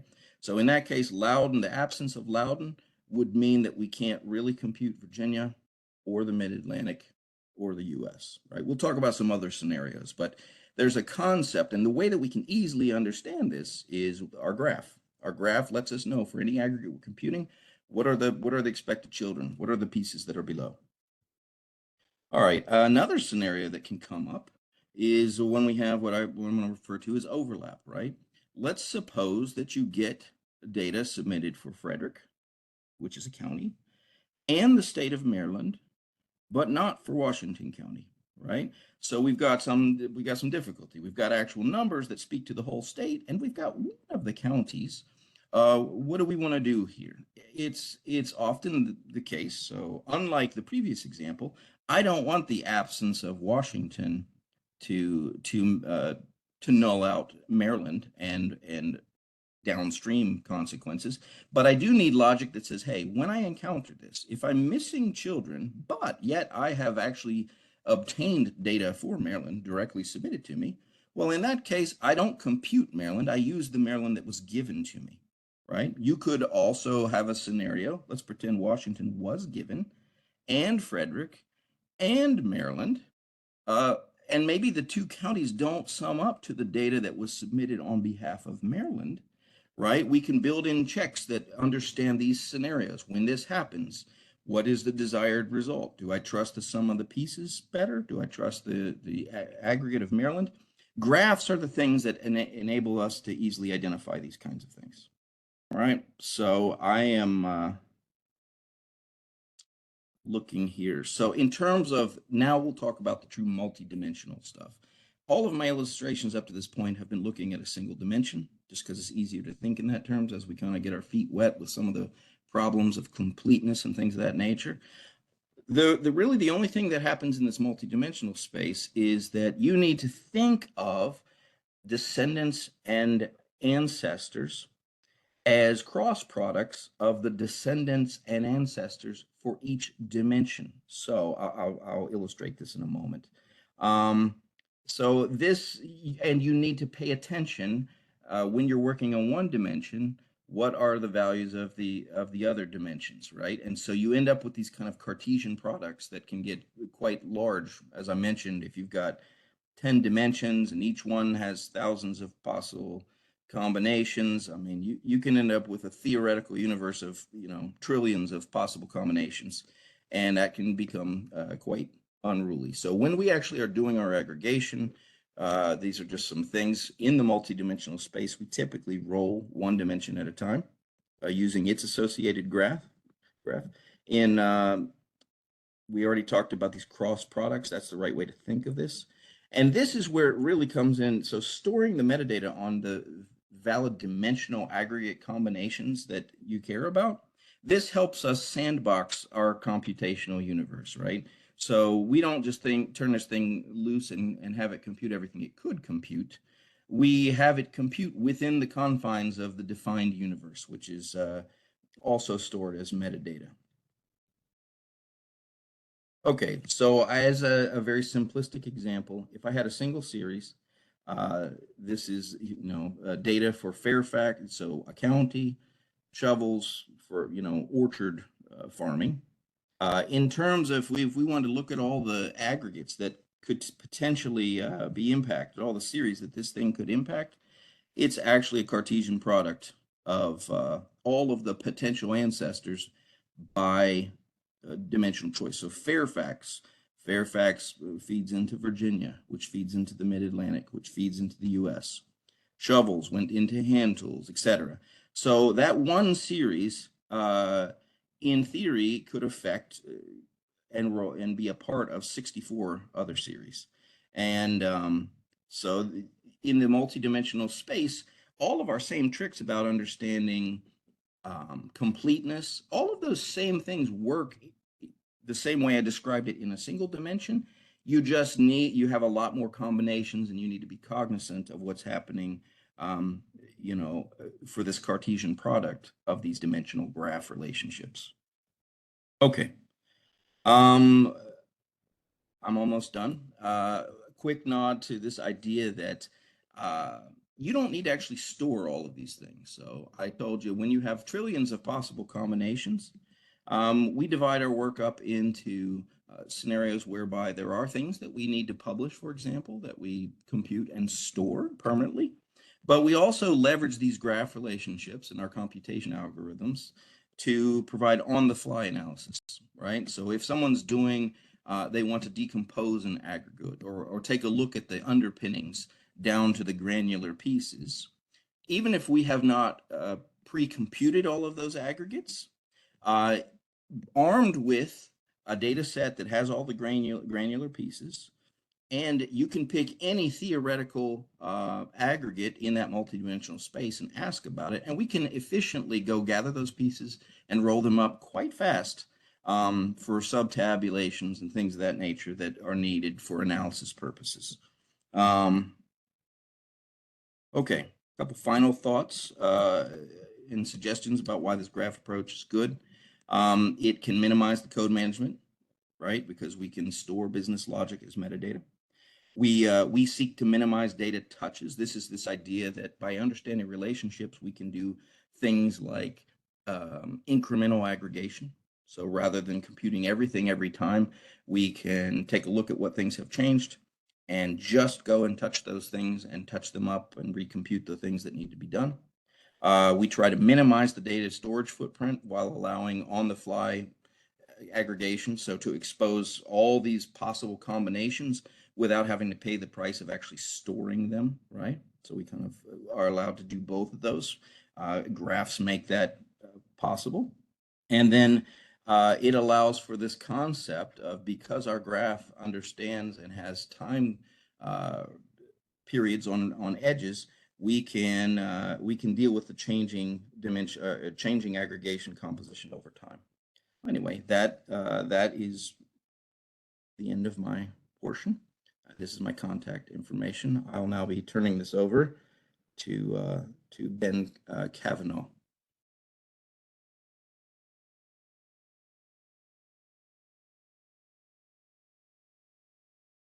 Thank you, Ben. Good afternoon, everyone. I'm Ben Kavanaugh from the U.S. Bureau of Economic Analysis in the International Directorate. And I will share my screen more fully. There we go. And so I'm here to discuss the analysis and automation of processing workflows. And so the scope here is our set of statistical production processes for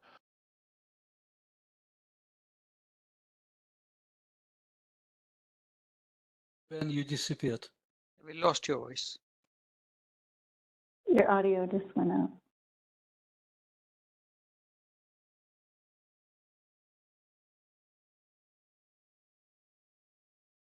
the camera. You can all hear me now, right? Yes. Yes. Okay. I will reshare. Sorry about that.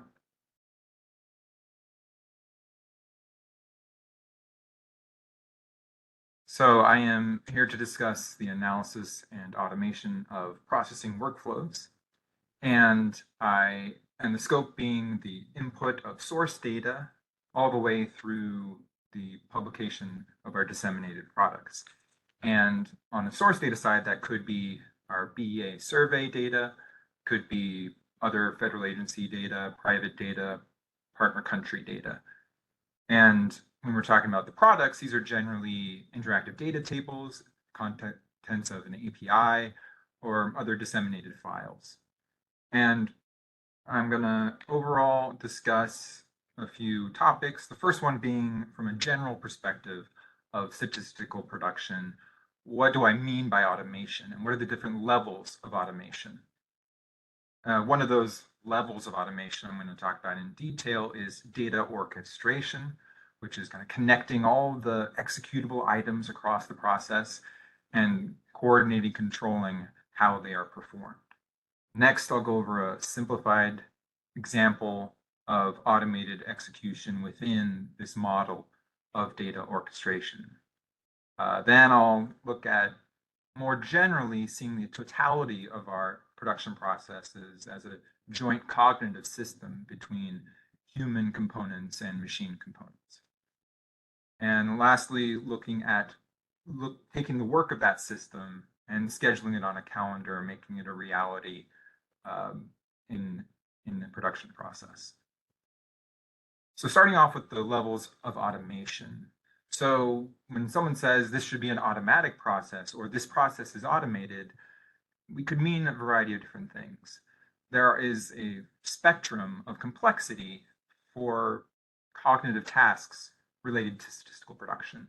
And so they're charted here from bottom up. So as we go up in the table, the complexity and cognitive load of the activity, it increases. And so toward the bottom, we have evaluation. So this might be a formula or a mapping or calculating some equation in one's head or recalling what the code for an industry or country is and typing it into a spreadsheet, or copying and pasting a file or some data from one spreadsheet to another. These are kind of atomic tasks of transforming, evolving the state of data in a statistical process. And ideally, these are automated. It's safer, and there might be there's a lot of tools to do that. It might be that we have a calculator instead of doing long division by hand, or we have a relational model in a database that is inherently looking up values and relating values for codes and descriptions due to information in the database rather than in someone's head or by looking it up on a piece of paper or in a file. Or instead of copying and pasting, data might be moved around or referred to in an automatic way. And those kind of represent different skills in Jens Rasmussen's skill rule knowledge model. He's a cognitive systems engineering expert, and it's kind of the basic level of complexity for the interaction between humans, machines, and performance of work.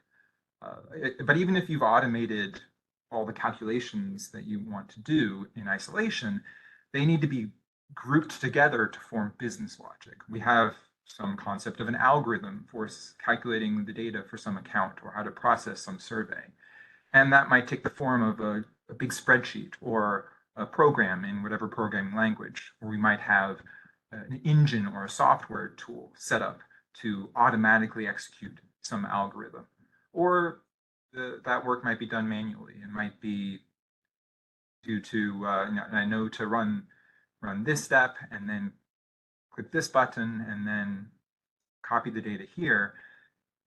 Even if individual tasks themselves are automated, building an algorithm still needs to be automated. The rules of what to do with those skills, what to do with those calculations, is usually what we mean when we say this process is automated, or this account or this program is automated. But it still requires a lot of manual work, even if that algorithm is automated. The logic of when does this need to be done? Who needs to do it? What are the inputs that the performer needs to wait on? Who needs to be notified and who's depending on those outputs of that process? And what are the parameters for what has to be run in a certain production cycle or at a certain time? And that's the type of information that fits more into the category of knowledge in the Rasmussen model of human-machine work interaction. And we might be doing that manually by some expert in process coordination, making sure, keeping track of the status of a project, of a production cycle, and making sure everything happens in the right order and by the right people at the right time. Or there might be more organic interaction between tasks and the performers of those tasks. Someone might know, when I'm done with this, I tell these 3 people, or I start this task whenever someone else tells me the inputs are ready. Those are both examples of manual orchestration of the workflow, that there isn't an automatic process that makes sure everything is happening in a consistent, organized way. But there are automated tools, and we've developed some internally at the Bureau and with Omnicom to automate that orchestration. And there are other commercially available or open source data orchestrators out there. And this level is the automation that I'm mostly talking about here today, and want to go in detail on the automation of workflow orchestration in our use cases. Above that, even if you've automated everything below and you have tools to automate the orchestration of the workflows, you still have to specify how to do that orchestration in whatever system you have. So that might mean you manually construct metadata or documents or messages that have all the information about how to orchestrate this workflow. These are all the different components of the system, and these are the rules for how to organize the execution of algorithms. Or you could have even automation of that level, the process engineering and design, where whether it's based on a guided process through a wizard interactively, or there are templates that are, if a file matches a certain template, then we can automatically generate the metadata to direct the workflow orchestration. And that's what we've done in our cases. Looking forward, there's some potential, and elsewhere has been research on using GenAI to specify process automation models. But again, I'm focusing here on the workflow orchestration level. And so in our context, we have a software suite referred to as the OneBEA data platform. And it has a data orchestrator that is coordinating tens of thousands of different executable items, such that we group these into production cycles. To generate our statistical products, there's a certain product, such as the international investment position, for a certain period, such as the one released in the first quarter of 2025. And within those events, there are hundreds or thousands of executable items, which are run, say, for a certain period and for some component like IFAC, long-term securities income receipts. That's an example of the integrated formula analysis and calculation tool that Dr. Rosenstein presented on 2 presentations ago. And that's one example of one of the different component types that can be orchestrated by the OneBEA data platform. Others include this BEA top component type. That's an aggregation component type. Then Cowan, right before me, went in detail about multidimensional aggregators in our world, and BEA top is an example of one of those multidimensional aggregators. There's a variety of ETL or extract, transform, and load components to prepare data for calculation and dissemination. And we also have other computational elements like X12 and X13 seasonal adjustment. We can table the data to disseminate it more generally and look at intermediate review artifacts. And we can have kind of custom procedures that can call, even though all these are SQL-based engines, we can call other external software like Python or R or SAS through this custom procedure component type. And so there's this huge variety of computational elements, tens of thousands of them, all in the central system, the SQL database layer. And one thing that both David and Ben before me discussed was directed acyclic graphs. And so we are modeling the vertices of the executable items in our model as vertices in a directed acyclic graph, with the data dependencies being modeled as edges. So in Ben's example, the nodes were geographic regions, counties or states, or the US total. Here they are executable items in a statistical production workflow. And the edges are not membership in the geography, they are data dependency. And so this tool allows us a lot of benefits. One of them is that it's not just a conceptual theoretical model describing what's going on. It actually is defined in the database and affects what's going on. So we have an item that is some processing component. We specify what its inputs are, it can only see the data for those inputs. And so that property of the system gives us confidence that what our model is saying is happening is actually happening. There isn't some hidden connection between components that could possibly be a source of error. Secondly, because it's a directed acyclic graph, one of the mathematical properties of a directed acyclic graph is that there exists an algorithm to create a topological sorting of the nodes such that we can properly order the execution of these items. That means that there's just a linear sequence of tasks that we can run in the system. Everything will be in the correct order such that if one component is run, it is run after all of its dependencies. And thirdly, the orchestrator's use of a directed acyclic graph allows us to mark out of sync successor components when inputs are updated. A very common error or source of near miss in statistical processes is if source data are input or some are updated, or some intermediate calculation is updated, but it doesn't get reflected all the way to the disseminated product. And so the use of this graph allows the orchestrator to ensure that in the intermediate stages of the processing, that we've marked the final outputs as out of sync until they've had a chance to catch up to the earlier changes in the process. So looking at kind of a simple example of what might this look like. So there's a set here of 3 source inputs, and we have 2 subsequent successor components, one of them being IFACT, and one being loading the data just simply without modification or further calculation into our common data store. And there's the dependencies here drawn with arrows that source input 1 and 2 are both inputs to the IFACT procedure, and inputs 2 and 3 are also directly loaded through the data store load component. And then the outputs of those 2 executable items are processed by this aggregation, this multidimensional aggregation step, which produces outputs for final dissemination through publication tables or through transfers to other directorates within the Bureau through a SQL-based data hub. And when we create the event for at the beginning, when we're opening up a cycle, a production cycle, nothing's been run yet and no input data are available. But once the data start coming in, the subsequent items are conditionally executed based on availability and update. And that's where the power of the data orchestrator comes in.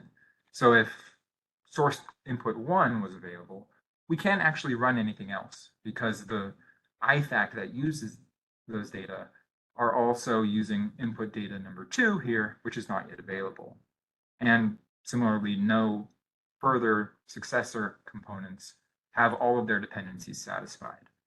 But once source data number 2 appears, we have the ability to execute IFACT, so the data orchestrator automatically executes that IFACT component because it sees that both of the source data inputs it uses are available.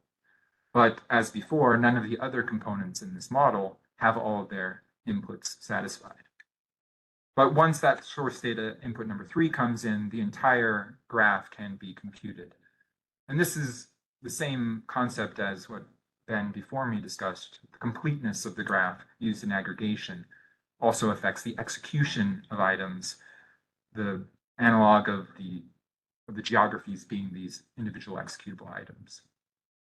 And now imagine that the source data number 3 changes, just one record changes. And so say this single record here in this file has been updated after everything was loaded and processed. This is where that risk of error comes into play. If we do not properly update all the subsequent files, we could have data discrepancy or accuracy issues in the final disseminated products. And so the data orchestrator, at the point that the new input has been updated, has marked the rest of these components that depend on that out of sync. The IFACT is not out of sync because it did not use source data input number 3 as an input. But the orchestrator can now proceed and update the other 4 components incorporating the data from the update. One powerful thing here is that it does not need to start from scratch on those calculations. Many of our executable component types can run incrementally so that if just one record in an input file runs, the calculations based on those data don't need to be reprocessed except for where the data changed. And that allows for more efficient recomputation, re-updating of the overall model. And it also allows us to look at the history of what did the data look like at a certain point in time in the past to do comparison across the statistical production cycle to see how the data evolved over time. And so one note really quickly, sorry, Ben, we have 20 minutes left and one more presentation, so you might want to. Yep, okay, just, 2 more short slides here. And so the central system is tens of thousands of items interacting together, being controlled by this data orchestrator. But our more recent work has been on extending the data orchestrator's scope to include manual desktop processing or automated desktop processing. But these states of data that exist outside of our central system can theoretically be seen as part of a joint cognitive system with the central system components, that humans acting and machine agents are comparable actors in the overall model. And we can work towards orchestrating the work of the humans and machines in that unified model. And so what that means in terms of a calendar is we can generate by rules a schedule, and we can have automated communication with humans and with the machines to say, start this task under these parameters and mark it complete when it's performed, so that we can kind of direct with the centralized system the operations of the centralized system along with the individuals, so that we can have comprehensive coverage of all statistical processing tasks to improve efficiency and reduce the risk of error. So that's all. I will answer any questions later if there's time, but otherwise here's my contact information. Thank you very much. I'll share.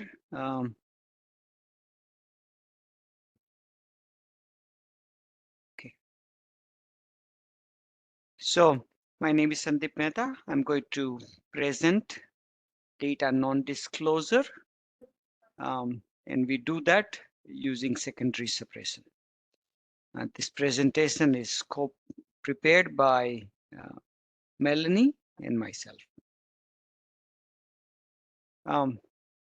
Why secondary suppression? Well, by law, we are required to protect data through non-disclosure.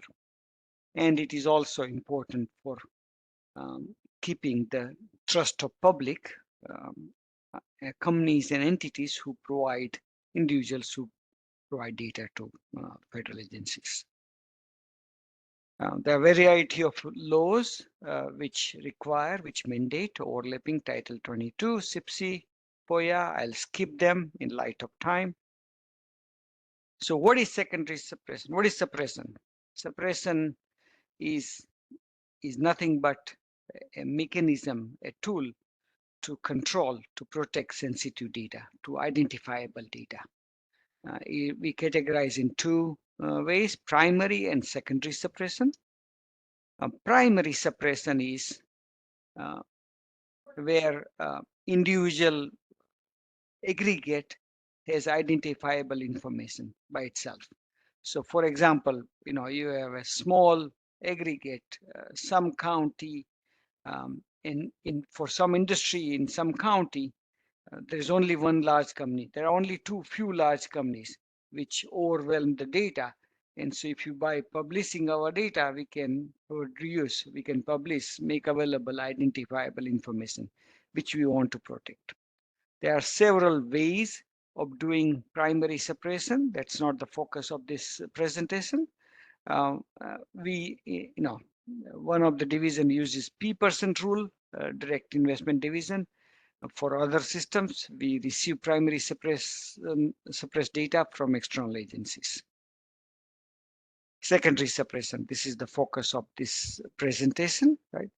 Where in order to protect the primary suppressed cell, we need to do secondary suppression. We need to cover up some other cells so that you cannot uncover the primary suppressed cells.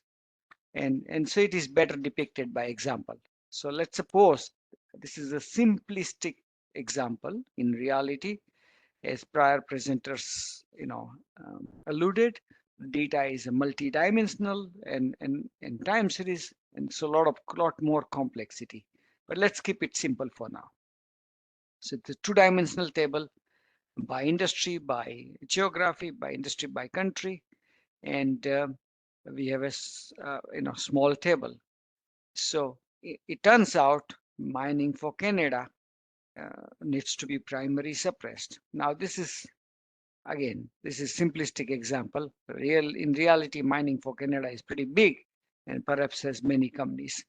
But leave alone the reality on site. Let's focus on this example. So somehow it was decided by algorithm that mining for Canada needs to be primary suppressed. Now, just covering up this cell is not sufficient because you can easily derive the value for the cell by using the row total and take out the other cells, or column total and take out other cells, and you can derive it. And this table is one way to represent calculations. You can also put it in equations. So this is Excel spreadsheet table is hiding multidimensional formulas. So if I go forward, so let's suppose in order to cover up this primary suppressed cell, we decided another cell in this row, another cell in this column to cover up, and we call it secondary suppression because they themselves are not manufacturing for Canada is not a problem, but it is we decided to suppress, to protect, to keep this mining for Canada not available information. But this does not do the full job either, right? Because it just takes one more step. I can derive manufacturing for Canada by taking this row total and take out these two cells and derive this. And then after I have this, I can do the same thing, column total, and derive this. So that's not a perfect protection. So it needs to do comprehensive job so that it covers up. So we decide another cell to be suppressed. So this is the game of primary and secondary suppression. These examples represent very simplistic two-dimensional world and also very small. In reality, it is a multi-dimensional space with time series, and the algorithm has to take care of this. And these things are not represented as a table by table, but this information is represented as a set of equations. So there are some industry standard approaches. We are using some combination of these approaches to make it work for BA. So secondary suppression at BA. We represent all these calculations a system does, a system of equations, right?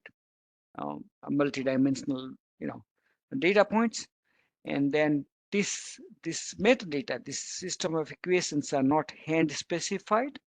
What happens is, as David and other presenters shared, there is metadata which says geography, taxonomy, industry taxonomy, and so on. From that, you can deduce a set of equations, right? System cares about or system needs to worry about. And also, it does not worry about primary ways of computing, because computing you may need only one way or two ways, but there might be alternate way of computing which may not be necessary for computation, but protection, you need to protect everything. So my analogy is, while bringing in goods, you just need to worry about main door, but while securing home, you have to worry about windows and every aspect you need to worry about. So so secondary suppression works on each equation at a time, on all the equations, and make sure each equation is protected. I misstated, not each equation at a time. It works on a system of equation, and it processes set of equation in a hierarchical graph order, dependency order, and so on. It allows human to override certain decisions. So it's a collaboration between computer and human. It obeys prior period and prior vintage suppression, so it is mindful about it. This approach, this algorithm, this solution reduced the time it took to do secondary suppression from months to days. So it used to people have to worry about table by table, and there were hundreds of tables, if not more. And it was really overwhelming exercise.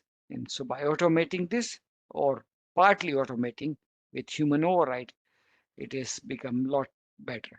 Also, the quality of suppression is far improved, and the whole game is a balance between collaboration between computers and humans. So every aggregate cell is marked with one of these codes, whether it is unsuppressed or primary suppressed or auto suppressed, system suppressed or manually suppressed. It can be marked. Analysts can say, okay, I don't want you to suppress this because this is too important to publish, and so on. We have developed, half a dozen or so tools to facilitate this suppression work. And so we'll go into these tools. So suppression check, which looks at set of equations, says, okay, which equations are broken, meaning has cells which can be uncovered, which can be computed. And so thus you can uncover data which needs to be protected. And so this data set, it allows you to, analyst, to break down the whole data set in a subset to work, focus on certain areas important or interest in a priority order. So that allows suppression suggest. So check tells you what is wrong. Now, human, it is not sufficient. And we don't want people to go table by table or equation by equation and fix it. So there's an algorithm, there's a tool which says, tell me, how would you fix these problems? So you can run it in a preview mode, or you can apply mode. So you can look at what system offers as a way of addressing those suppression leaks or breakages.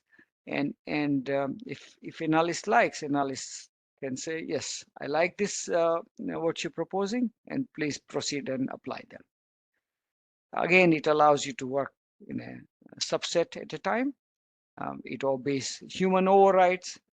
It computes iteratively. So as you add more suppression, it needs to worry about those suppressions to be protected, and so on. And every decision it makes, it keeps a log of it. I suppressed X to protect Y. I suppressed Y to protect Z. And so later on, you can get a accounting audit of what happened. Why was something suppressed? As we discussed before, it allows human overrides. Human can say, hey, I don't want you to suppress this, or I want you to suppress this, or I say, this should never be suppressed. I'm prohibiting, and so on. So there are a variety of overrides it supports. It gives you extensive audit capability.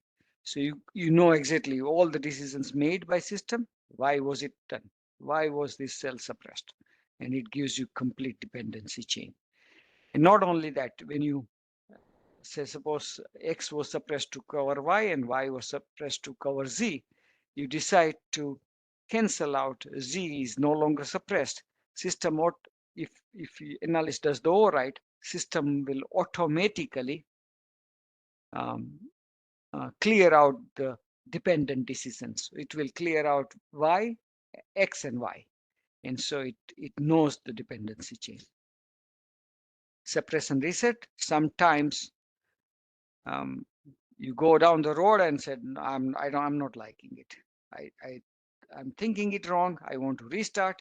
And so you can selectively reset certain things, certain decisions. I want to clear out all the system computed suppression, or I want to clear out all the system and human suppressions and so on.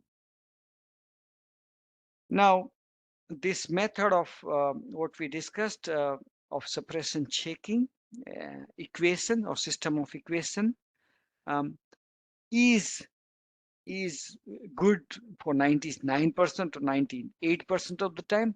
There are certain scenarios, certain ways the system can be still broken even while every equation is protected. There's some research by Gordon Sandy, and it found the weakness in that approach. So that can be depicted by this example. So if you look at this example carefully, every row and every column, right, is protected, or every equation is protected. However, I can just by simple arithmetic, I can uncover value of B. So example is listed here. I will not, in light of time, I will proceed ahead. So, and we also implemented the linear programming check, so which does a lot more, more comprehensive analysis of all the systems of equations, right? Entire system of equation, and finds the vulnerability and reports back.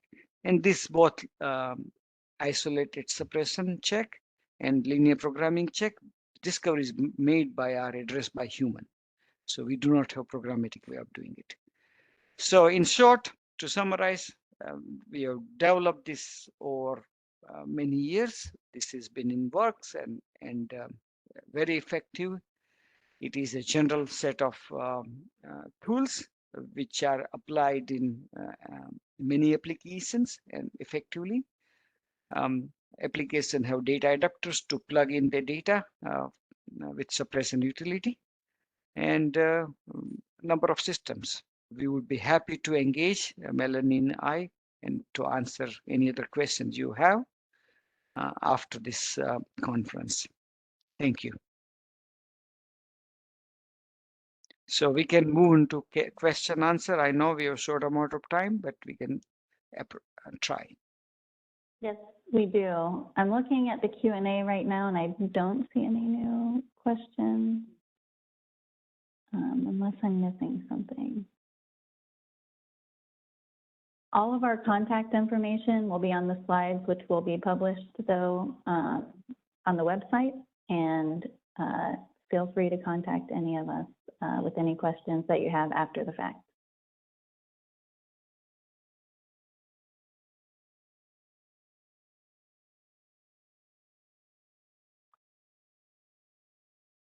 We'll hang on for the 3 minutes we have left in case anybody does have questions in the Q&A. Can people ask verbally, or it can only be asked by?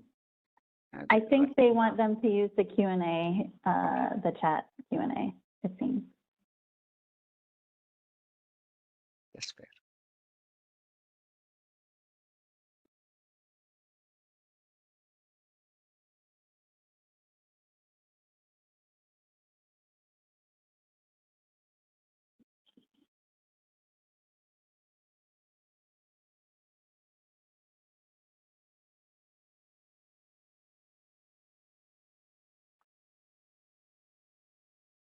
I think we can give control back to Anthony. Yes, Anthony? Yeah. You're all set? Yeah. Yes. All right, so the session's concluded. You may disconnect at this time. You could stand by. We have one more session that starts at 3:45 called Advances in Data Processing. You could stay right here if you'll be joining that one. Okay, everyone, have a great day. Thank you so much. Welcome and thanks for standing by. All participants are on a listen-only mode for the duration of today's session. Today's session is being recorded and may be posted publicly. If you have any objections, you may disconnect at this time. I would now like to turn the call over to the session host, Michael. Michael, you may begin. All right, thank you. Yes, I'm Michael Dalton. I'm at the Bureau of Labor Statistics. I'm the moderator for this session of Advances in Data Processing. This session is being held to inform all the interested parties of research, and hopefully we can get some interesting discussion. Views expressed here are those of the authors and not those of the Fed-CASIC committee, moderator, or sponsoring agencies. And then at this time, all attendees should be in listen-only mode. Attendees can submit written questions using the Q&A feature off to the side or at the bottom of your screen. And then just take a moment, try and find that now. If you don't see it, click the panel options, the 3 dots in the lower right corner of the screen, I think next to the X, and that should take you over there. And then also you can specify which presenter you want to send the question towards. After all the presentations, we'll have time for doing the questions and answers. It's a lovely, beautiful day in Washington, D.C., so I don't want to go a minute over. So everyone will have 18 minutes, and then we'll do the Q&A after. And with that, we'll start with Emily. Thank you. Thanks so much, Michael. Hello, everyone. My name is Emily Hadley. I am a senior research data scientist at RTI International. I'm here today to start us off with automated scraping of PDF school transcripts for surveys. And I want to give a big shout out to all of my co-authors. This was a large team effort to build the application I'm about to describe. This application is called RTI Transcript Genie. We even have a fun little logo for it. And the purpose of it is to get information out of school transcripts. Today, I'm going to walk through the introduction to the challenge that we were trying to solve, an overview of what the tool does, and then I'll provide some of the technical specifications and background related to how we store the data in a graph database, how we use generative AI, how we make sure this is done in a secure environment. And I think, take any immediate questions, but it sounds like most of the questions will be saved for the end. So feel free to put questions in the chat. So a little bit of background. When I say school transcripts, I'm really talking about post-secondary and secondary transcripts. So those are transcripts you get in high school or college, and these have been collected as part of federal education survey data since the 1980s. They're considered to be more accurate than student reporting, which perhaps isn't surprising. It's kind of hard to remember everything that's on your transcript because it could include courses, it could include credit hours, it might include standardized testing information and degree information. There's a lot of information that you can get from the transcript. And that's what makes it so important for research and for studying. You can use transcripts to understand course taking patterns, what types of courses are students interested in, and relatedly, student momentum and attrition. How are they moving through their courses? Which courses are they passing? Which courses are they not passing? In the post-secondary level, are they starting a major and not completing that major? There's a lot of really important information about that, as well as credit transfer. So studying things like for students who transition from a community college to a four-year institution, what credits transferred? What areas did those transfer in? Did it help their students complete a degree on time or early? And then larger questions as well that extend beyond the transcript data. So thinking about what courses or majors an applicant or a student took, and then what occupation they went on to work on, and perhaps even what wages did they go on to earn. So lots of really valuable information in transcripts. You might have a series of transcript data about yourself. And this data is very hard to collect. You can see in this example right on the slide that there's just a lot of pieces of information on this page, and they're not really stored. They're stored in a structured way for this institution, but that structure might look really different for another high school or for a college or university or similar. So that's made transcript data collection quite hard from a data processing perspective. We deal with a very wide variety of school transcript layouts. So some schools and institutions use a particular type of transcript software that might look like another school's, but there are different types of software out there. Schools might use their own transcript layout. And then there's lots of different data types that might be included on a transcript. Some schools might include standardized tests like AP credits or SATs at the high school level. Other schools might not include that information. And so we're dealing with just very unstandardized data that it kind of has a structure, but it's not necessarily a repeatable structure. In the past, the way that RTI has approached this as part of federal survey data collection is through manual keying and coding. So this means that there is a person who spends 30 to 45 minutes manually entering the data from a transcript into a software system. This was done historically with legacy software that was built about more than 15 years ago now. And so it's not the most user-friendly experience.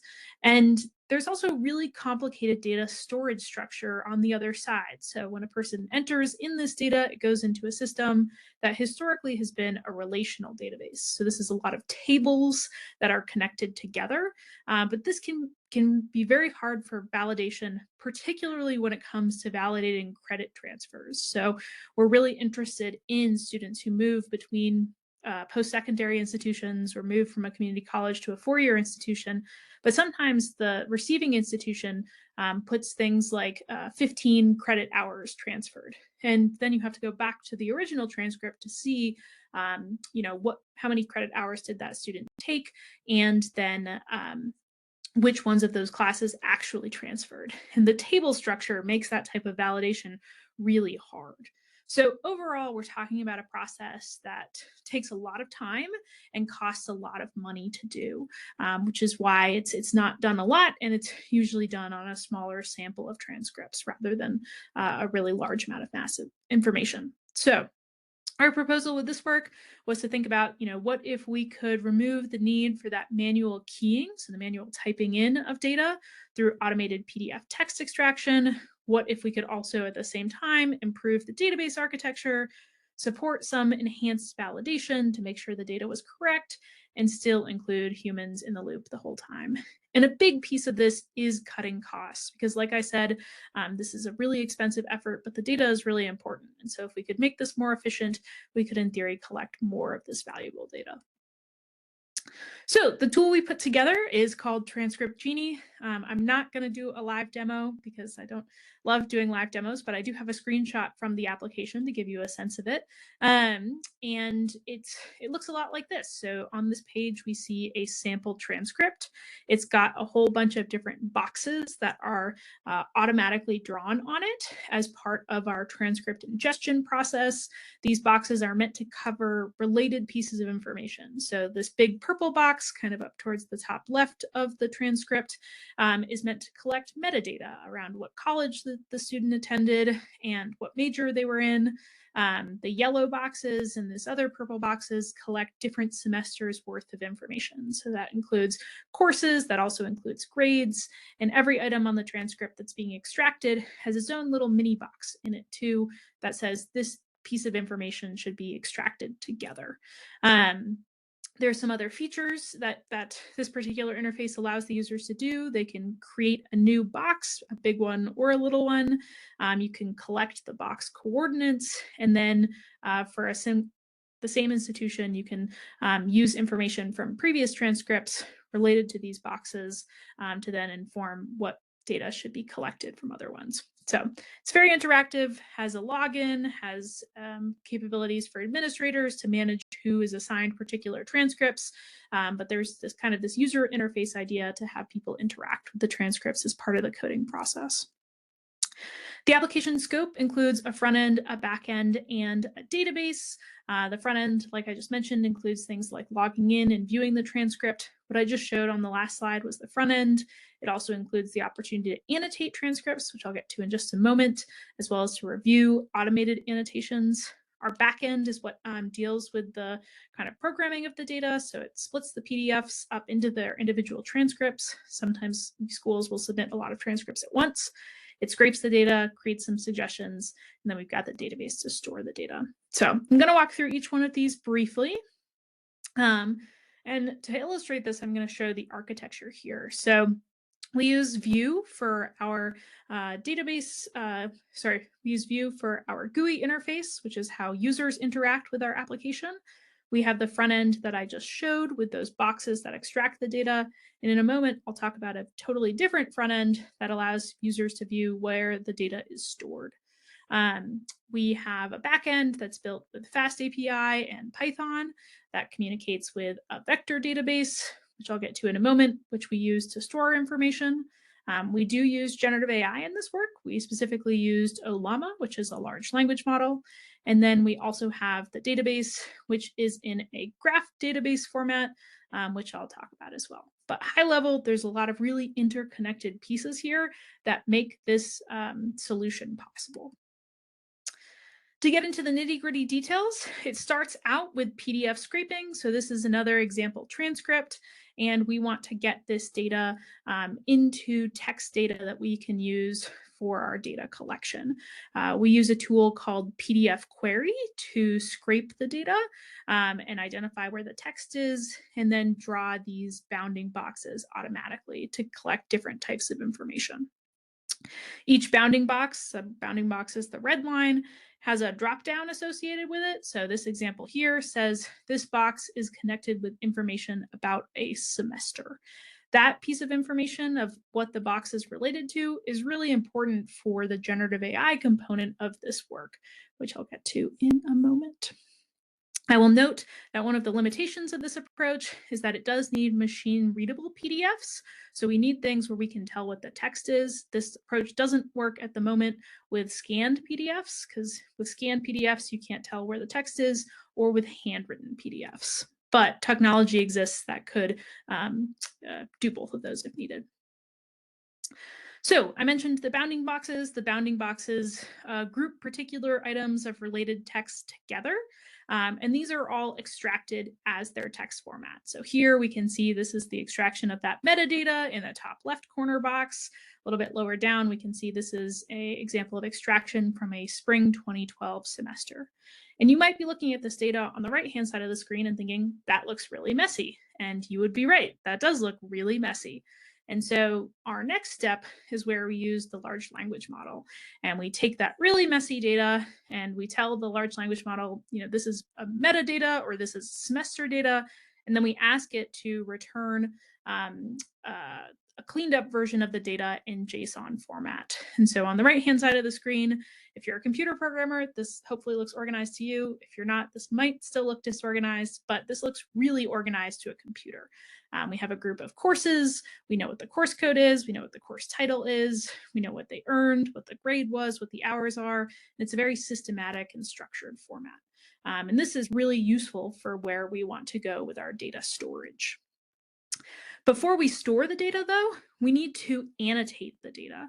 And so annotation is where we are standardizing pieces of information. So if somebody had a course named history, we have a standardized list of courses that we want to match that value to. We use an embeddings model, so that takes the word and then makes it into a series of numbers that effectively represent that word in a vector space, so in a multi-dimensional space. And that allows us to compare this particular word with all of the courses that we have in our database. We use something called cosine similarity to compare these vectors. We look for the vectors that are similar direction, and then we find the closest match. So in this example here, history's closest match would be world history. And so it gets an annotation of having that particular course name. What this allows us to do is it allows us to match up institutions that might use different names for what is actually the same course. So after we've done that, we've really cleaned up the data. We've got our JSON with all of the JSON file with all of the transcript information, and now it's going to go to the database. We use an API for this to allow for transfer of information, which really is between a transcript dashboard, which is the user-friendly way to use the data we've stored, and the graph database. Graph databases are super cool. They are a different approach than a relational database, which is a series of tables that can all be linked together with keys. Relational databases are what the SQL, the lingual SQL, is used to access. But graph databases use a concept of nodes and edges. So this is an example here on the right side of the screen of a graph database. We've got things like the transcript, particular test, a particular school. These are all nodes, and they can be connected with varying pieces of information. Graph databases are really helpful when you want to kind of reduce the sprawl of a really big relational database. It helps you more explicitly set connections between things. But the reason we were really excited about it is it makes querying or searching for things much easier than it often is in a relational database. So this allows for that data validation process I mentioned to be much faster. As an example, here's the type of query that somebody would use with a graph database to find all transcripts that contain a specific school as compared to the SQL query. I mentioned we have a user interface on the front for the dashboard piece as well. For the database piece. This ended up being really important because it allows our users to validate that the scraping is correct. So we've got a list of all of the transcripts that have been scraped on the left-hand side of the screen. And then the right hand is what it looks like when you select a particular transcript. You can see what the original PDF looked like, and then you can see what the extracted information looks like. Generative AI was really important to the work that we were doing to clean up the data. It was really useful to be able to end up with our clean, standardized transcript tables. But I'll note that a really important piece of our work was that transcript data is some of the more sensitive data that we work with. It needs to be stored and processed in a secure environment. So a big reason we built this ourselves rather than purchasing it is because we can deploy it entirely within RTI's secure compute space. This means that the tools that we use for this, RTI has a product called RTI Merge, which is where we do a lot of this work. We also use Docker for containerization, and then the large language model we used was Ollama. Our next steps for this work, we're continuing to explore client use cases and needs and to see if we can extend this to other types of PDF data that's pretty sensitive, for example, resumes. A big thing that we would love to do is evaluate other large language models. We did this work a little over a year ago, and since then there have been some pretty big steps in both the large language models we have access to in our secure environment, as well as just the development of the models themselves. We think that they might be able to replace some of the PDF query and scraping with the bounding boxes portion and be able to kind of do it all in one step for that extraction rather than taking as much time. So it would be really nice to explore more of those. We're also working on preparing some training and resources to go along with this work. And that is it. Thank you very much for your time. My email is on the screen if you have specific reasons to reach out. But otherwise, I am excited for questions and answers. Awesome. That was really cool. Thank you, Emily. All right. Our next presenter is going to be Christopher Carino at the Census Bureau. He's presenting dynamic schema modeling of heterogeneous data structures. Take it away, Christopher. Okay, thank you. Let me make sure I have my screen up and make sure that you can share there. Go from the beginning there. Okay. Okay, let me start off. So this is dynamic schema modeling of heterogeneous data structures. And so I'm Chris Carino at the Census Bureau. And let me see if I could advance my slides. Oh, okay, good. Okay, so this work is built from an IT standpoint because we deal with data in different structures every day.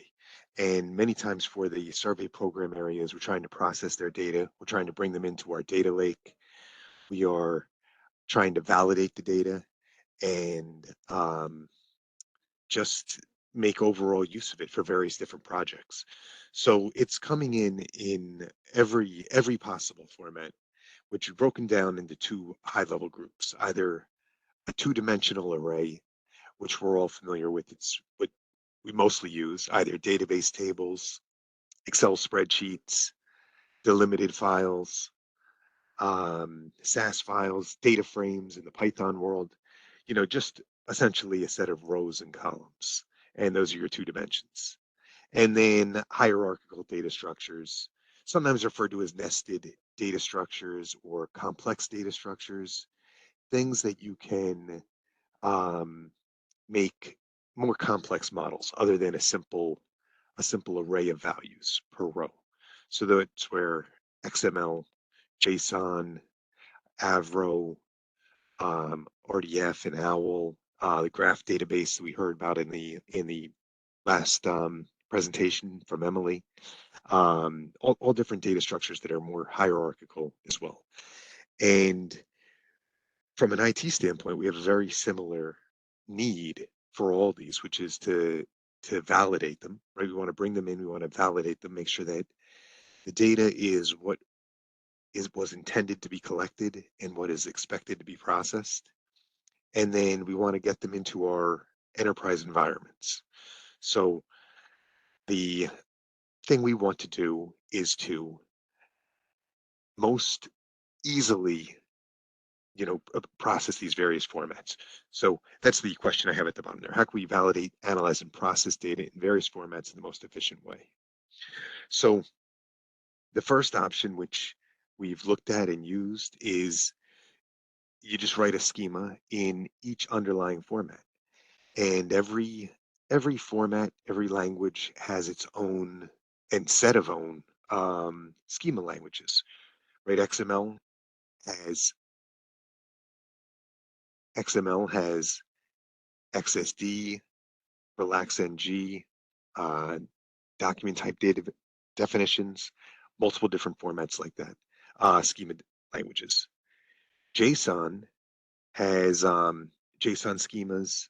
It has an open API specification, which is built using YAML, but it is able to ingest JSON LD and JSON schemas, and Avro, which also uses schemas built in JSON. So there's many different platforms as well, right? Many different schema languages per platform. So we have that option of writing a schema for each file that comes in its native format and validating it that way. And that gives us the option of one, the benefit of being able to use tool sets for that platform, for that schema. Unfortunately, we have to use each of those tool sets. We have to learn how to use them. And we have to create each of these models, right? So all of that translation from one platform to another can introduce errors. Not all platforms have a schema language, and not all schema languages are equal. They have very different constructs across them. So translating one model out to many different schemas has a lot of negatives involved. This is just an example that I put up here of one of the schemas that I was going to use later in the presentation of the Titanic data set, and has a pretty verbose JSON schema, but when it was converted using a converter to an XML schema, it lost almost all of its complexity. Really just boiled it down to the lowest common denominator of what's there. So using schema transformation tools is pretty limited in what we can get. Okay, so the next option is essentially doing the opposite. Instead of writing the model and the schema in each different language, we're going to transform the data to a different platform, different format, essentially. And using JSON schema as our example as one model, we can rewrite data sets to JSON files and then use the JSON schema toolset to validate those files against there. And that has the benefit of only having to deal with one model and one tool set for validation. However, there's a lot of negatives. The biggest being the amount of work required, the amount of space required, but also there's more discrete problems like not being able to infer data types, right? As you go from say a CSV to a JSON, everything's going to be treated as a string essentially. So you lose all of your rich data types, and you have to really do a lot of inspection of what you're transforming, because some things like XML requires a single root node, whereas JSON does necessarily require that. And your data is going to be altered as it goes from one format to another. So there's a lot of limitations with that, and probably the least desirable of the options. This is actually what enterprise data lakes were really built for. Instead of going to a JSON file here, you'd have all these files going up into a relational database and then customizing your validation at the database level. So you could do it many different ways. The third option, which is the one that we've explored here, is writing a schema in one language again, kind of similar to the last one, and cutting out the transformation, putting that logic of how to deal with each different file into the validator. So similar pro in that we have one schema to deal with and one tool set needed for validation. But now our con is that all of the work that we were doing previously to transform the files, the data sets, we now have to put into our logic to transform our validation. And so that's what we've done as a prototype and tested it out.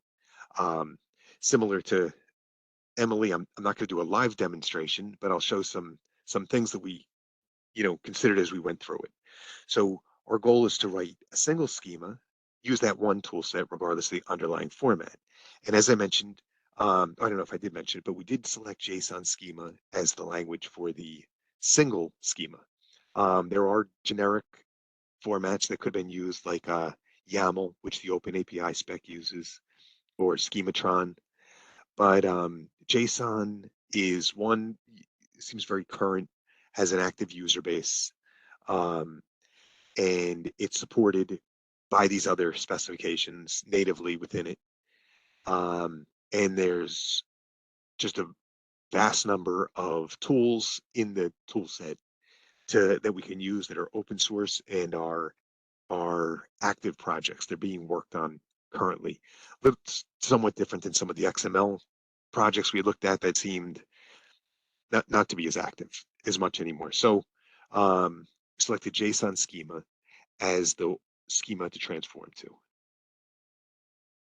Okay, so a few things we thought about as we went through it is one, that we do want to operate on records.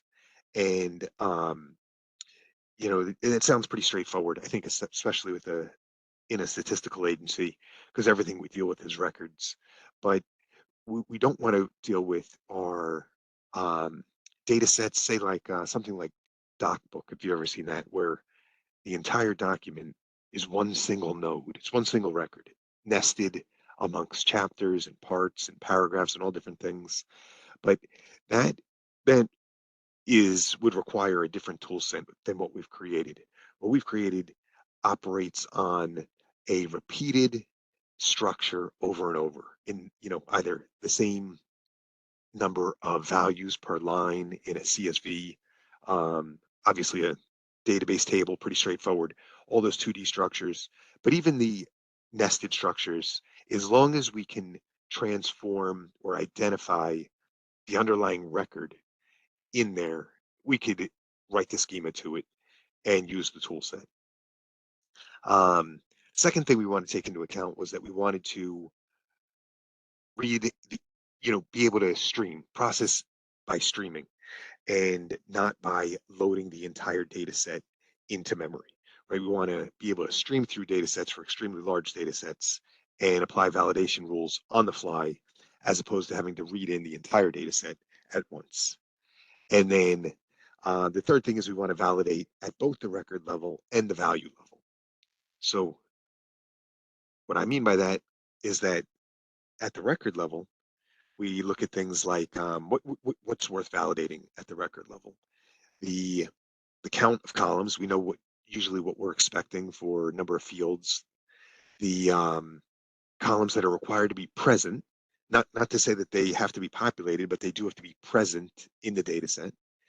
The ordering of the columns, and if duplicate fields and columns are allowed,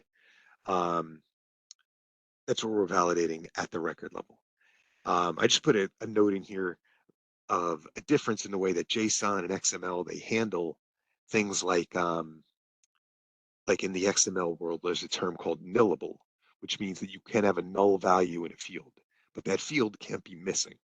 And so that is handled by the optional and mandatory tags, or in the JSON world, the required tags. So there's differences of how to go through those things. So how to implement there. Now, at the value level, what we want to validate within each cell of our record are things like the data type, the format of the value, what I was just mentioning, whether the value can be null, the minimum length of the value, the maximum length, the minimum value itself, say for an integer field, maximum value, enumeration of allowable values, and an expression which we can use for validation. So if we can implement all of those record level validations and those value level validations into a tool that operates on a single schema written in JSON, we could validate all of our various data sets using, a single model. So we don't have to replicate our rules many times over. The example that we've gone through is we use the Titanic data set. It's available online. I put the link here. And these are the columns that are in there. There's some rules around the columns, things that are allowed to be null, certain ranges, certain allowable values, certain enumerations. And with that, we made, at the minimum here, we made 8 different formats of it, various different ways, multiple spreadsheets, either old Excel or new Excel, or the open office format, the open spreadsheet format. We used delimited files, we used database tables, and then we have XML, JSON, and Avro files for each the same data set in each, but to see if we could use a single JSON schema to validate regardless of what the underlying format is. Okay, I think I have about a minute left. Just hurry along and have just a screenshot here of, on the left are the Titanic JSON structure, which was created, and then the JSON schema. And this is the schema which we used for all of those underlying data sets. It has some simple constructs in there, like I mentioned, what fields are required, what data types, minimum values, maximum values. There are expressions, which are a little lower down here, enumerations. We did create the same thing in XML. And obviously you could validate this XML file on the left with the schema on the right. But what we're doing now is validating the XML file on the left with the JSON schema on the right in the previous slide. And to summarize what our implementation used, we'd use multiple different packages, right? This was part of the cons that I showed in the bullet list, just that essentially you have to add logic for each different file type you have coming in. You could automatically determine the file types using a package like Tika, but for the validation and for XML, we just use the raw Java extensions. For JSON, we use the JSON schema validator package. For XLS, we use the Apache POI project. Avro has its own package. We use the OpenCSV package, and then we used just JDBC for the relational database format. And we're able to validate all of the dataset files using that single JSON schema. So that's it in summary. Hopefully, my mic didn't cut out during that, but if you have any questions, I guess I'll be on after the question and answer time. Thank you.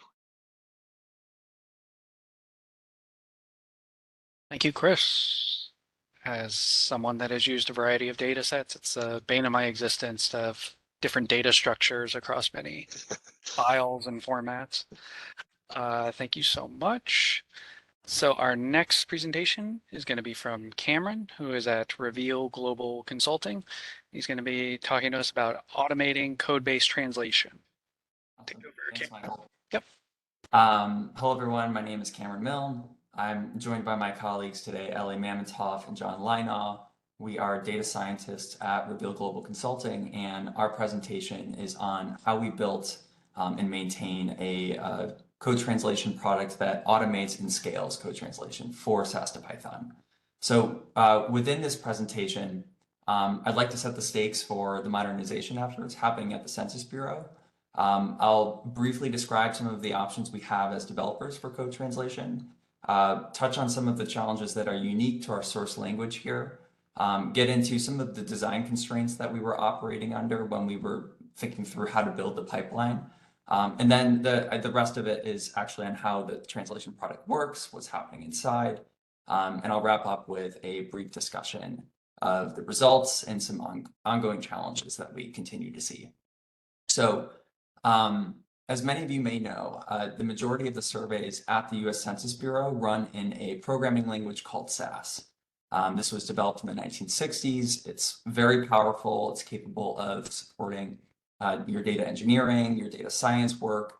I've seen ANN models coded in SAS, but the problem with this language is that it's proprietary, meaning you have to pay to use it.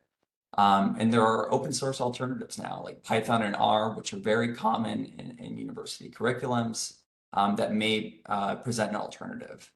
And so with that, the Census Bureau is currently in the process of migrating a lot of their survey life cycles to a cloud environment. And so this is an apt time, if any, to migrate your code bases to something you'd like to start using for the next decade or two. And so Census leadership is seizing that opportunity. So what options do we have for code translation? Well, you can do it by hand. This is probably going to involve allocating some of your best developers to the task who are experts in both languages, and it's going to be pretty time consuming. Also moving them away from business day-to-day operations, which is not ideal. So developers for the last few decades have been relying on these rules-based approaches. And abstract syntax trees facilitate source-to-source translation, but you have to build your own handcrafted rules on top of them for the kinds of cases that you're going to anticipate. And even then, these can be pretty inflexible, and it can take a lot of time to build for maybe results that are only slightly better than doing it by hand.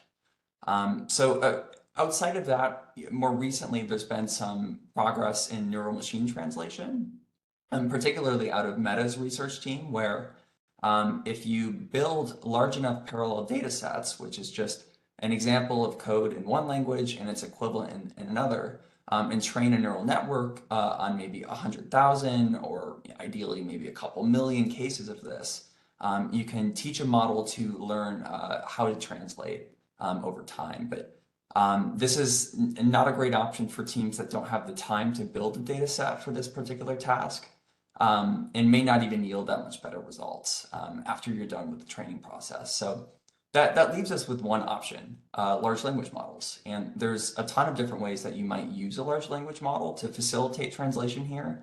And I'll get into some of the decisions that we made based on the design constraints in a couple slides. But real quick, I just want to touch on a few of the challenges that are unique to our source language here. And there are tons, but I think there are two that stick out to me. One of them is sentinel values. So these are your special missing characters within SAS that might represent different types of none types. So .m might represent just a regular missing value. .l might represent a logical skip. It's important that we preserve these different types of none types within the data sets themselves and work with them in Python. So there's typically a few different plans depending on the survey or the stakeholder. Some opt to replace them with values they know will never be true in the data set. So maybe like positive or negative infinity, or they opt to maybe convert them to flag columns, which is a little bit more Python friendly. Another big difference here between SAS and Python is that when you're looking at code in SAS, you're seeing code that's being applied row by row to a data set. If we were to do this in Python, such as maybe using like the iterows method on a data frame, this would be really slow, memory inefficient. So I think Python prefers to use vectorized operations, which is a key difference, I think, from SAS and is important to know when you're prompting these models. So what were the design constraints that we were operating under when we built the product? Well, first and foremost, we had to make sure that the Python translations could produce identical data sets to that of the SAS programs. That's the chief mandate here. Within that goal, we wanted to build a product that could generate the best possible first pass of a translation that would allow us to do the least amount of last mile work in making it work. And so within those goals, we also wanted that translation product to preserve as much logic from the original SAS program as possible. So not completely redeveloping a code base in a way where it would be difficult for the stakeholders to wander in and map logic they knew in the SAS programs to new places in those Python translations. But at the same time, we do want to let the large language model introduce more Pythonic code. So code that takes advantage of the strengths of Python. So an example of that would be, using those vectorized operations rather than iterating over the rows of a data frame. Some of the constraints we were operating under, we did want to build the product in a way that would be portable and interoperable. So, if there was ever a survey or a group whose programs maybe contained too much sensitive information, we would need to be able to deploy this model in a sort of a federal server, which means being able to use a private model that's maybe a little bit more lightweight. At the same time, interoperability was important as well. We wanted to be able to replace models with better ones as they became available on the market. So building that with that in mind. So no feedback loops or access to data. Almost all the data we're working with here is titled data. So passing any kind of information to a model was a non-starter.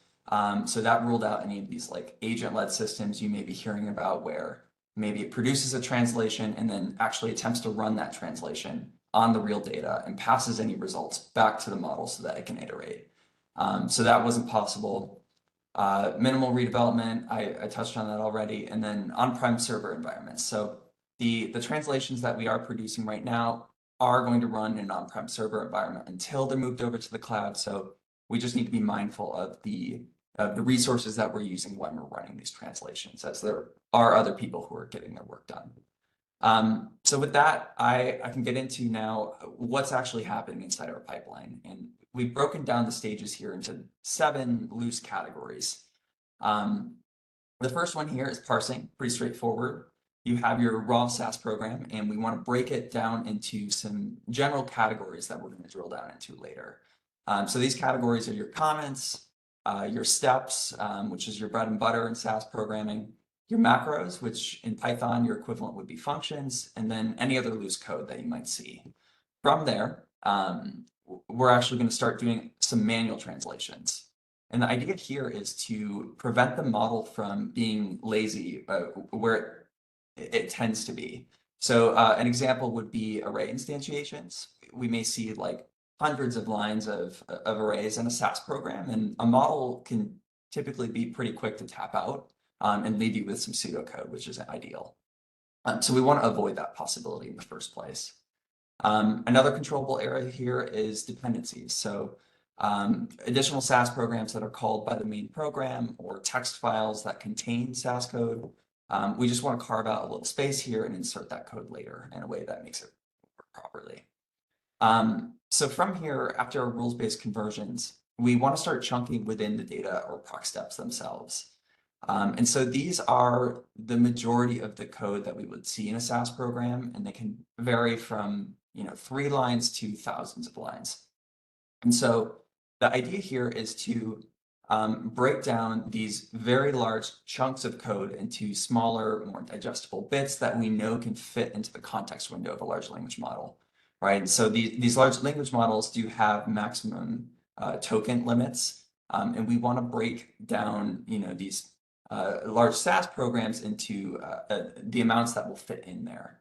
And so what you end up seeing after this process is a group of chunks with varying line counts. And the idea here is to try and preserve as much code as possible that we know is associated with one another. So ideally, at the end of this process, we're not beginning and ending a chunk in the middle of a loop, for example. So once we have all of these little chunks, we're actually going to begin the process of regrouping them back together to try and maximize the amount of information that we're passing to the large language model. And this is done strategically. I mean, we've played with different grouping strategies, but the general one that we consistently use is one that tries to look for line breaks or anything else that might signal when a chunk of code that is associated with one another should begin and end. So the end result here is that we have an n number of groups that are ready for translation. And before I get into the translation, I'll just quickly go over the prompting here. So this is an example on the left of a prompt we might use for a typical SAS program. It has a few key components here. Step one is role setting. We do want to sort of tap the model to access the training data that will be useful for this task. We'll then outline some steps in the task. We'll provide it with some instructions for interpreting the SAS code. This one is really important because we've noticed that if you don't give it specific language that allows it to map something that it sees in SAS to Python, it may not know how to translate it properly. So that's critical. We then provide some instructions for how to actually perform the Python translation. So this may be using a particular library or how to organize the code in a certain way. And then we pass the actual SAS chunk that we want translated. And also some Python variables from previous translations that may be useful for that translation, just so that we're not repeating code. And more on that in a second. So the next stage of this pipeline is the translation documentation loop. And this is the trickiest part and also where a lot of things are likely to go wrong.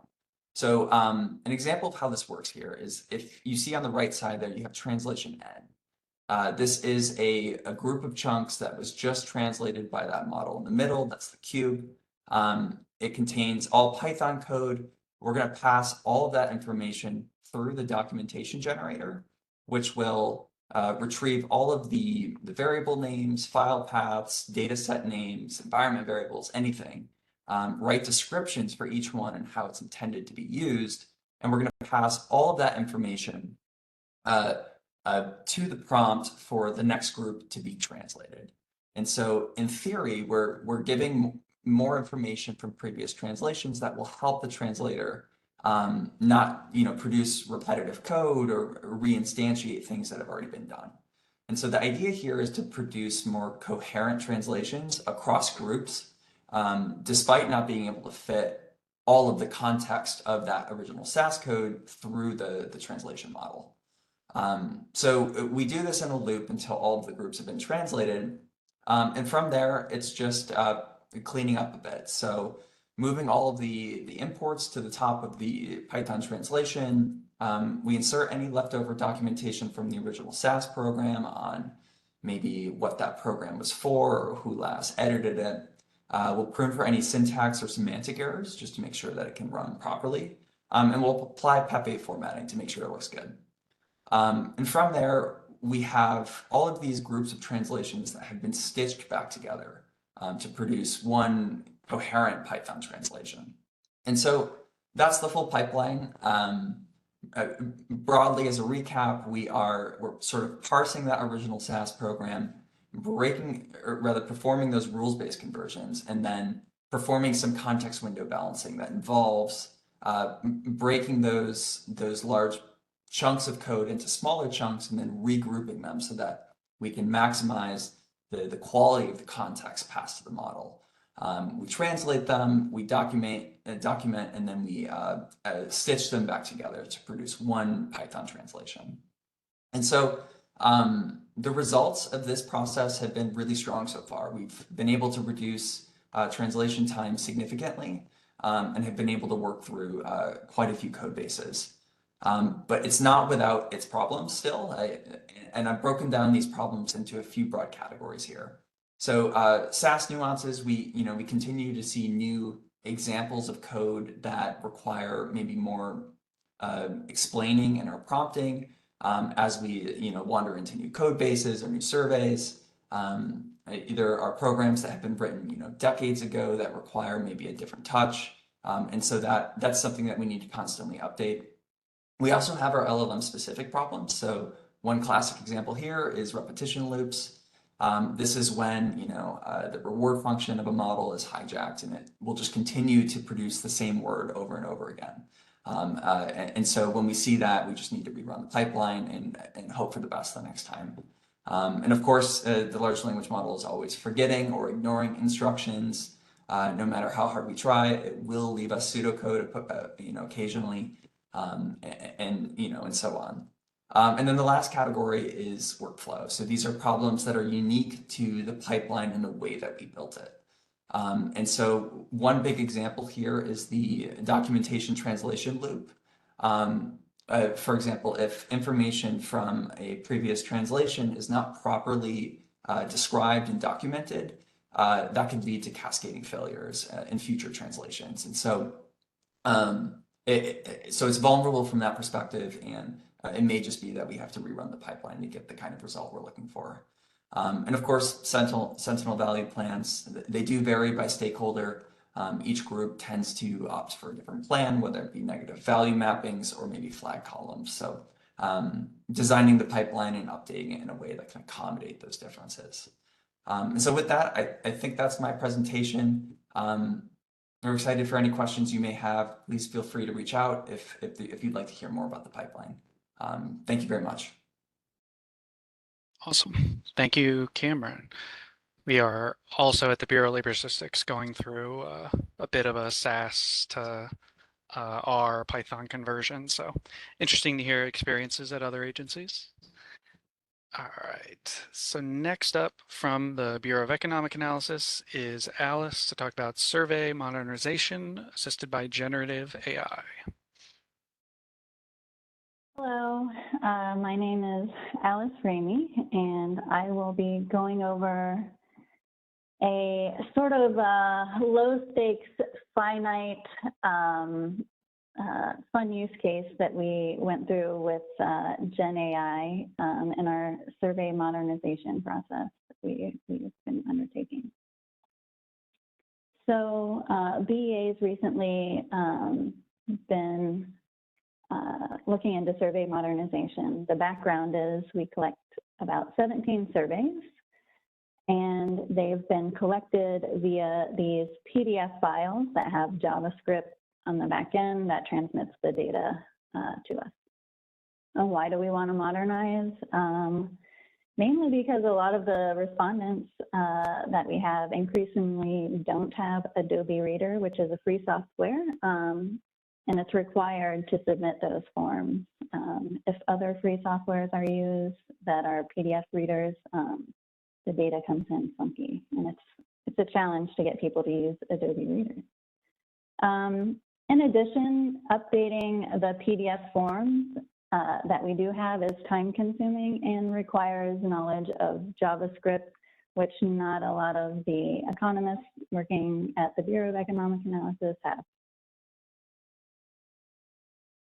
So in our modernization path, we wanted to go toward a web-based data collection. And so we decided to use open source software called Survey.js. This offers a point-and-click survey generation, a lot like Microsoft Forms or Google Forms that you've seen, but it also provides the ability to customize through programming. So it gives us some flexibility there. Most of the form generation can be done with the point-and-click functionality, which means more people with less programming knowledge can create and edit these forms. So it sort of spreads the work out to people with less specialized knowledge.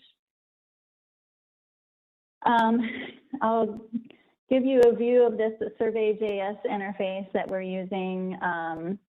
So we're on this designer tab. As you can see on the the top left-hand corner. And on the left-hand menu, you've got all types of questions. You can add a radio, a rating, checkbox, some text, and things along that line. I have an example question here in the middle, and you can click on each question and add text to customize things or add directions in an actual question. Along the top menu bar, you can preview the survey, so see what it would actually look like when you're sending it to the users. The logic tab allows you to edit like skipping patterns and also like forcing things to add up and other logic checks. And then the last tab is JSON editor, and I'm going to talk about that a little bit because as we started converting our forms, we found that it was a pain. So we started converting our forms from those PDFs to Survey.js, and we initially thought, hey, let's just do this point and click thing. We'll just burn through it. But a lot of our surveys are long. Some forms have over 100 questions. Some of the forms are around 40 pages. And so that's a lot of information to sort of copy and paste doing this point and click creation of the forms. In addition, if you've ever tried to copy and paste text from a PDF, you've probably been frustrated because when you do that and you copy and paste the text, the formatting is often off, text can be missing, or there's weird characters added. So it's not really just as easy as select and paste. So we thought of ways to automate this. And somebody on our team was interested in using ChatGPT. So we converted one form into this JSON format, and then we provided it to ChatGPT and provided a PDF of an unconverted form and asked ChatGPT to create the JSON format for the unconverted form. Then we can copy and paste that into Survey.js and create a full form without doing all of that pointing and clicking and copying and pasting. In our proof of concept test, we showed that ChatGPT converted the form with around 70 to 80% accuracy, which gets us a lot of the way there. It saves a lot of time for us in this conversion process. So we did go through a few Gen AI considerations. We worked with our Chief Information Officer to clear the usage of ChatGPT for this purpose. We also looked into alternative AI solutions such as Azure OpenAI, which we sort of already had access to through some Microsoft products that we had, and Adobe's PDF Extract API. We also made sure to think about security concerns, but those were limited because we're talking about converting our empty PDF forms that are already publicly available on our website. So there's no sensitive data on those. So I'll quickly go through some examples of our prompt evolution. So initially, we asked for JSON consistency for our multi-page surveys. So we had to stitch together some information from the surveys because we couldn't provide like the full PDFs. As I said, they were pretty big. Error-free outputs and documentation in the output.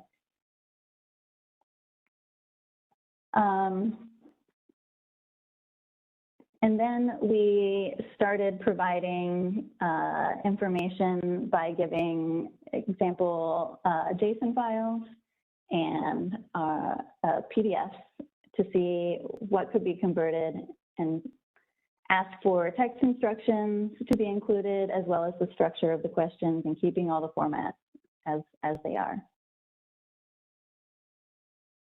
in the form. So an example ChatGPT output, this is a radio button question about employee size for a consolidated US reporter. And so as you can see, or if you can read JSON, this is pretty straightforward and it looks nice. I should have provided an example of what the form looks like as well. But this is what we copy and paste into Survey.js, and that creates the form for us with all the formatting. What really helped us out was 2 months ago, our ChatGPT license got upgraded to have some use of deep research. And with this, we were able to really pour some gasoline onto our conversion process, and we burned through all the remaining, I don't know, 12 or so surveys in a matter of a month using deep research. And I just posted an example of some of the thought process that deep research provided when asked to convert our 120 form, the PDF form, from an example JSON file that we provided. And as you can see in the bottom section, it's talking about that question 7, the employee ranges that we were just looking at.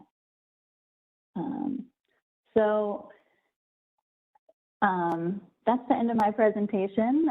This was just a short, like a finite project. We only had 17 surveys to convert, although some of those had multiple forms, but it really sped up the process. And it was nice to dip our toe into using Gen AI with a sort of low stakes use case. So I will stop sharing and let the moderator go to questions if we have any. Cool. Thank you, Alice. That was great. So yeah, if any of the attendees have any questions they want to get out there, go for it. I'll start with one thing I was thinking about in particular. So this is more for Alice and Chris, just because you work at statistical agencies, but what, can you talk about what kind of technical hurdles you face trying to implement these things? And I can think of bureaucratic hurdles. I can think of actual functional hurdles as far as interacting with the technology that's available. Can you just give a little insight about what you faced and how you got around that? Sure. Maybe I'll start. Yeah, go for it. Yeah, I think it's a great question. I think that the answer is just in the volume of stuff that we deal with. And there's just so much coming in right now, especially like that survey responses are being less relied upon than administrative records coming in from external sources. And so we have so much coming in so fast that it's hard to even build those schemas around what's coming in. It's hard to keep up with the intake right now. And I don't know, I don't see it getting better for the at least the near future, especially with some a lot of resources no longer being available. Of course. And yeah, so that's my response. Yeah, that's good. Did you have any thoughts, Alice? Yeah, I mean, I would just add, I think most of the things I encountered were more bureaucratic, and that, using Gen AI in general, Commerce has an AI policy that dictates what we can use, how we can use it. And obviously we're working with sensitive data. And the use case I had, it was not sensitive, but otherwise there was still a lot of proving, that the use was just for this and it was secure and things like that. So yeah. Nice. That does relate to another question I have. This is more for everybody, but I mean, when you're working with, let's say, sensitive school transcripts or even potentially proprietary code bases or something like that, like how do you ensure that feeding it into some kind of large scale AI-driven process, it's meeting all the necessary like privacy requirements and it's compliant across any data restrictions that might exist? Again, anybody feel free to jump in. Yeah, I can jump in here. As you mentioned, transcript data is sensitive data. We also work with healthcare data. We work with a lot of varying types of sensitive data. And I'll note that like we do have existing processes that have been advanced of AI that are focused on data governance. So we've had a data governance committee for a long time at RTI, and I sit on that. And we helped write some generative AI policies about 2 years ago for how our folks can work with data at RTI. When it's publicly available data, we can pretty much do whatever we want, no approvals required, but anything that's client data, customer data, business sensitive data requires some degree of approval. And that's either using an approved tool if it's low risk data, but if it's high risk data, like what we're talking about with school transcripts, it goes through a whole review with the data governance committee. It can only be using large language models or generative AI tools that are within our approved enterprise system. And in our case, it can only be those that are approved within the FIPS moderate system. So those are large language models that we can download and use locally. So there's no cloud component to it at all. I think it's really important that organizations start from that place of having generative AI policies and procedures with a particular focus on data privacy and thinking about, what types of data does our organization use and how can we make sure that we're protecting that data, and then include some of those degrees of review for data that is sensitive. Like if this data was made public, we would be in a whole lot of trouble. And, for some of our data, that means we could go to jail. That means we could be fined hundreds of thousands of dollars. And so it's a lot of the same protections we see in our human subjects research and in other data research, just specifically applied for generative AI use cases. Yep, that makes a lot of sense. Yeah, if you have anything, Cameron, there's another question. Oh, I wasn't scrolling down. Now I'm seeing all the questions. Okay, so from June, this one is for Emily. What issues did you encounter for the automated scraping? Also, did you tune the LLM to be more sensitive to transcript data? Yeah, that's a great question. The PDF query that we used for extracting the text actually did a pretty good job. I think that things that we didn't expect to run into were sometimes like logos or other like pieces of content on the transcript could be a bit disruptive. But we actually didn't, that text extraction part wasn't that much of a problem for the machine readable transcripts. It's still definitely a problem for anything with handwriting or anything that somebody's drawn on or done some, scanned in or something like that. But to tune the LLM to be more sensitive to transcript data, we definitely did a lot of prompt engineering. And I think this is a space I've spent a lot of time in the last year or so. And I think Cameron made some really great points on their prompt engineering as well. Sitting with it, providing examples of kind of what you're trying to get the LLM to do. Really small tweaks can have a really big impact on the accuracy of what you get out of the large language model. And annoyingly, updates in the versions can both, as Alice described, be really great when they're like new and enhanced, like the deep research piece, or they can be really annoying and break all the prompts that you just wrote. And so I think like being willing to update the prompt whenever you're working with a new version, because some of the versions actually do a really good job and some of them don't, and different models perform differently as well. That's cool. That makes sense.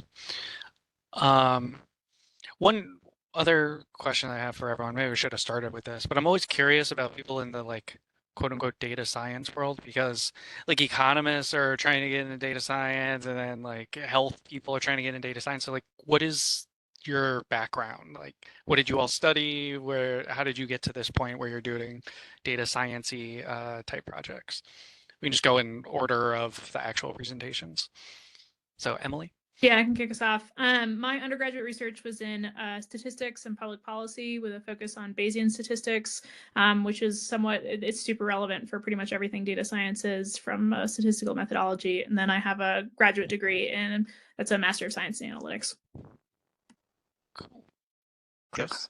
I have a bachelor's in mathematics, and I got started right after college with relational databases, doing database administration, and really starting to um, just model data, which is, if you could model it, it's like you could do anything with it.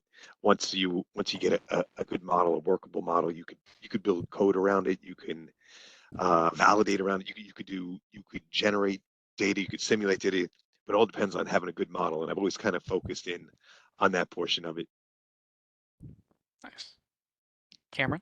Yeah, my undergraduate background was actually just a liberal arts degree, English, and I fell into data science in a graduate program at the University of Michigan, and I quickly realized how much I loved it, and ever since I've just been trying to build things. So not as heavy on like the statistical background, but just love to build. Cool. And then Alice?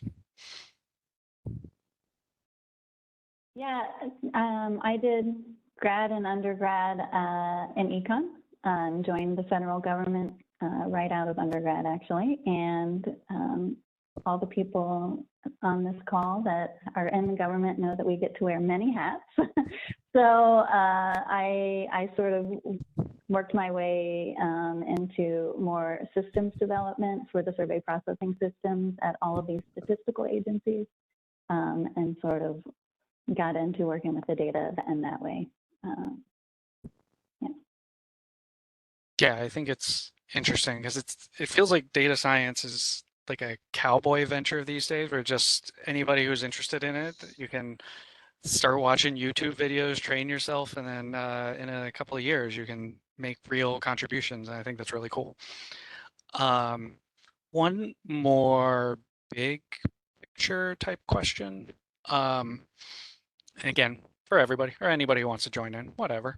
What are some of the key opportunities, or I guess even, I don't know, risks that you see for these kind of AI-based automation in data processing, both in your specific projects and then also for statistical agencies at large? So, if you feel like you have some prediction about how these things are going to go, I'll put you on the spot and you have an opportunity to state your case. But just curious where people think some of these things are heading in the near future.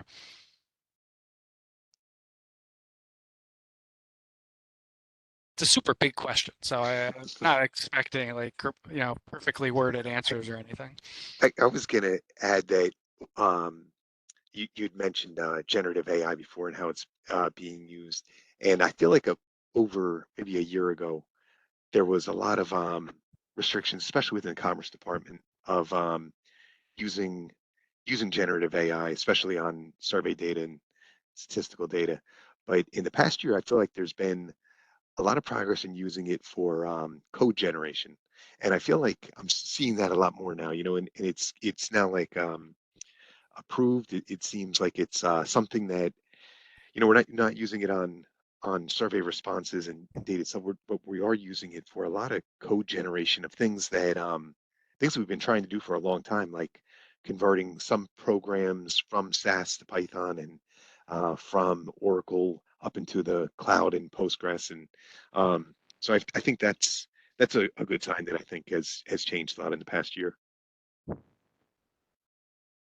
Yeah, I agree with Chris.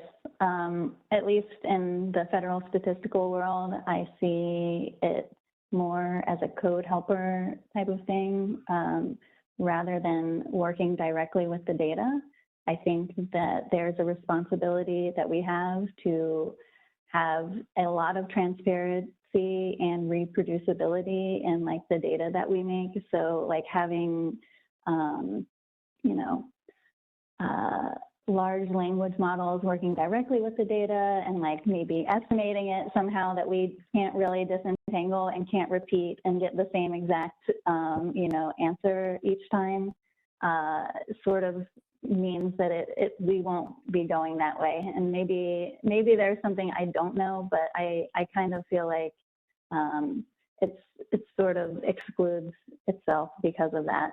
But with writing code, helping us write code better, providing alternatives, code review, tons of things, documenting code, I think there's lots of opportunities. One problem I see quite a bit in using large language models is there's an issue with maybe explainability, even when you're using just maybe an embeddings model to perform, similarity search. It can be frustrating to not know why it's returning some results over others when it feels very counterintuitive. All the way up to generative models where it can fall into some of these traps like repetition loops or just producing content that you didn't ask for. So that's a real problem in relying on applications that use these large language models. The unpredictability of their outputs, or the maybe rather poor the ability to explain how those results are returned. Yeah, I'd echo what all the other folks have said. I think there are areas where it is super great. Like to Alice's point, I built an app last week that would have taken me 2 months, and because of GitHub Copilot, I built it in a week. It's awesome, and it helps that I know some of the fundamentals of code because it gets things wrong all the time, or like builds really inefficient code where I'm like, I don't know why you did that, but it does some things that I'm very familiar with very quickly. So I think for programming and code, it's been awesome. For some of the other pieces, like we've been using it to try to summarize free text responses and generate code and do a lot of other things to make the survey process more efficient. And the replicability and we focus a lot on scientific stature and being able to publish our results. And I just don't always know if a journal is going to be interested in publishing something where I'm like, there's no way that you can replicate these results because the model that we use is no longer available. So that's like a real concern from a scientific stature perspective. And then I just saw the question pop up in the chat about validation. Like that's the other area that I spend a lot of time thinking about in the AI governance space. And it's really hard to build trust in these systems, and it's really easy for people to lose trust really quickly. And so we've seen people who like a year ago were trying out something not feel like the LLM was performing well, and so coming back now, yeah, some of them are better, but they already have lost that trust in the system, and so their threshold for validation is extremely high. And the expectation that a person will be able to review all the output might not be feasible for some of the scope and scale of the work that we're trying to do with these models. And so we're trying to figure that out. In the example I gave, like the expectation is that a human would review the output. There is some rules-based logic that we can do to check some of the output, but there is an extent to which you're going to have to trust that the LLM is right. And that's a scale and a scope, and it really depends on what problem you're trying to solve and the degree to which you're comfortable making errors. The only other example I was thinking about it, Bureau of Labor Statistics, is in addition to code generation, but also just having, could be totally internal, just a way to kind of check survey documentation and ask it questions and get responses.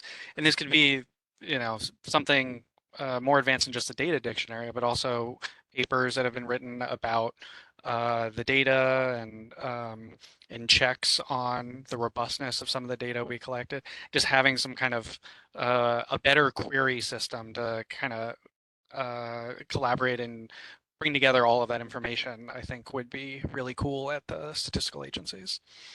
And then, yes, Emily answered the question that's in the chat, but if anybody else wants to add anything, so it's what type of validation checks did everyone conduct on their LLM applications? Yeah, was this more manual, automated? How did that work?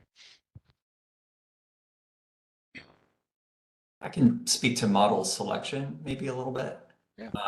So outside of your proprietary models, like maybe OpenAI or Anthropic or Gemini from Google, if you want to work with a locally hosted private model, you're going to have to download the weights to that model to your machine somehow. And a great place for looking for models is a platform called Hugging Face. And one reason why Hugging Face is so successful is they actually vet some of the models that are uploaded to the platform. So you can at least guarantee that the models you're downloading for your specific task have been sort of screened for malware and so on. So that's one way that we perform validation check. We just go through these trusted partners.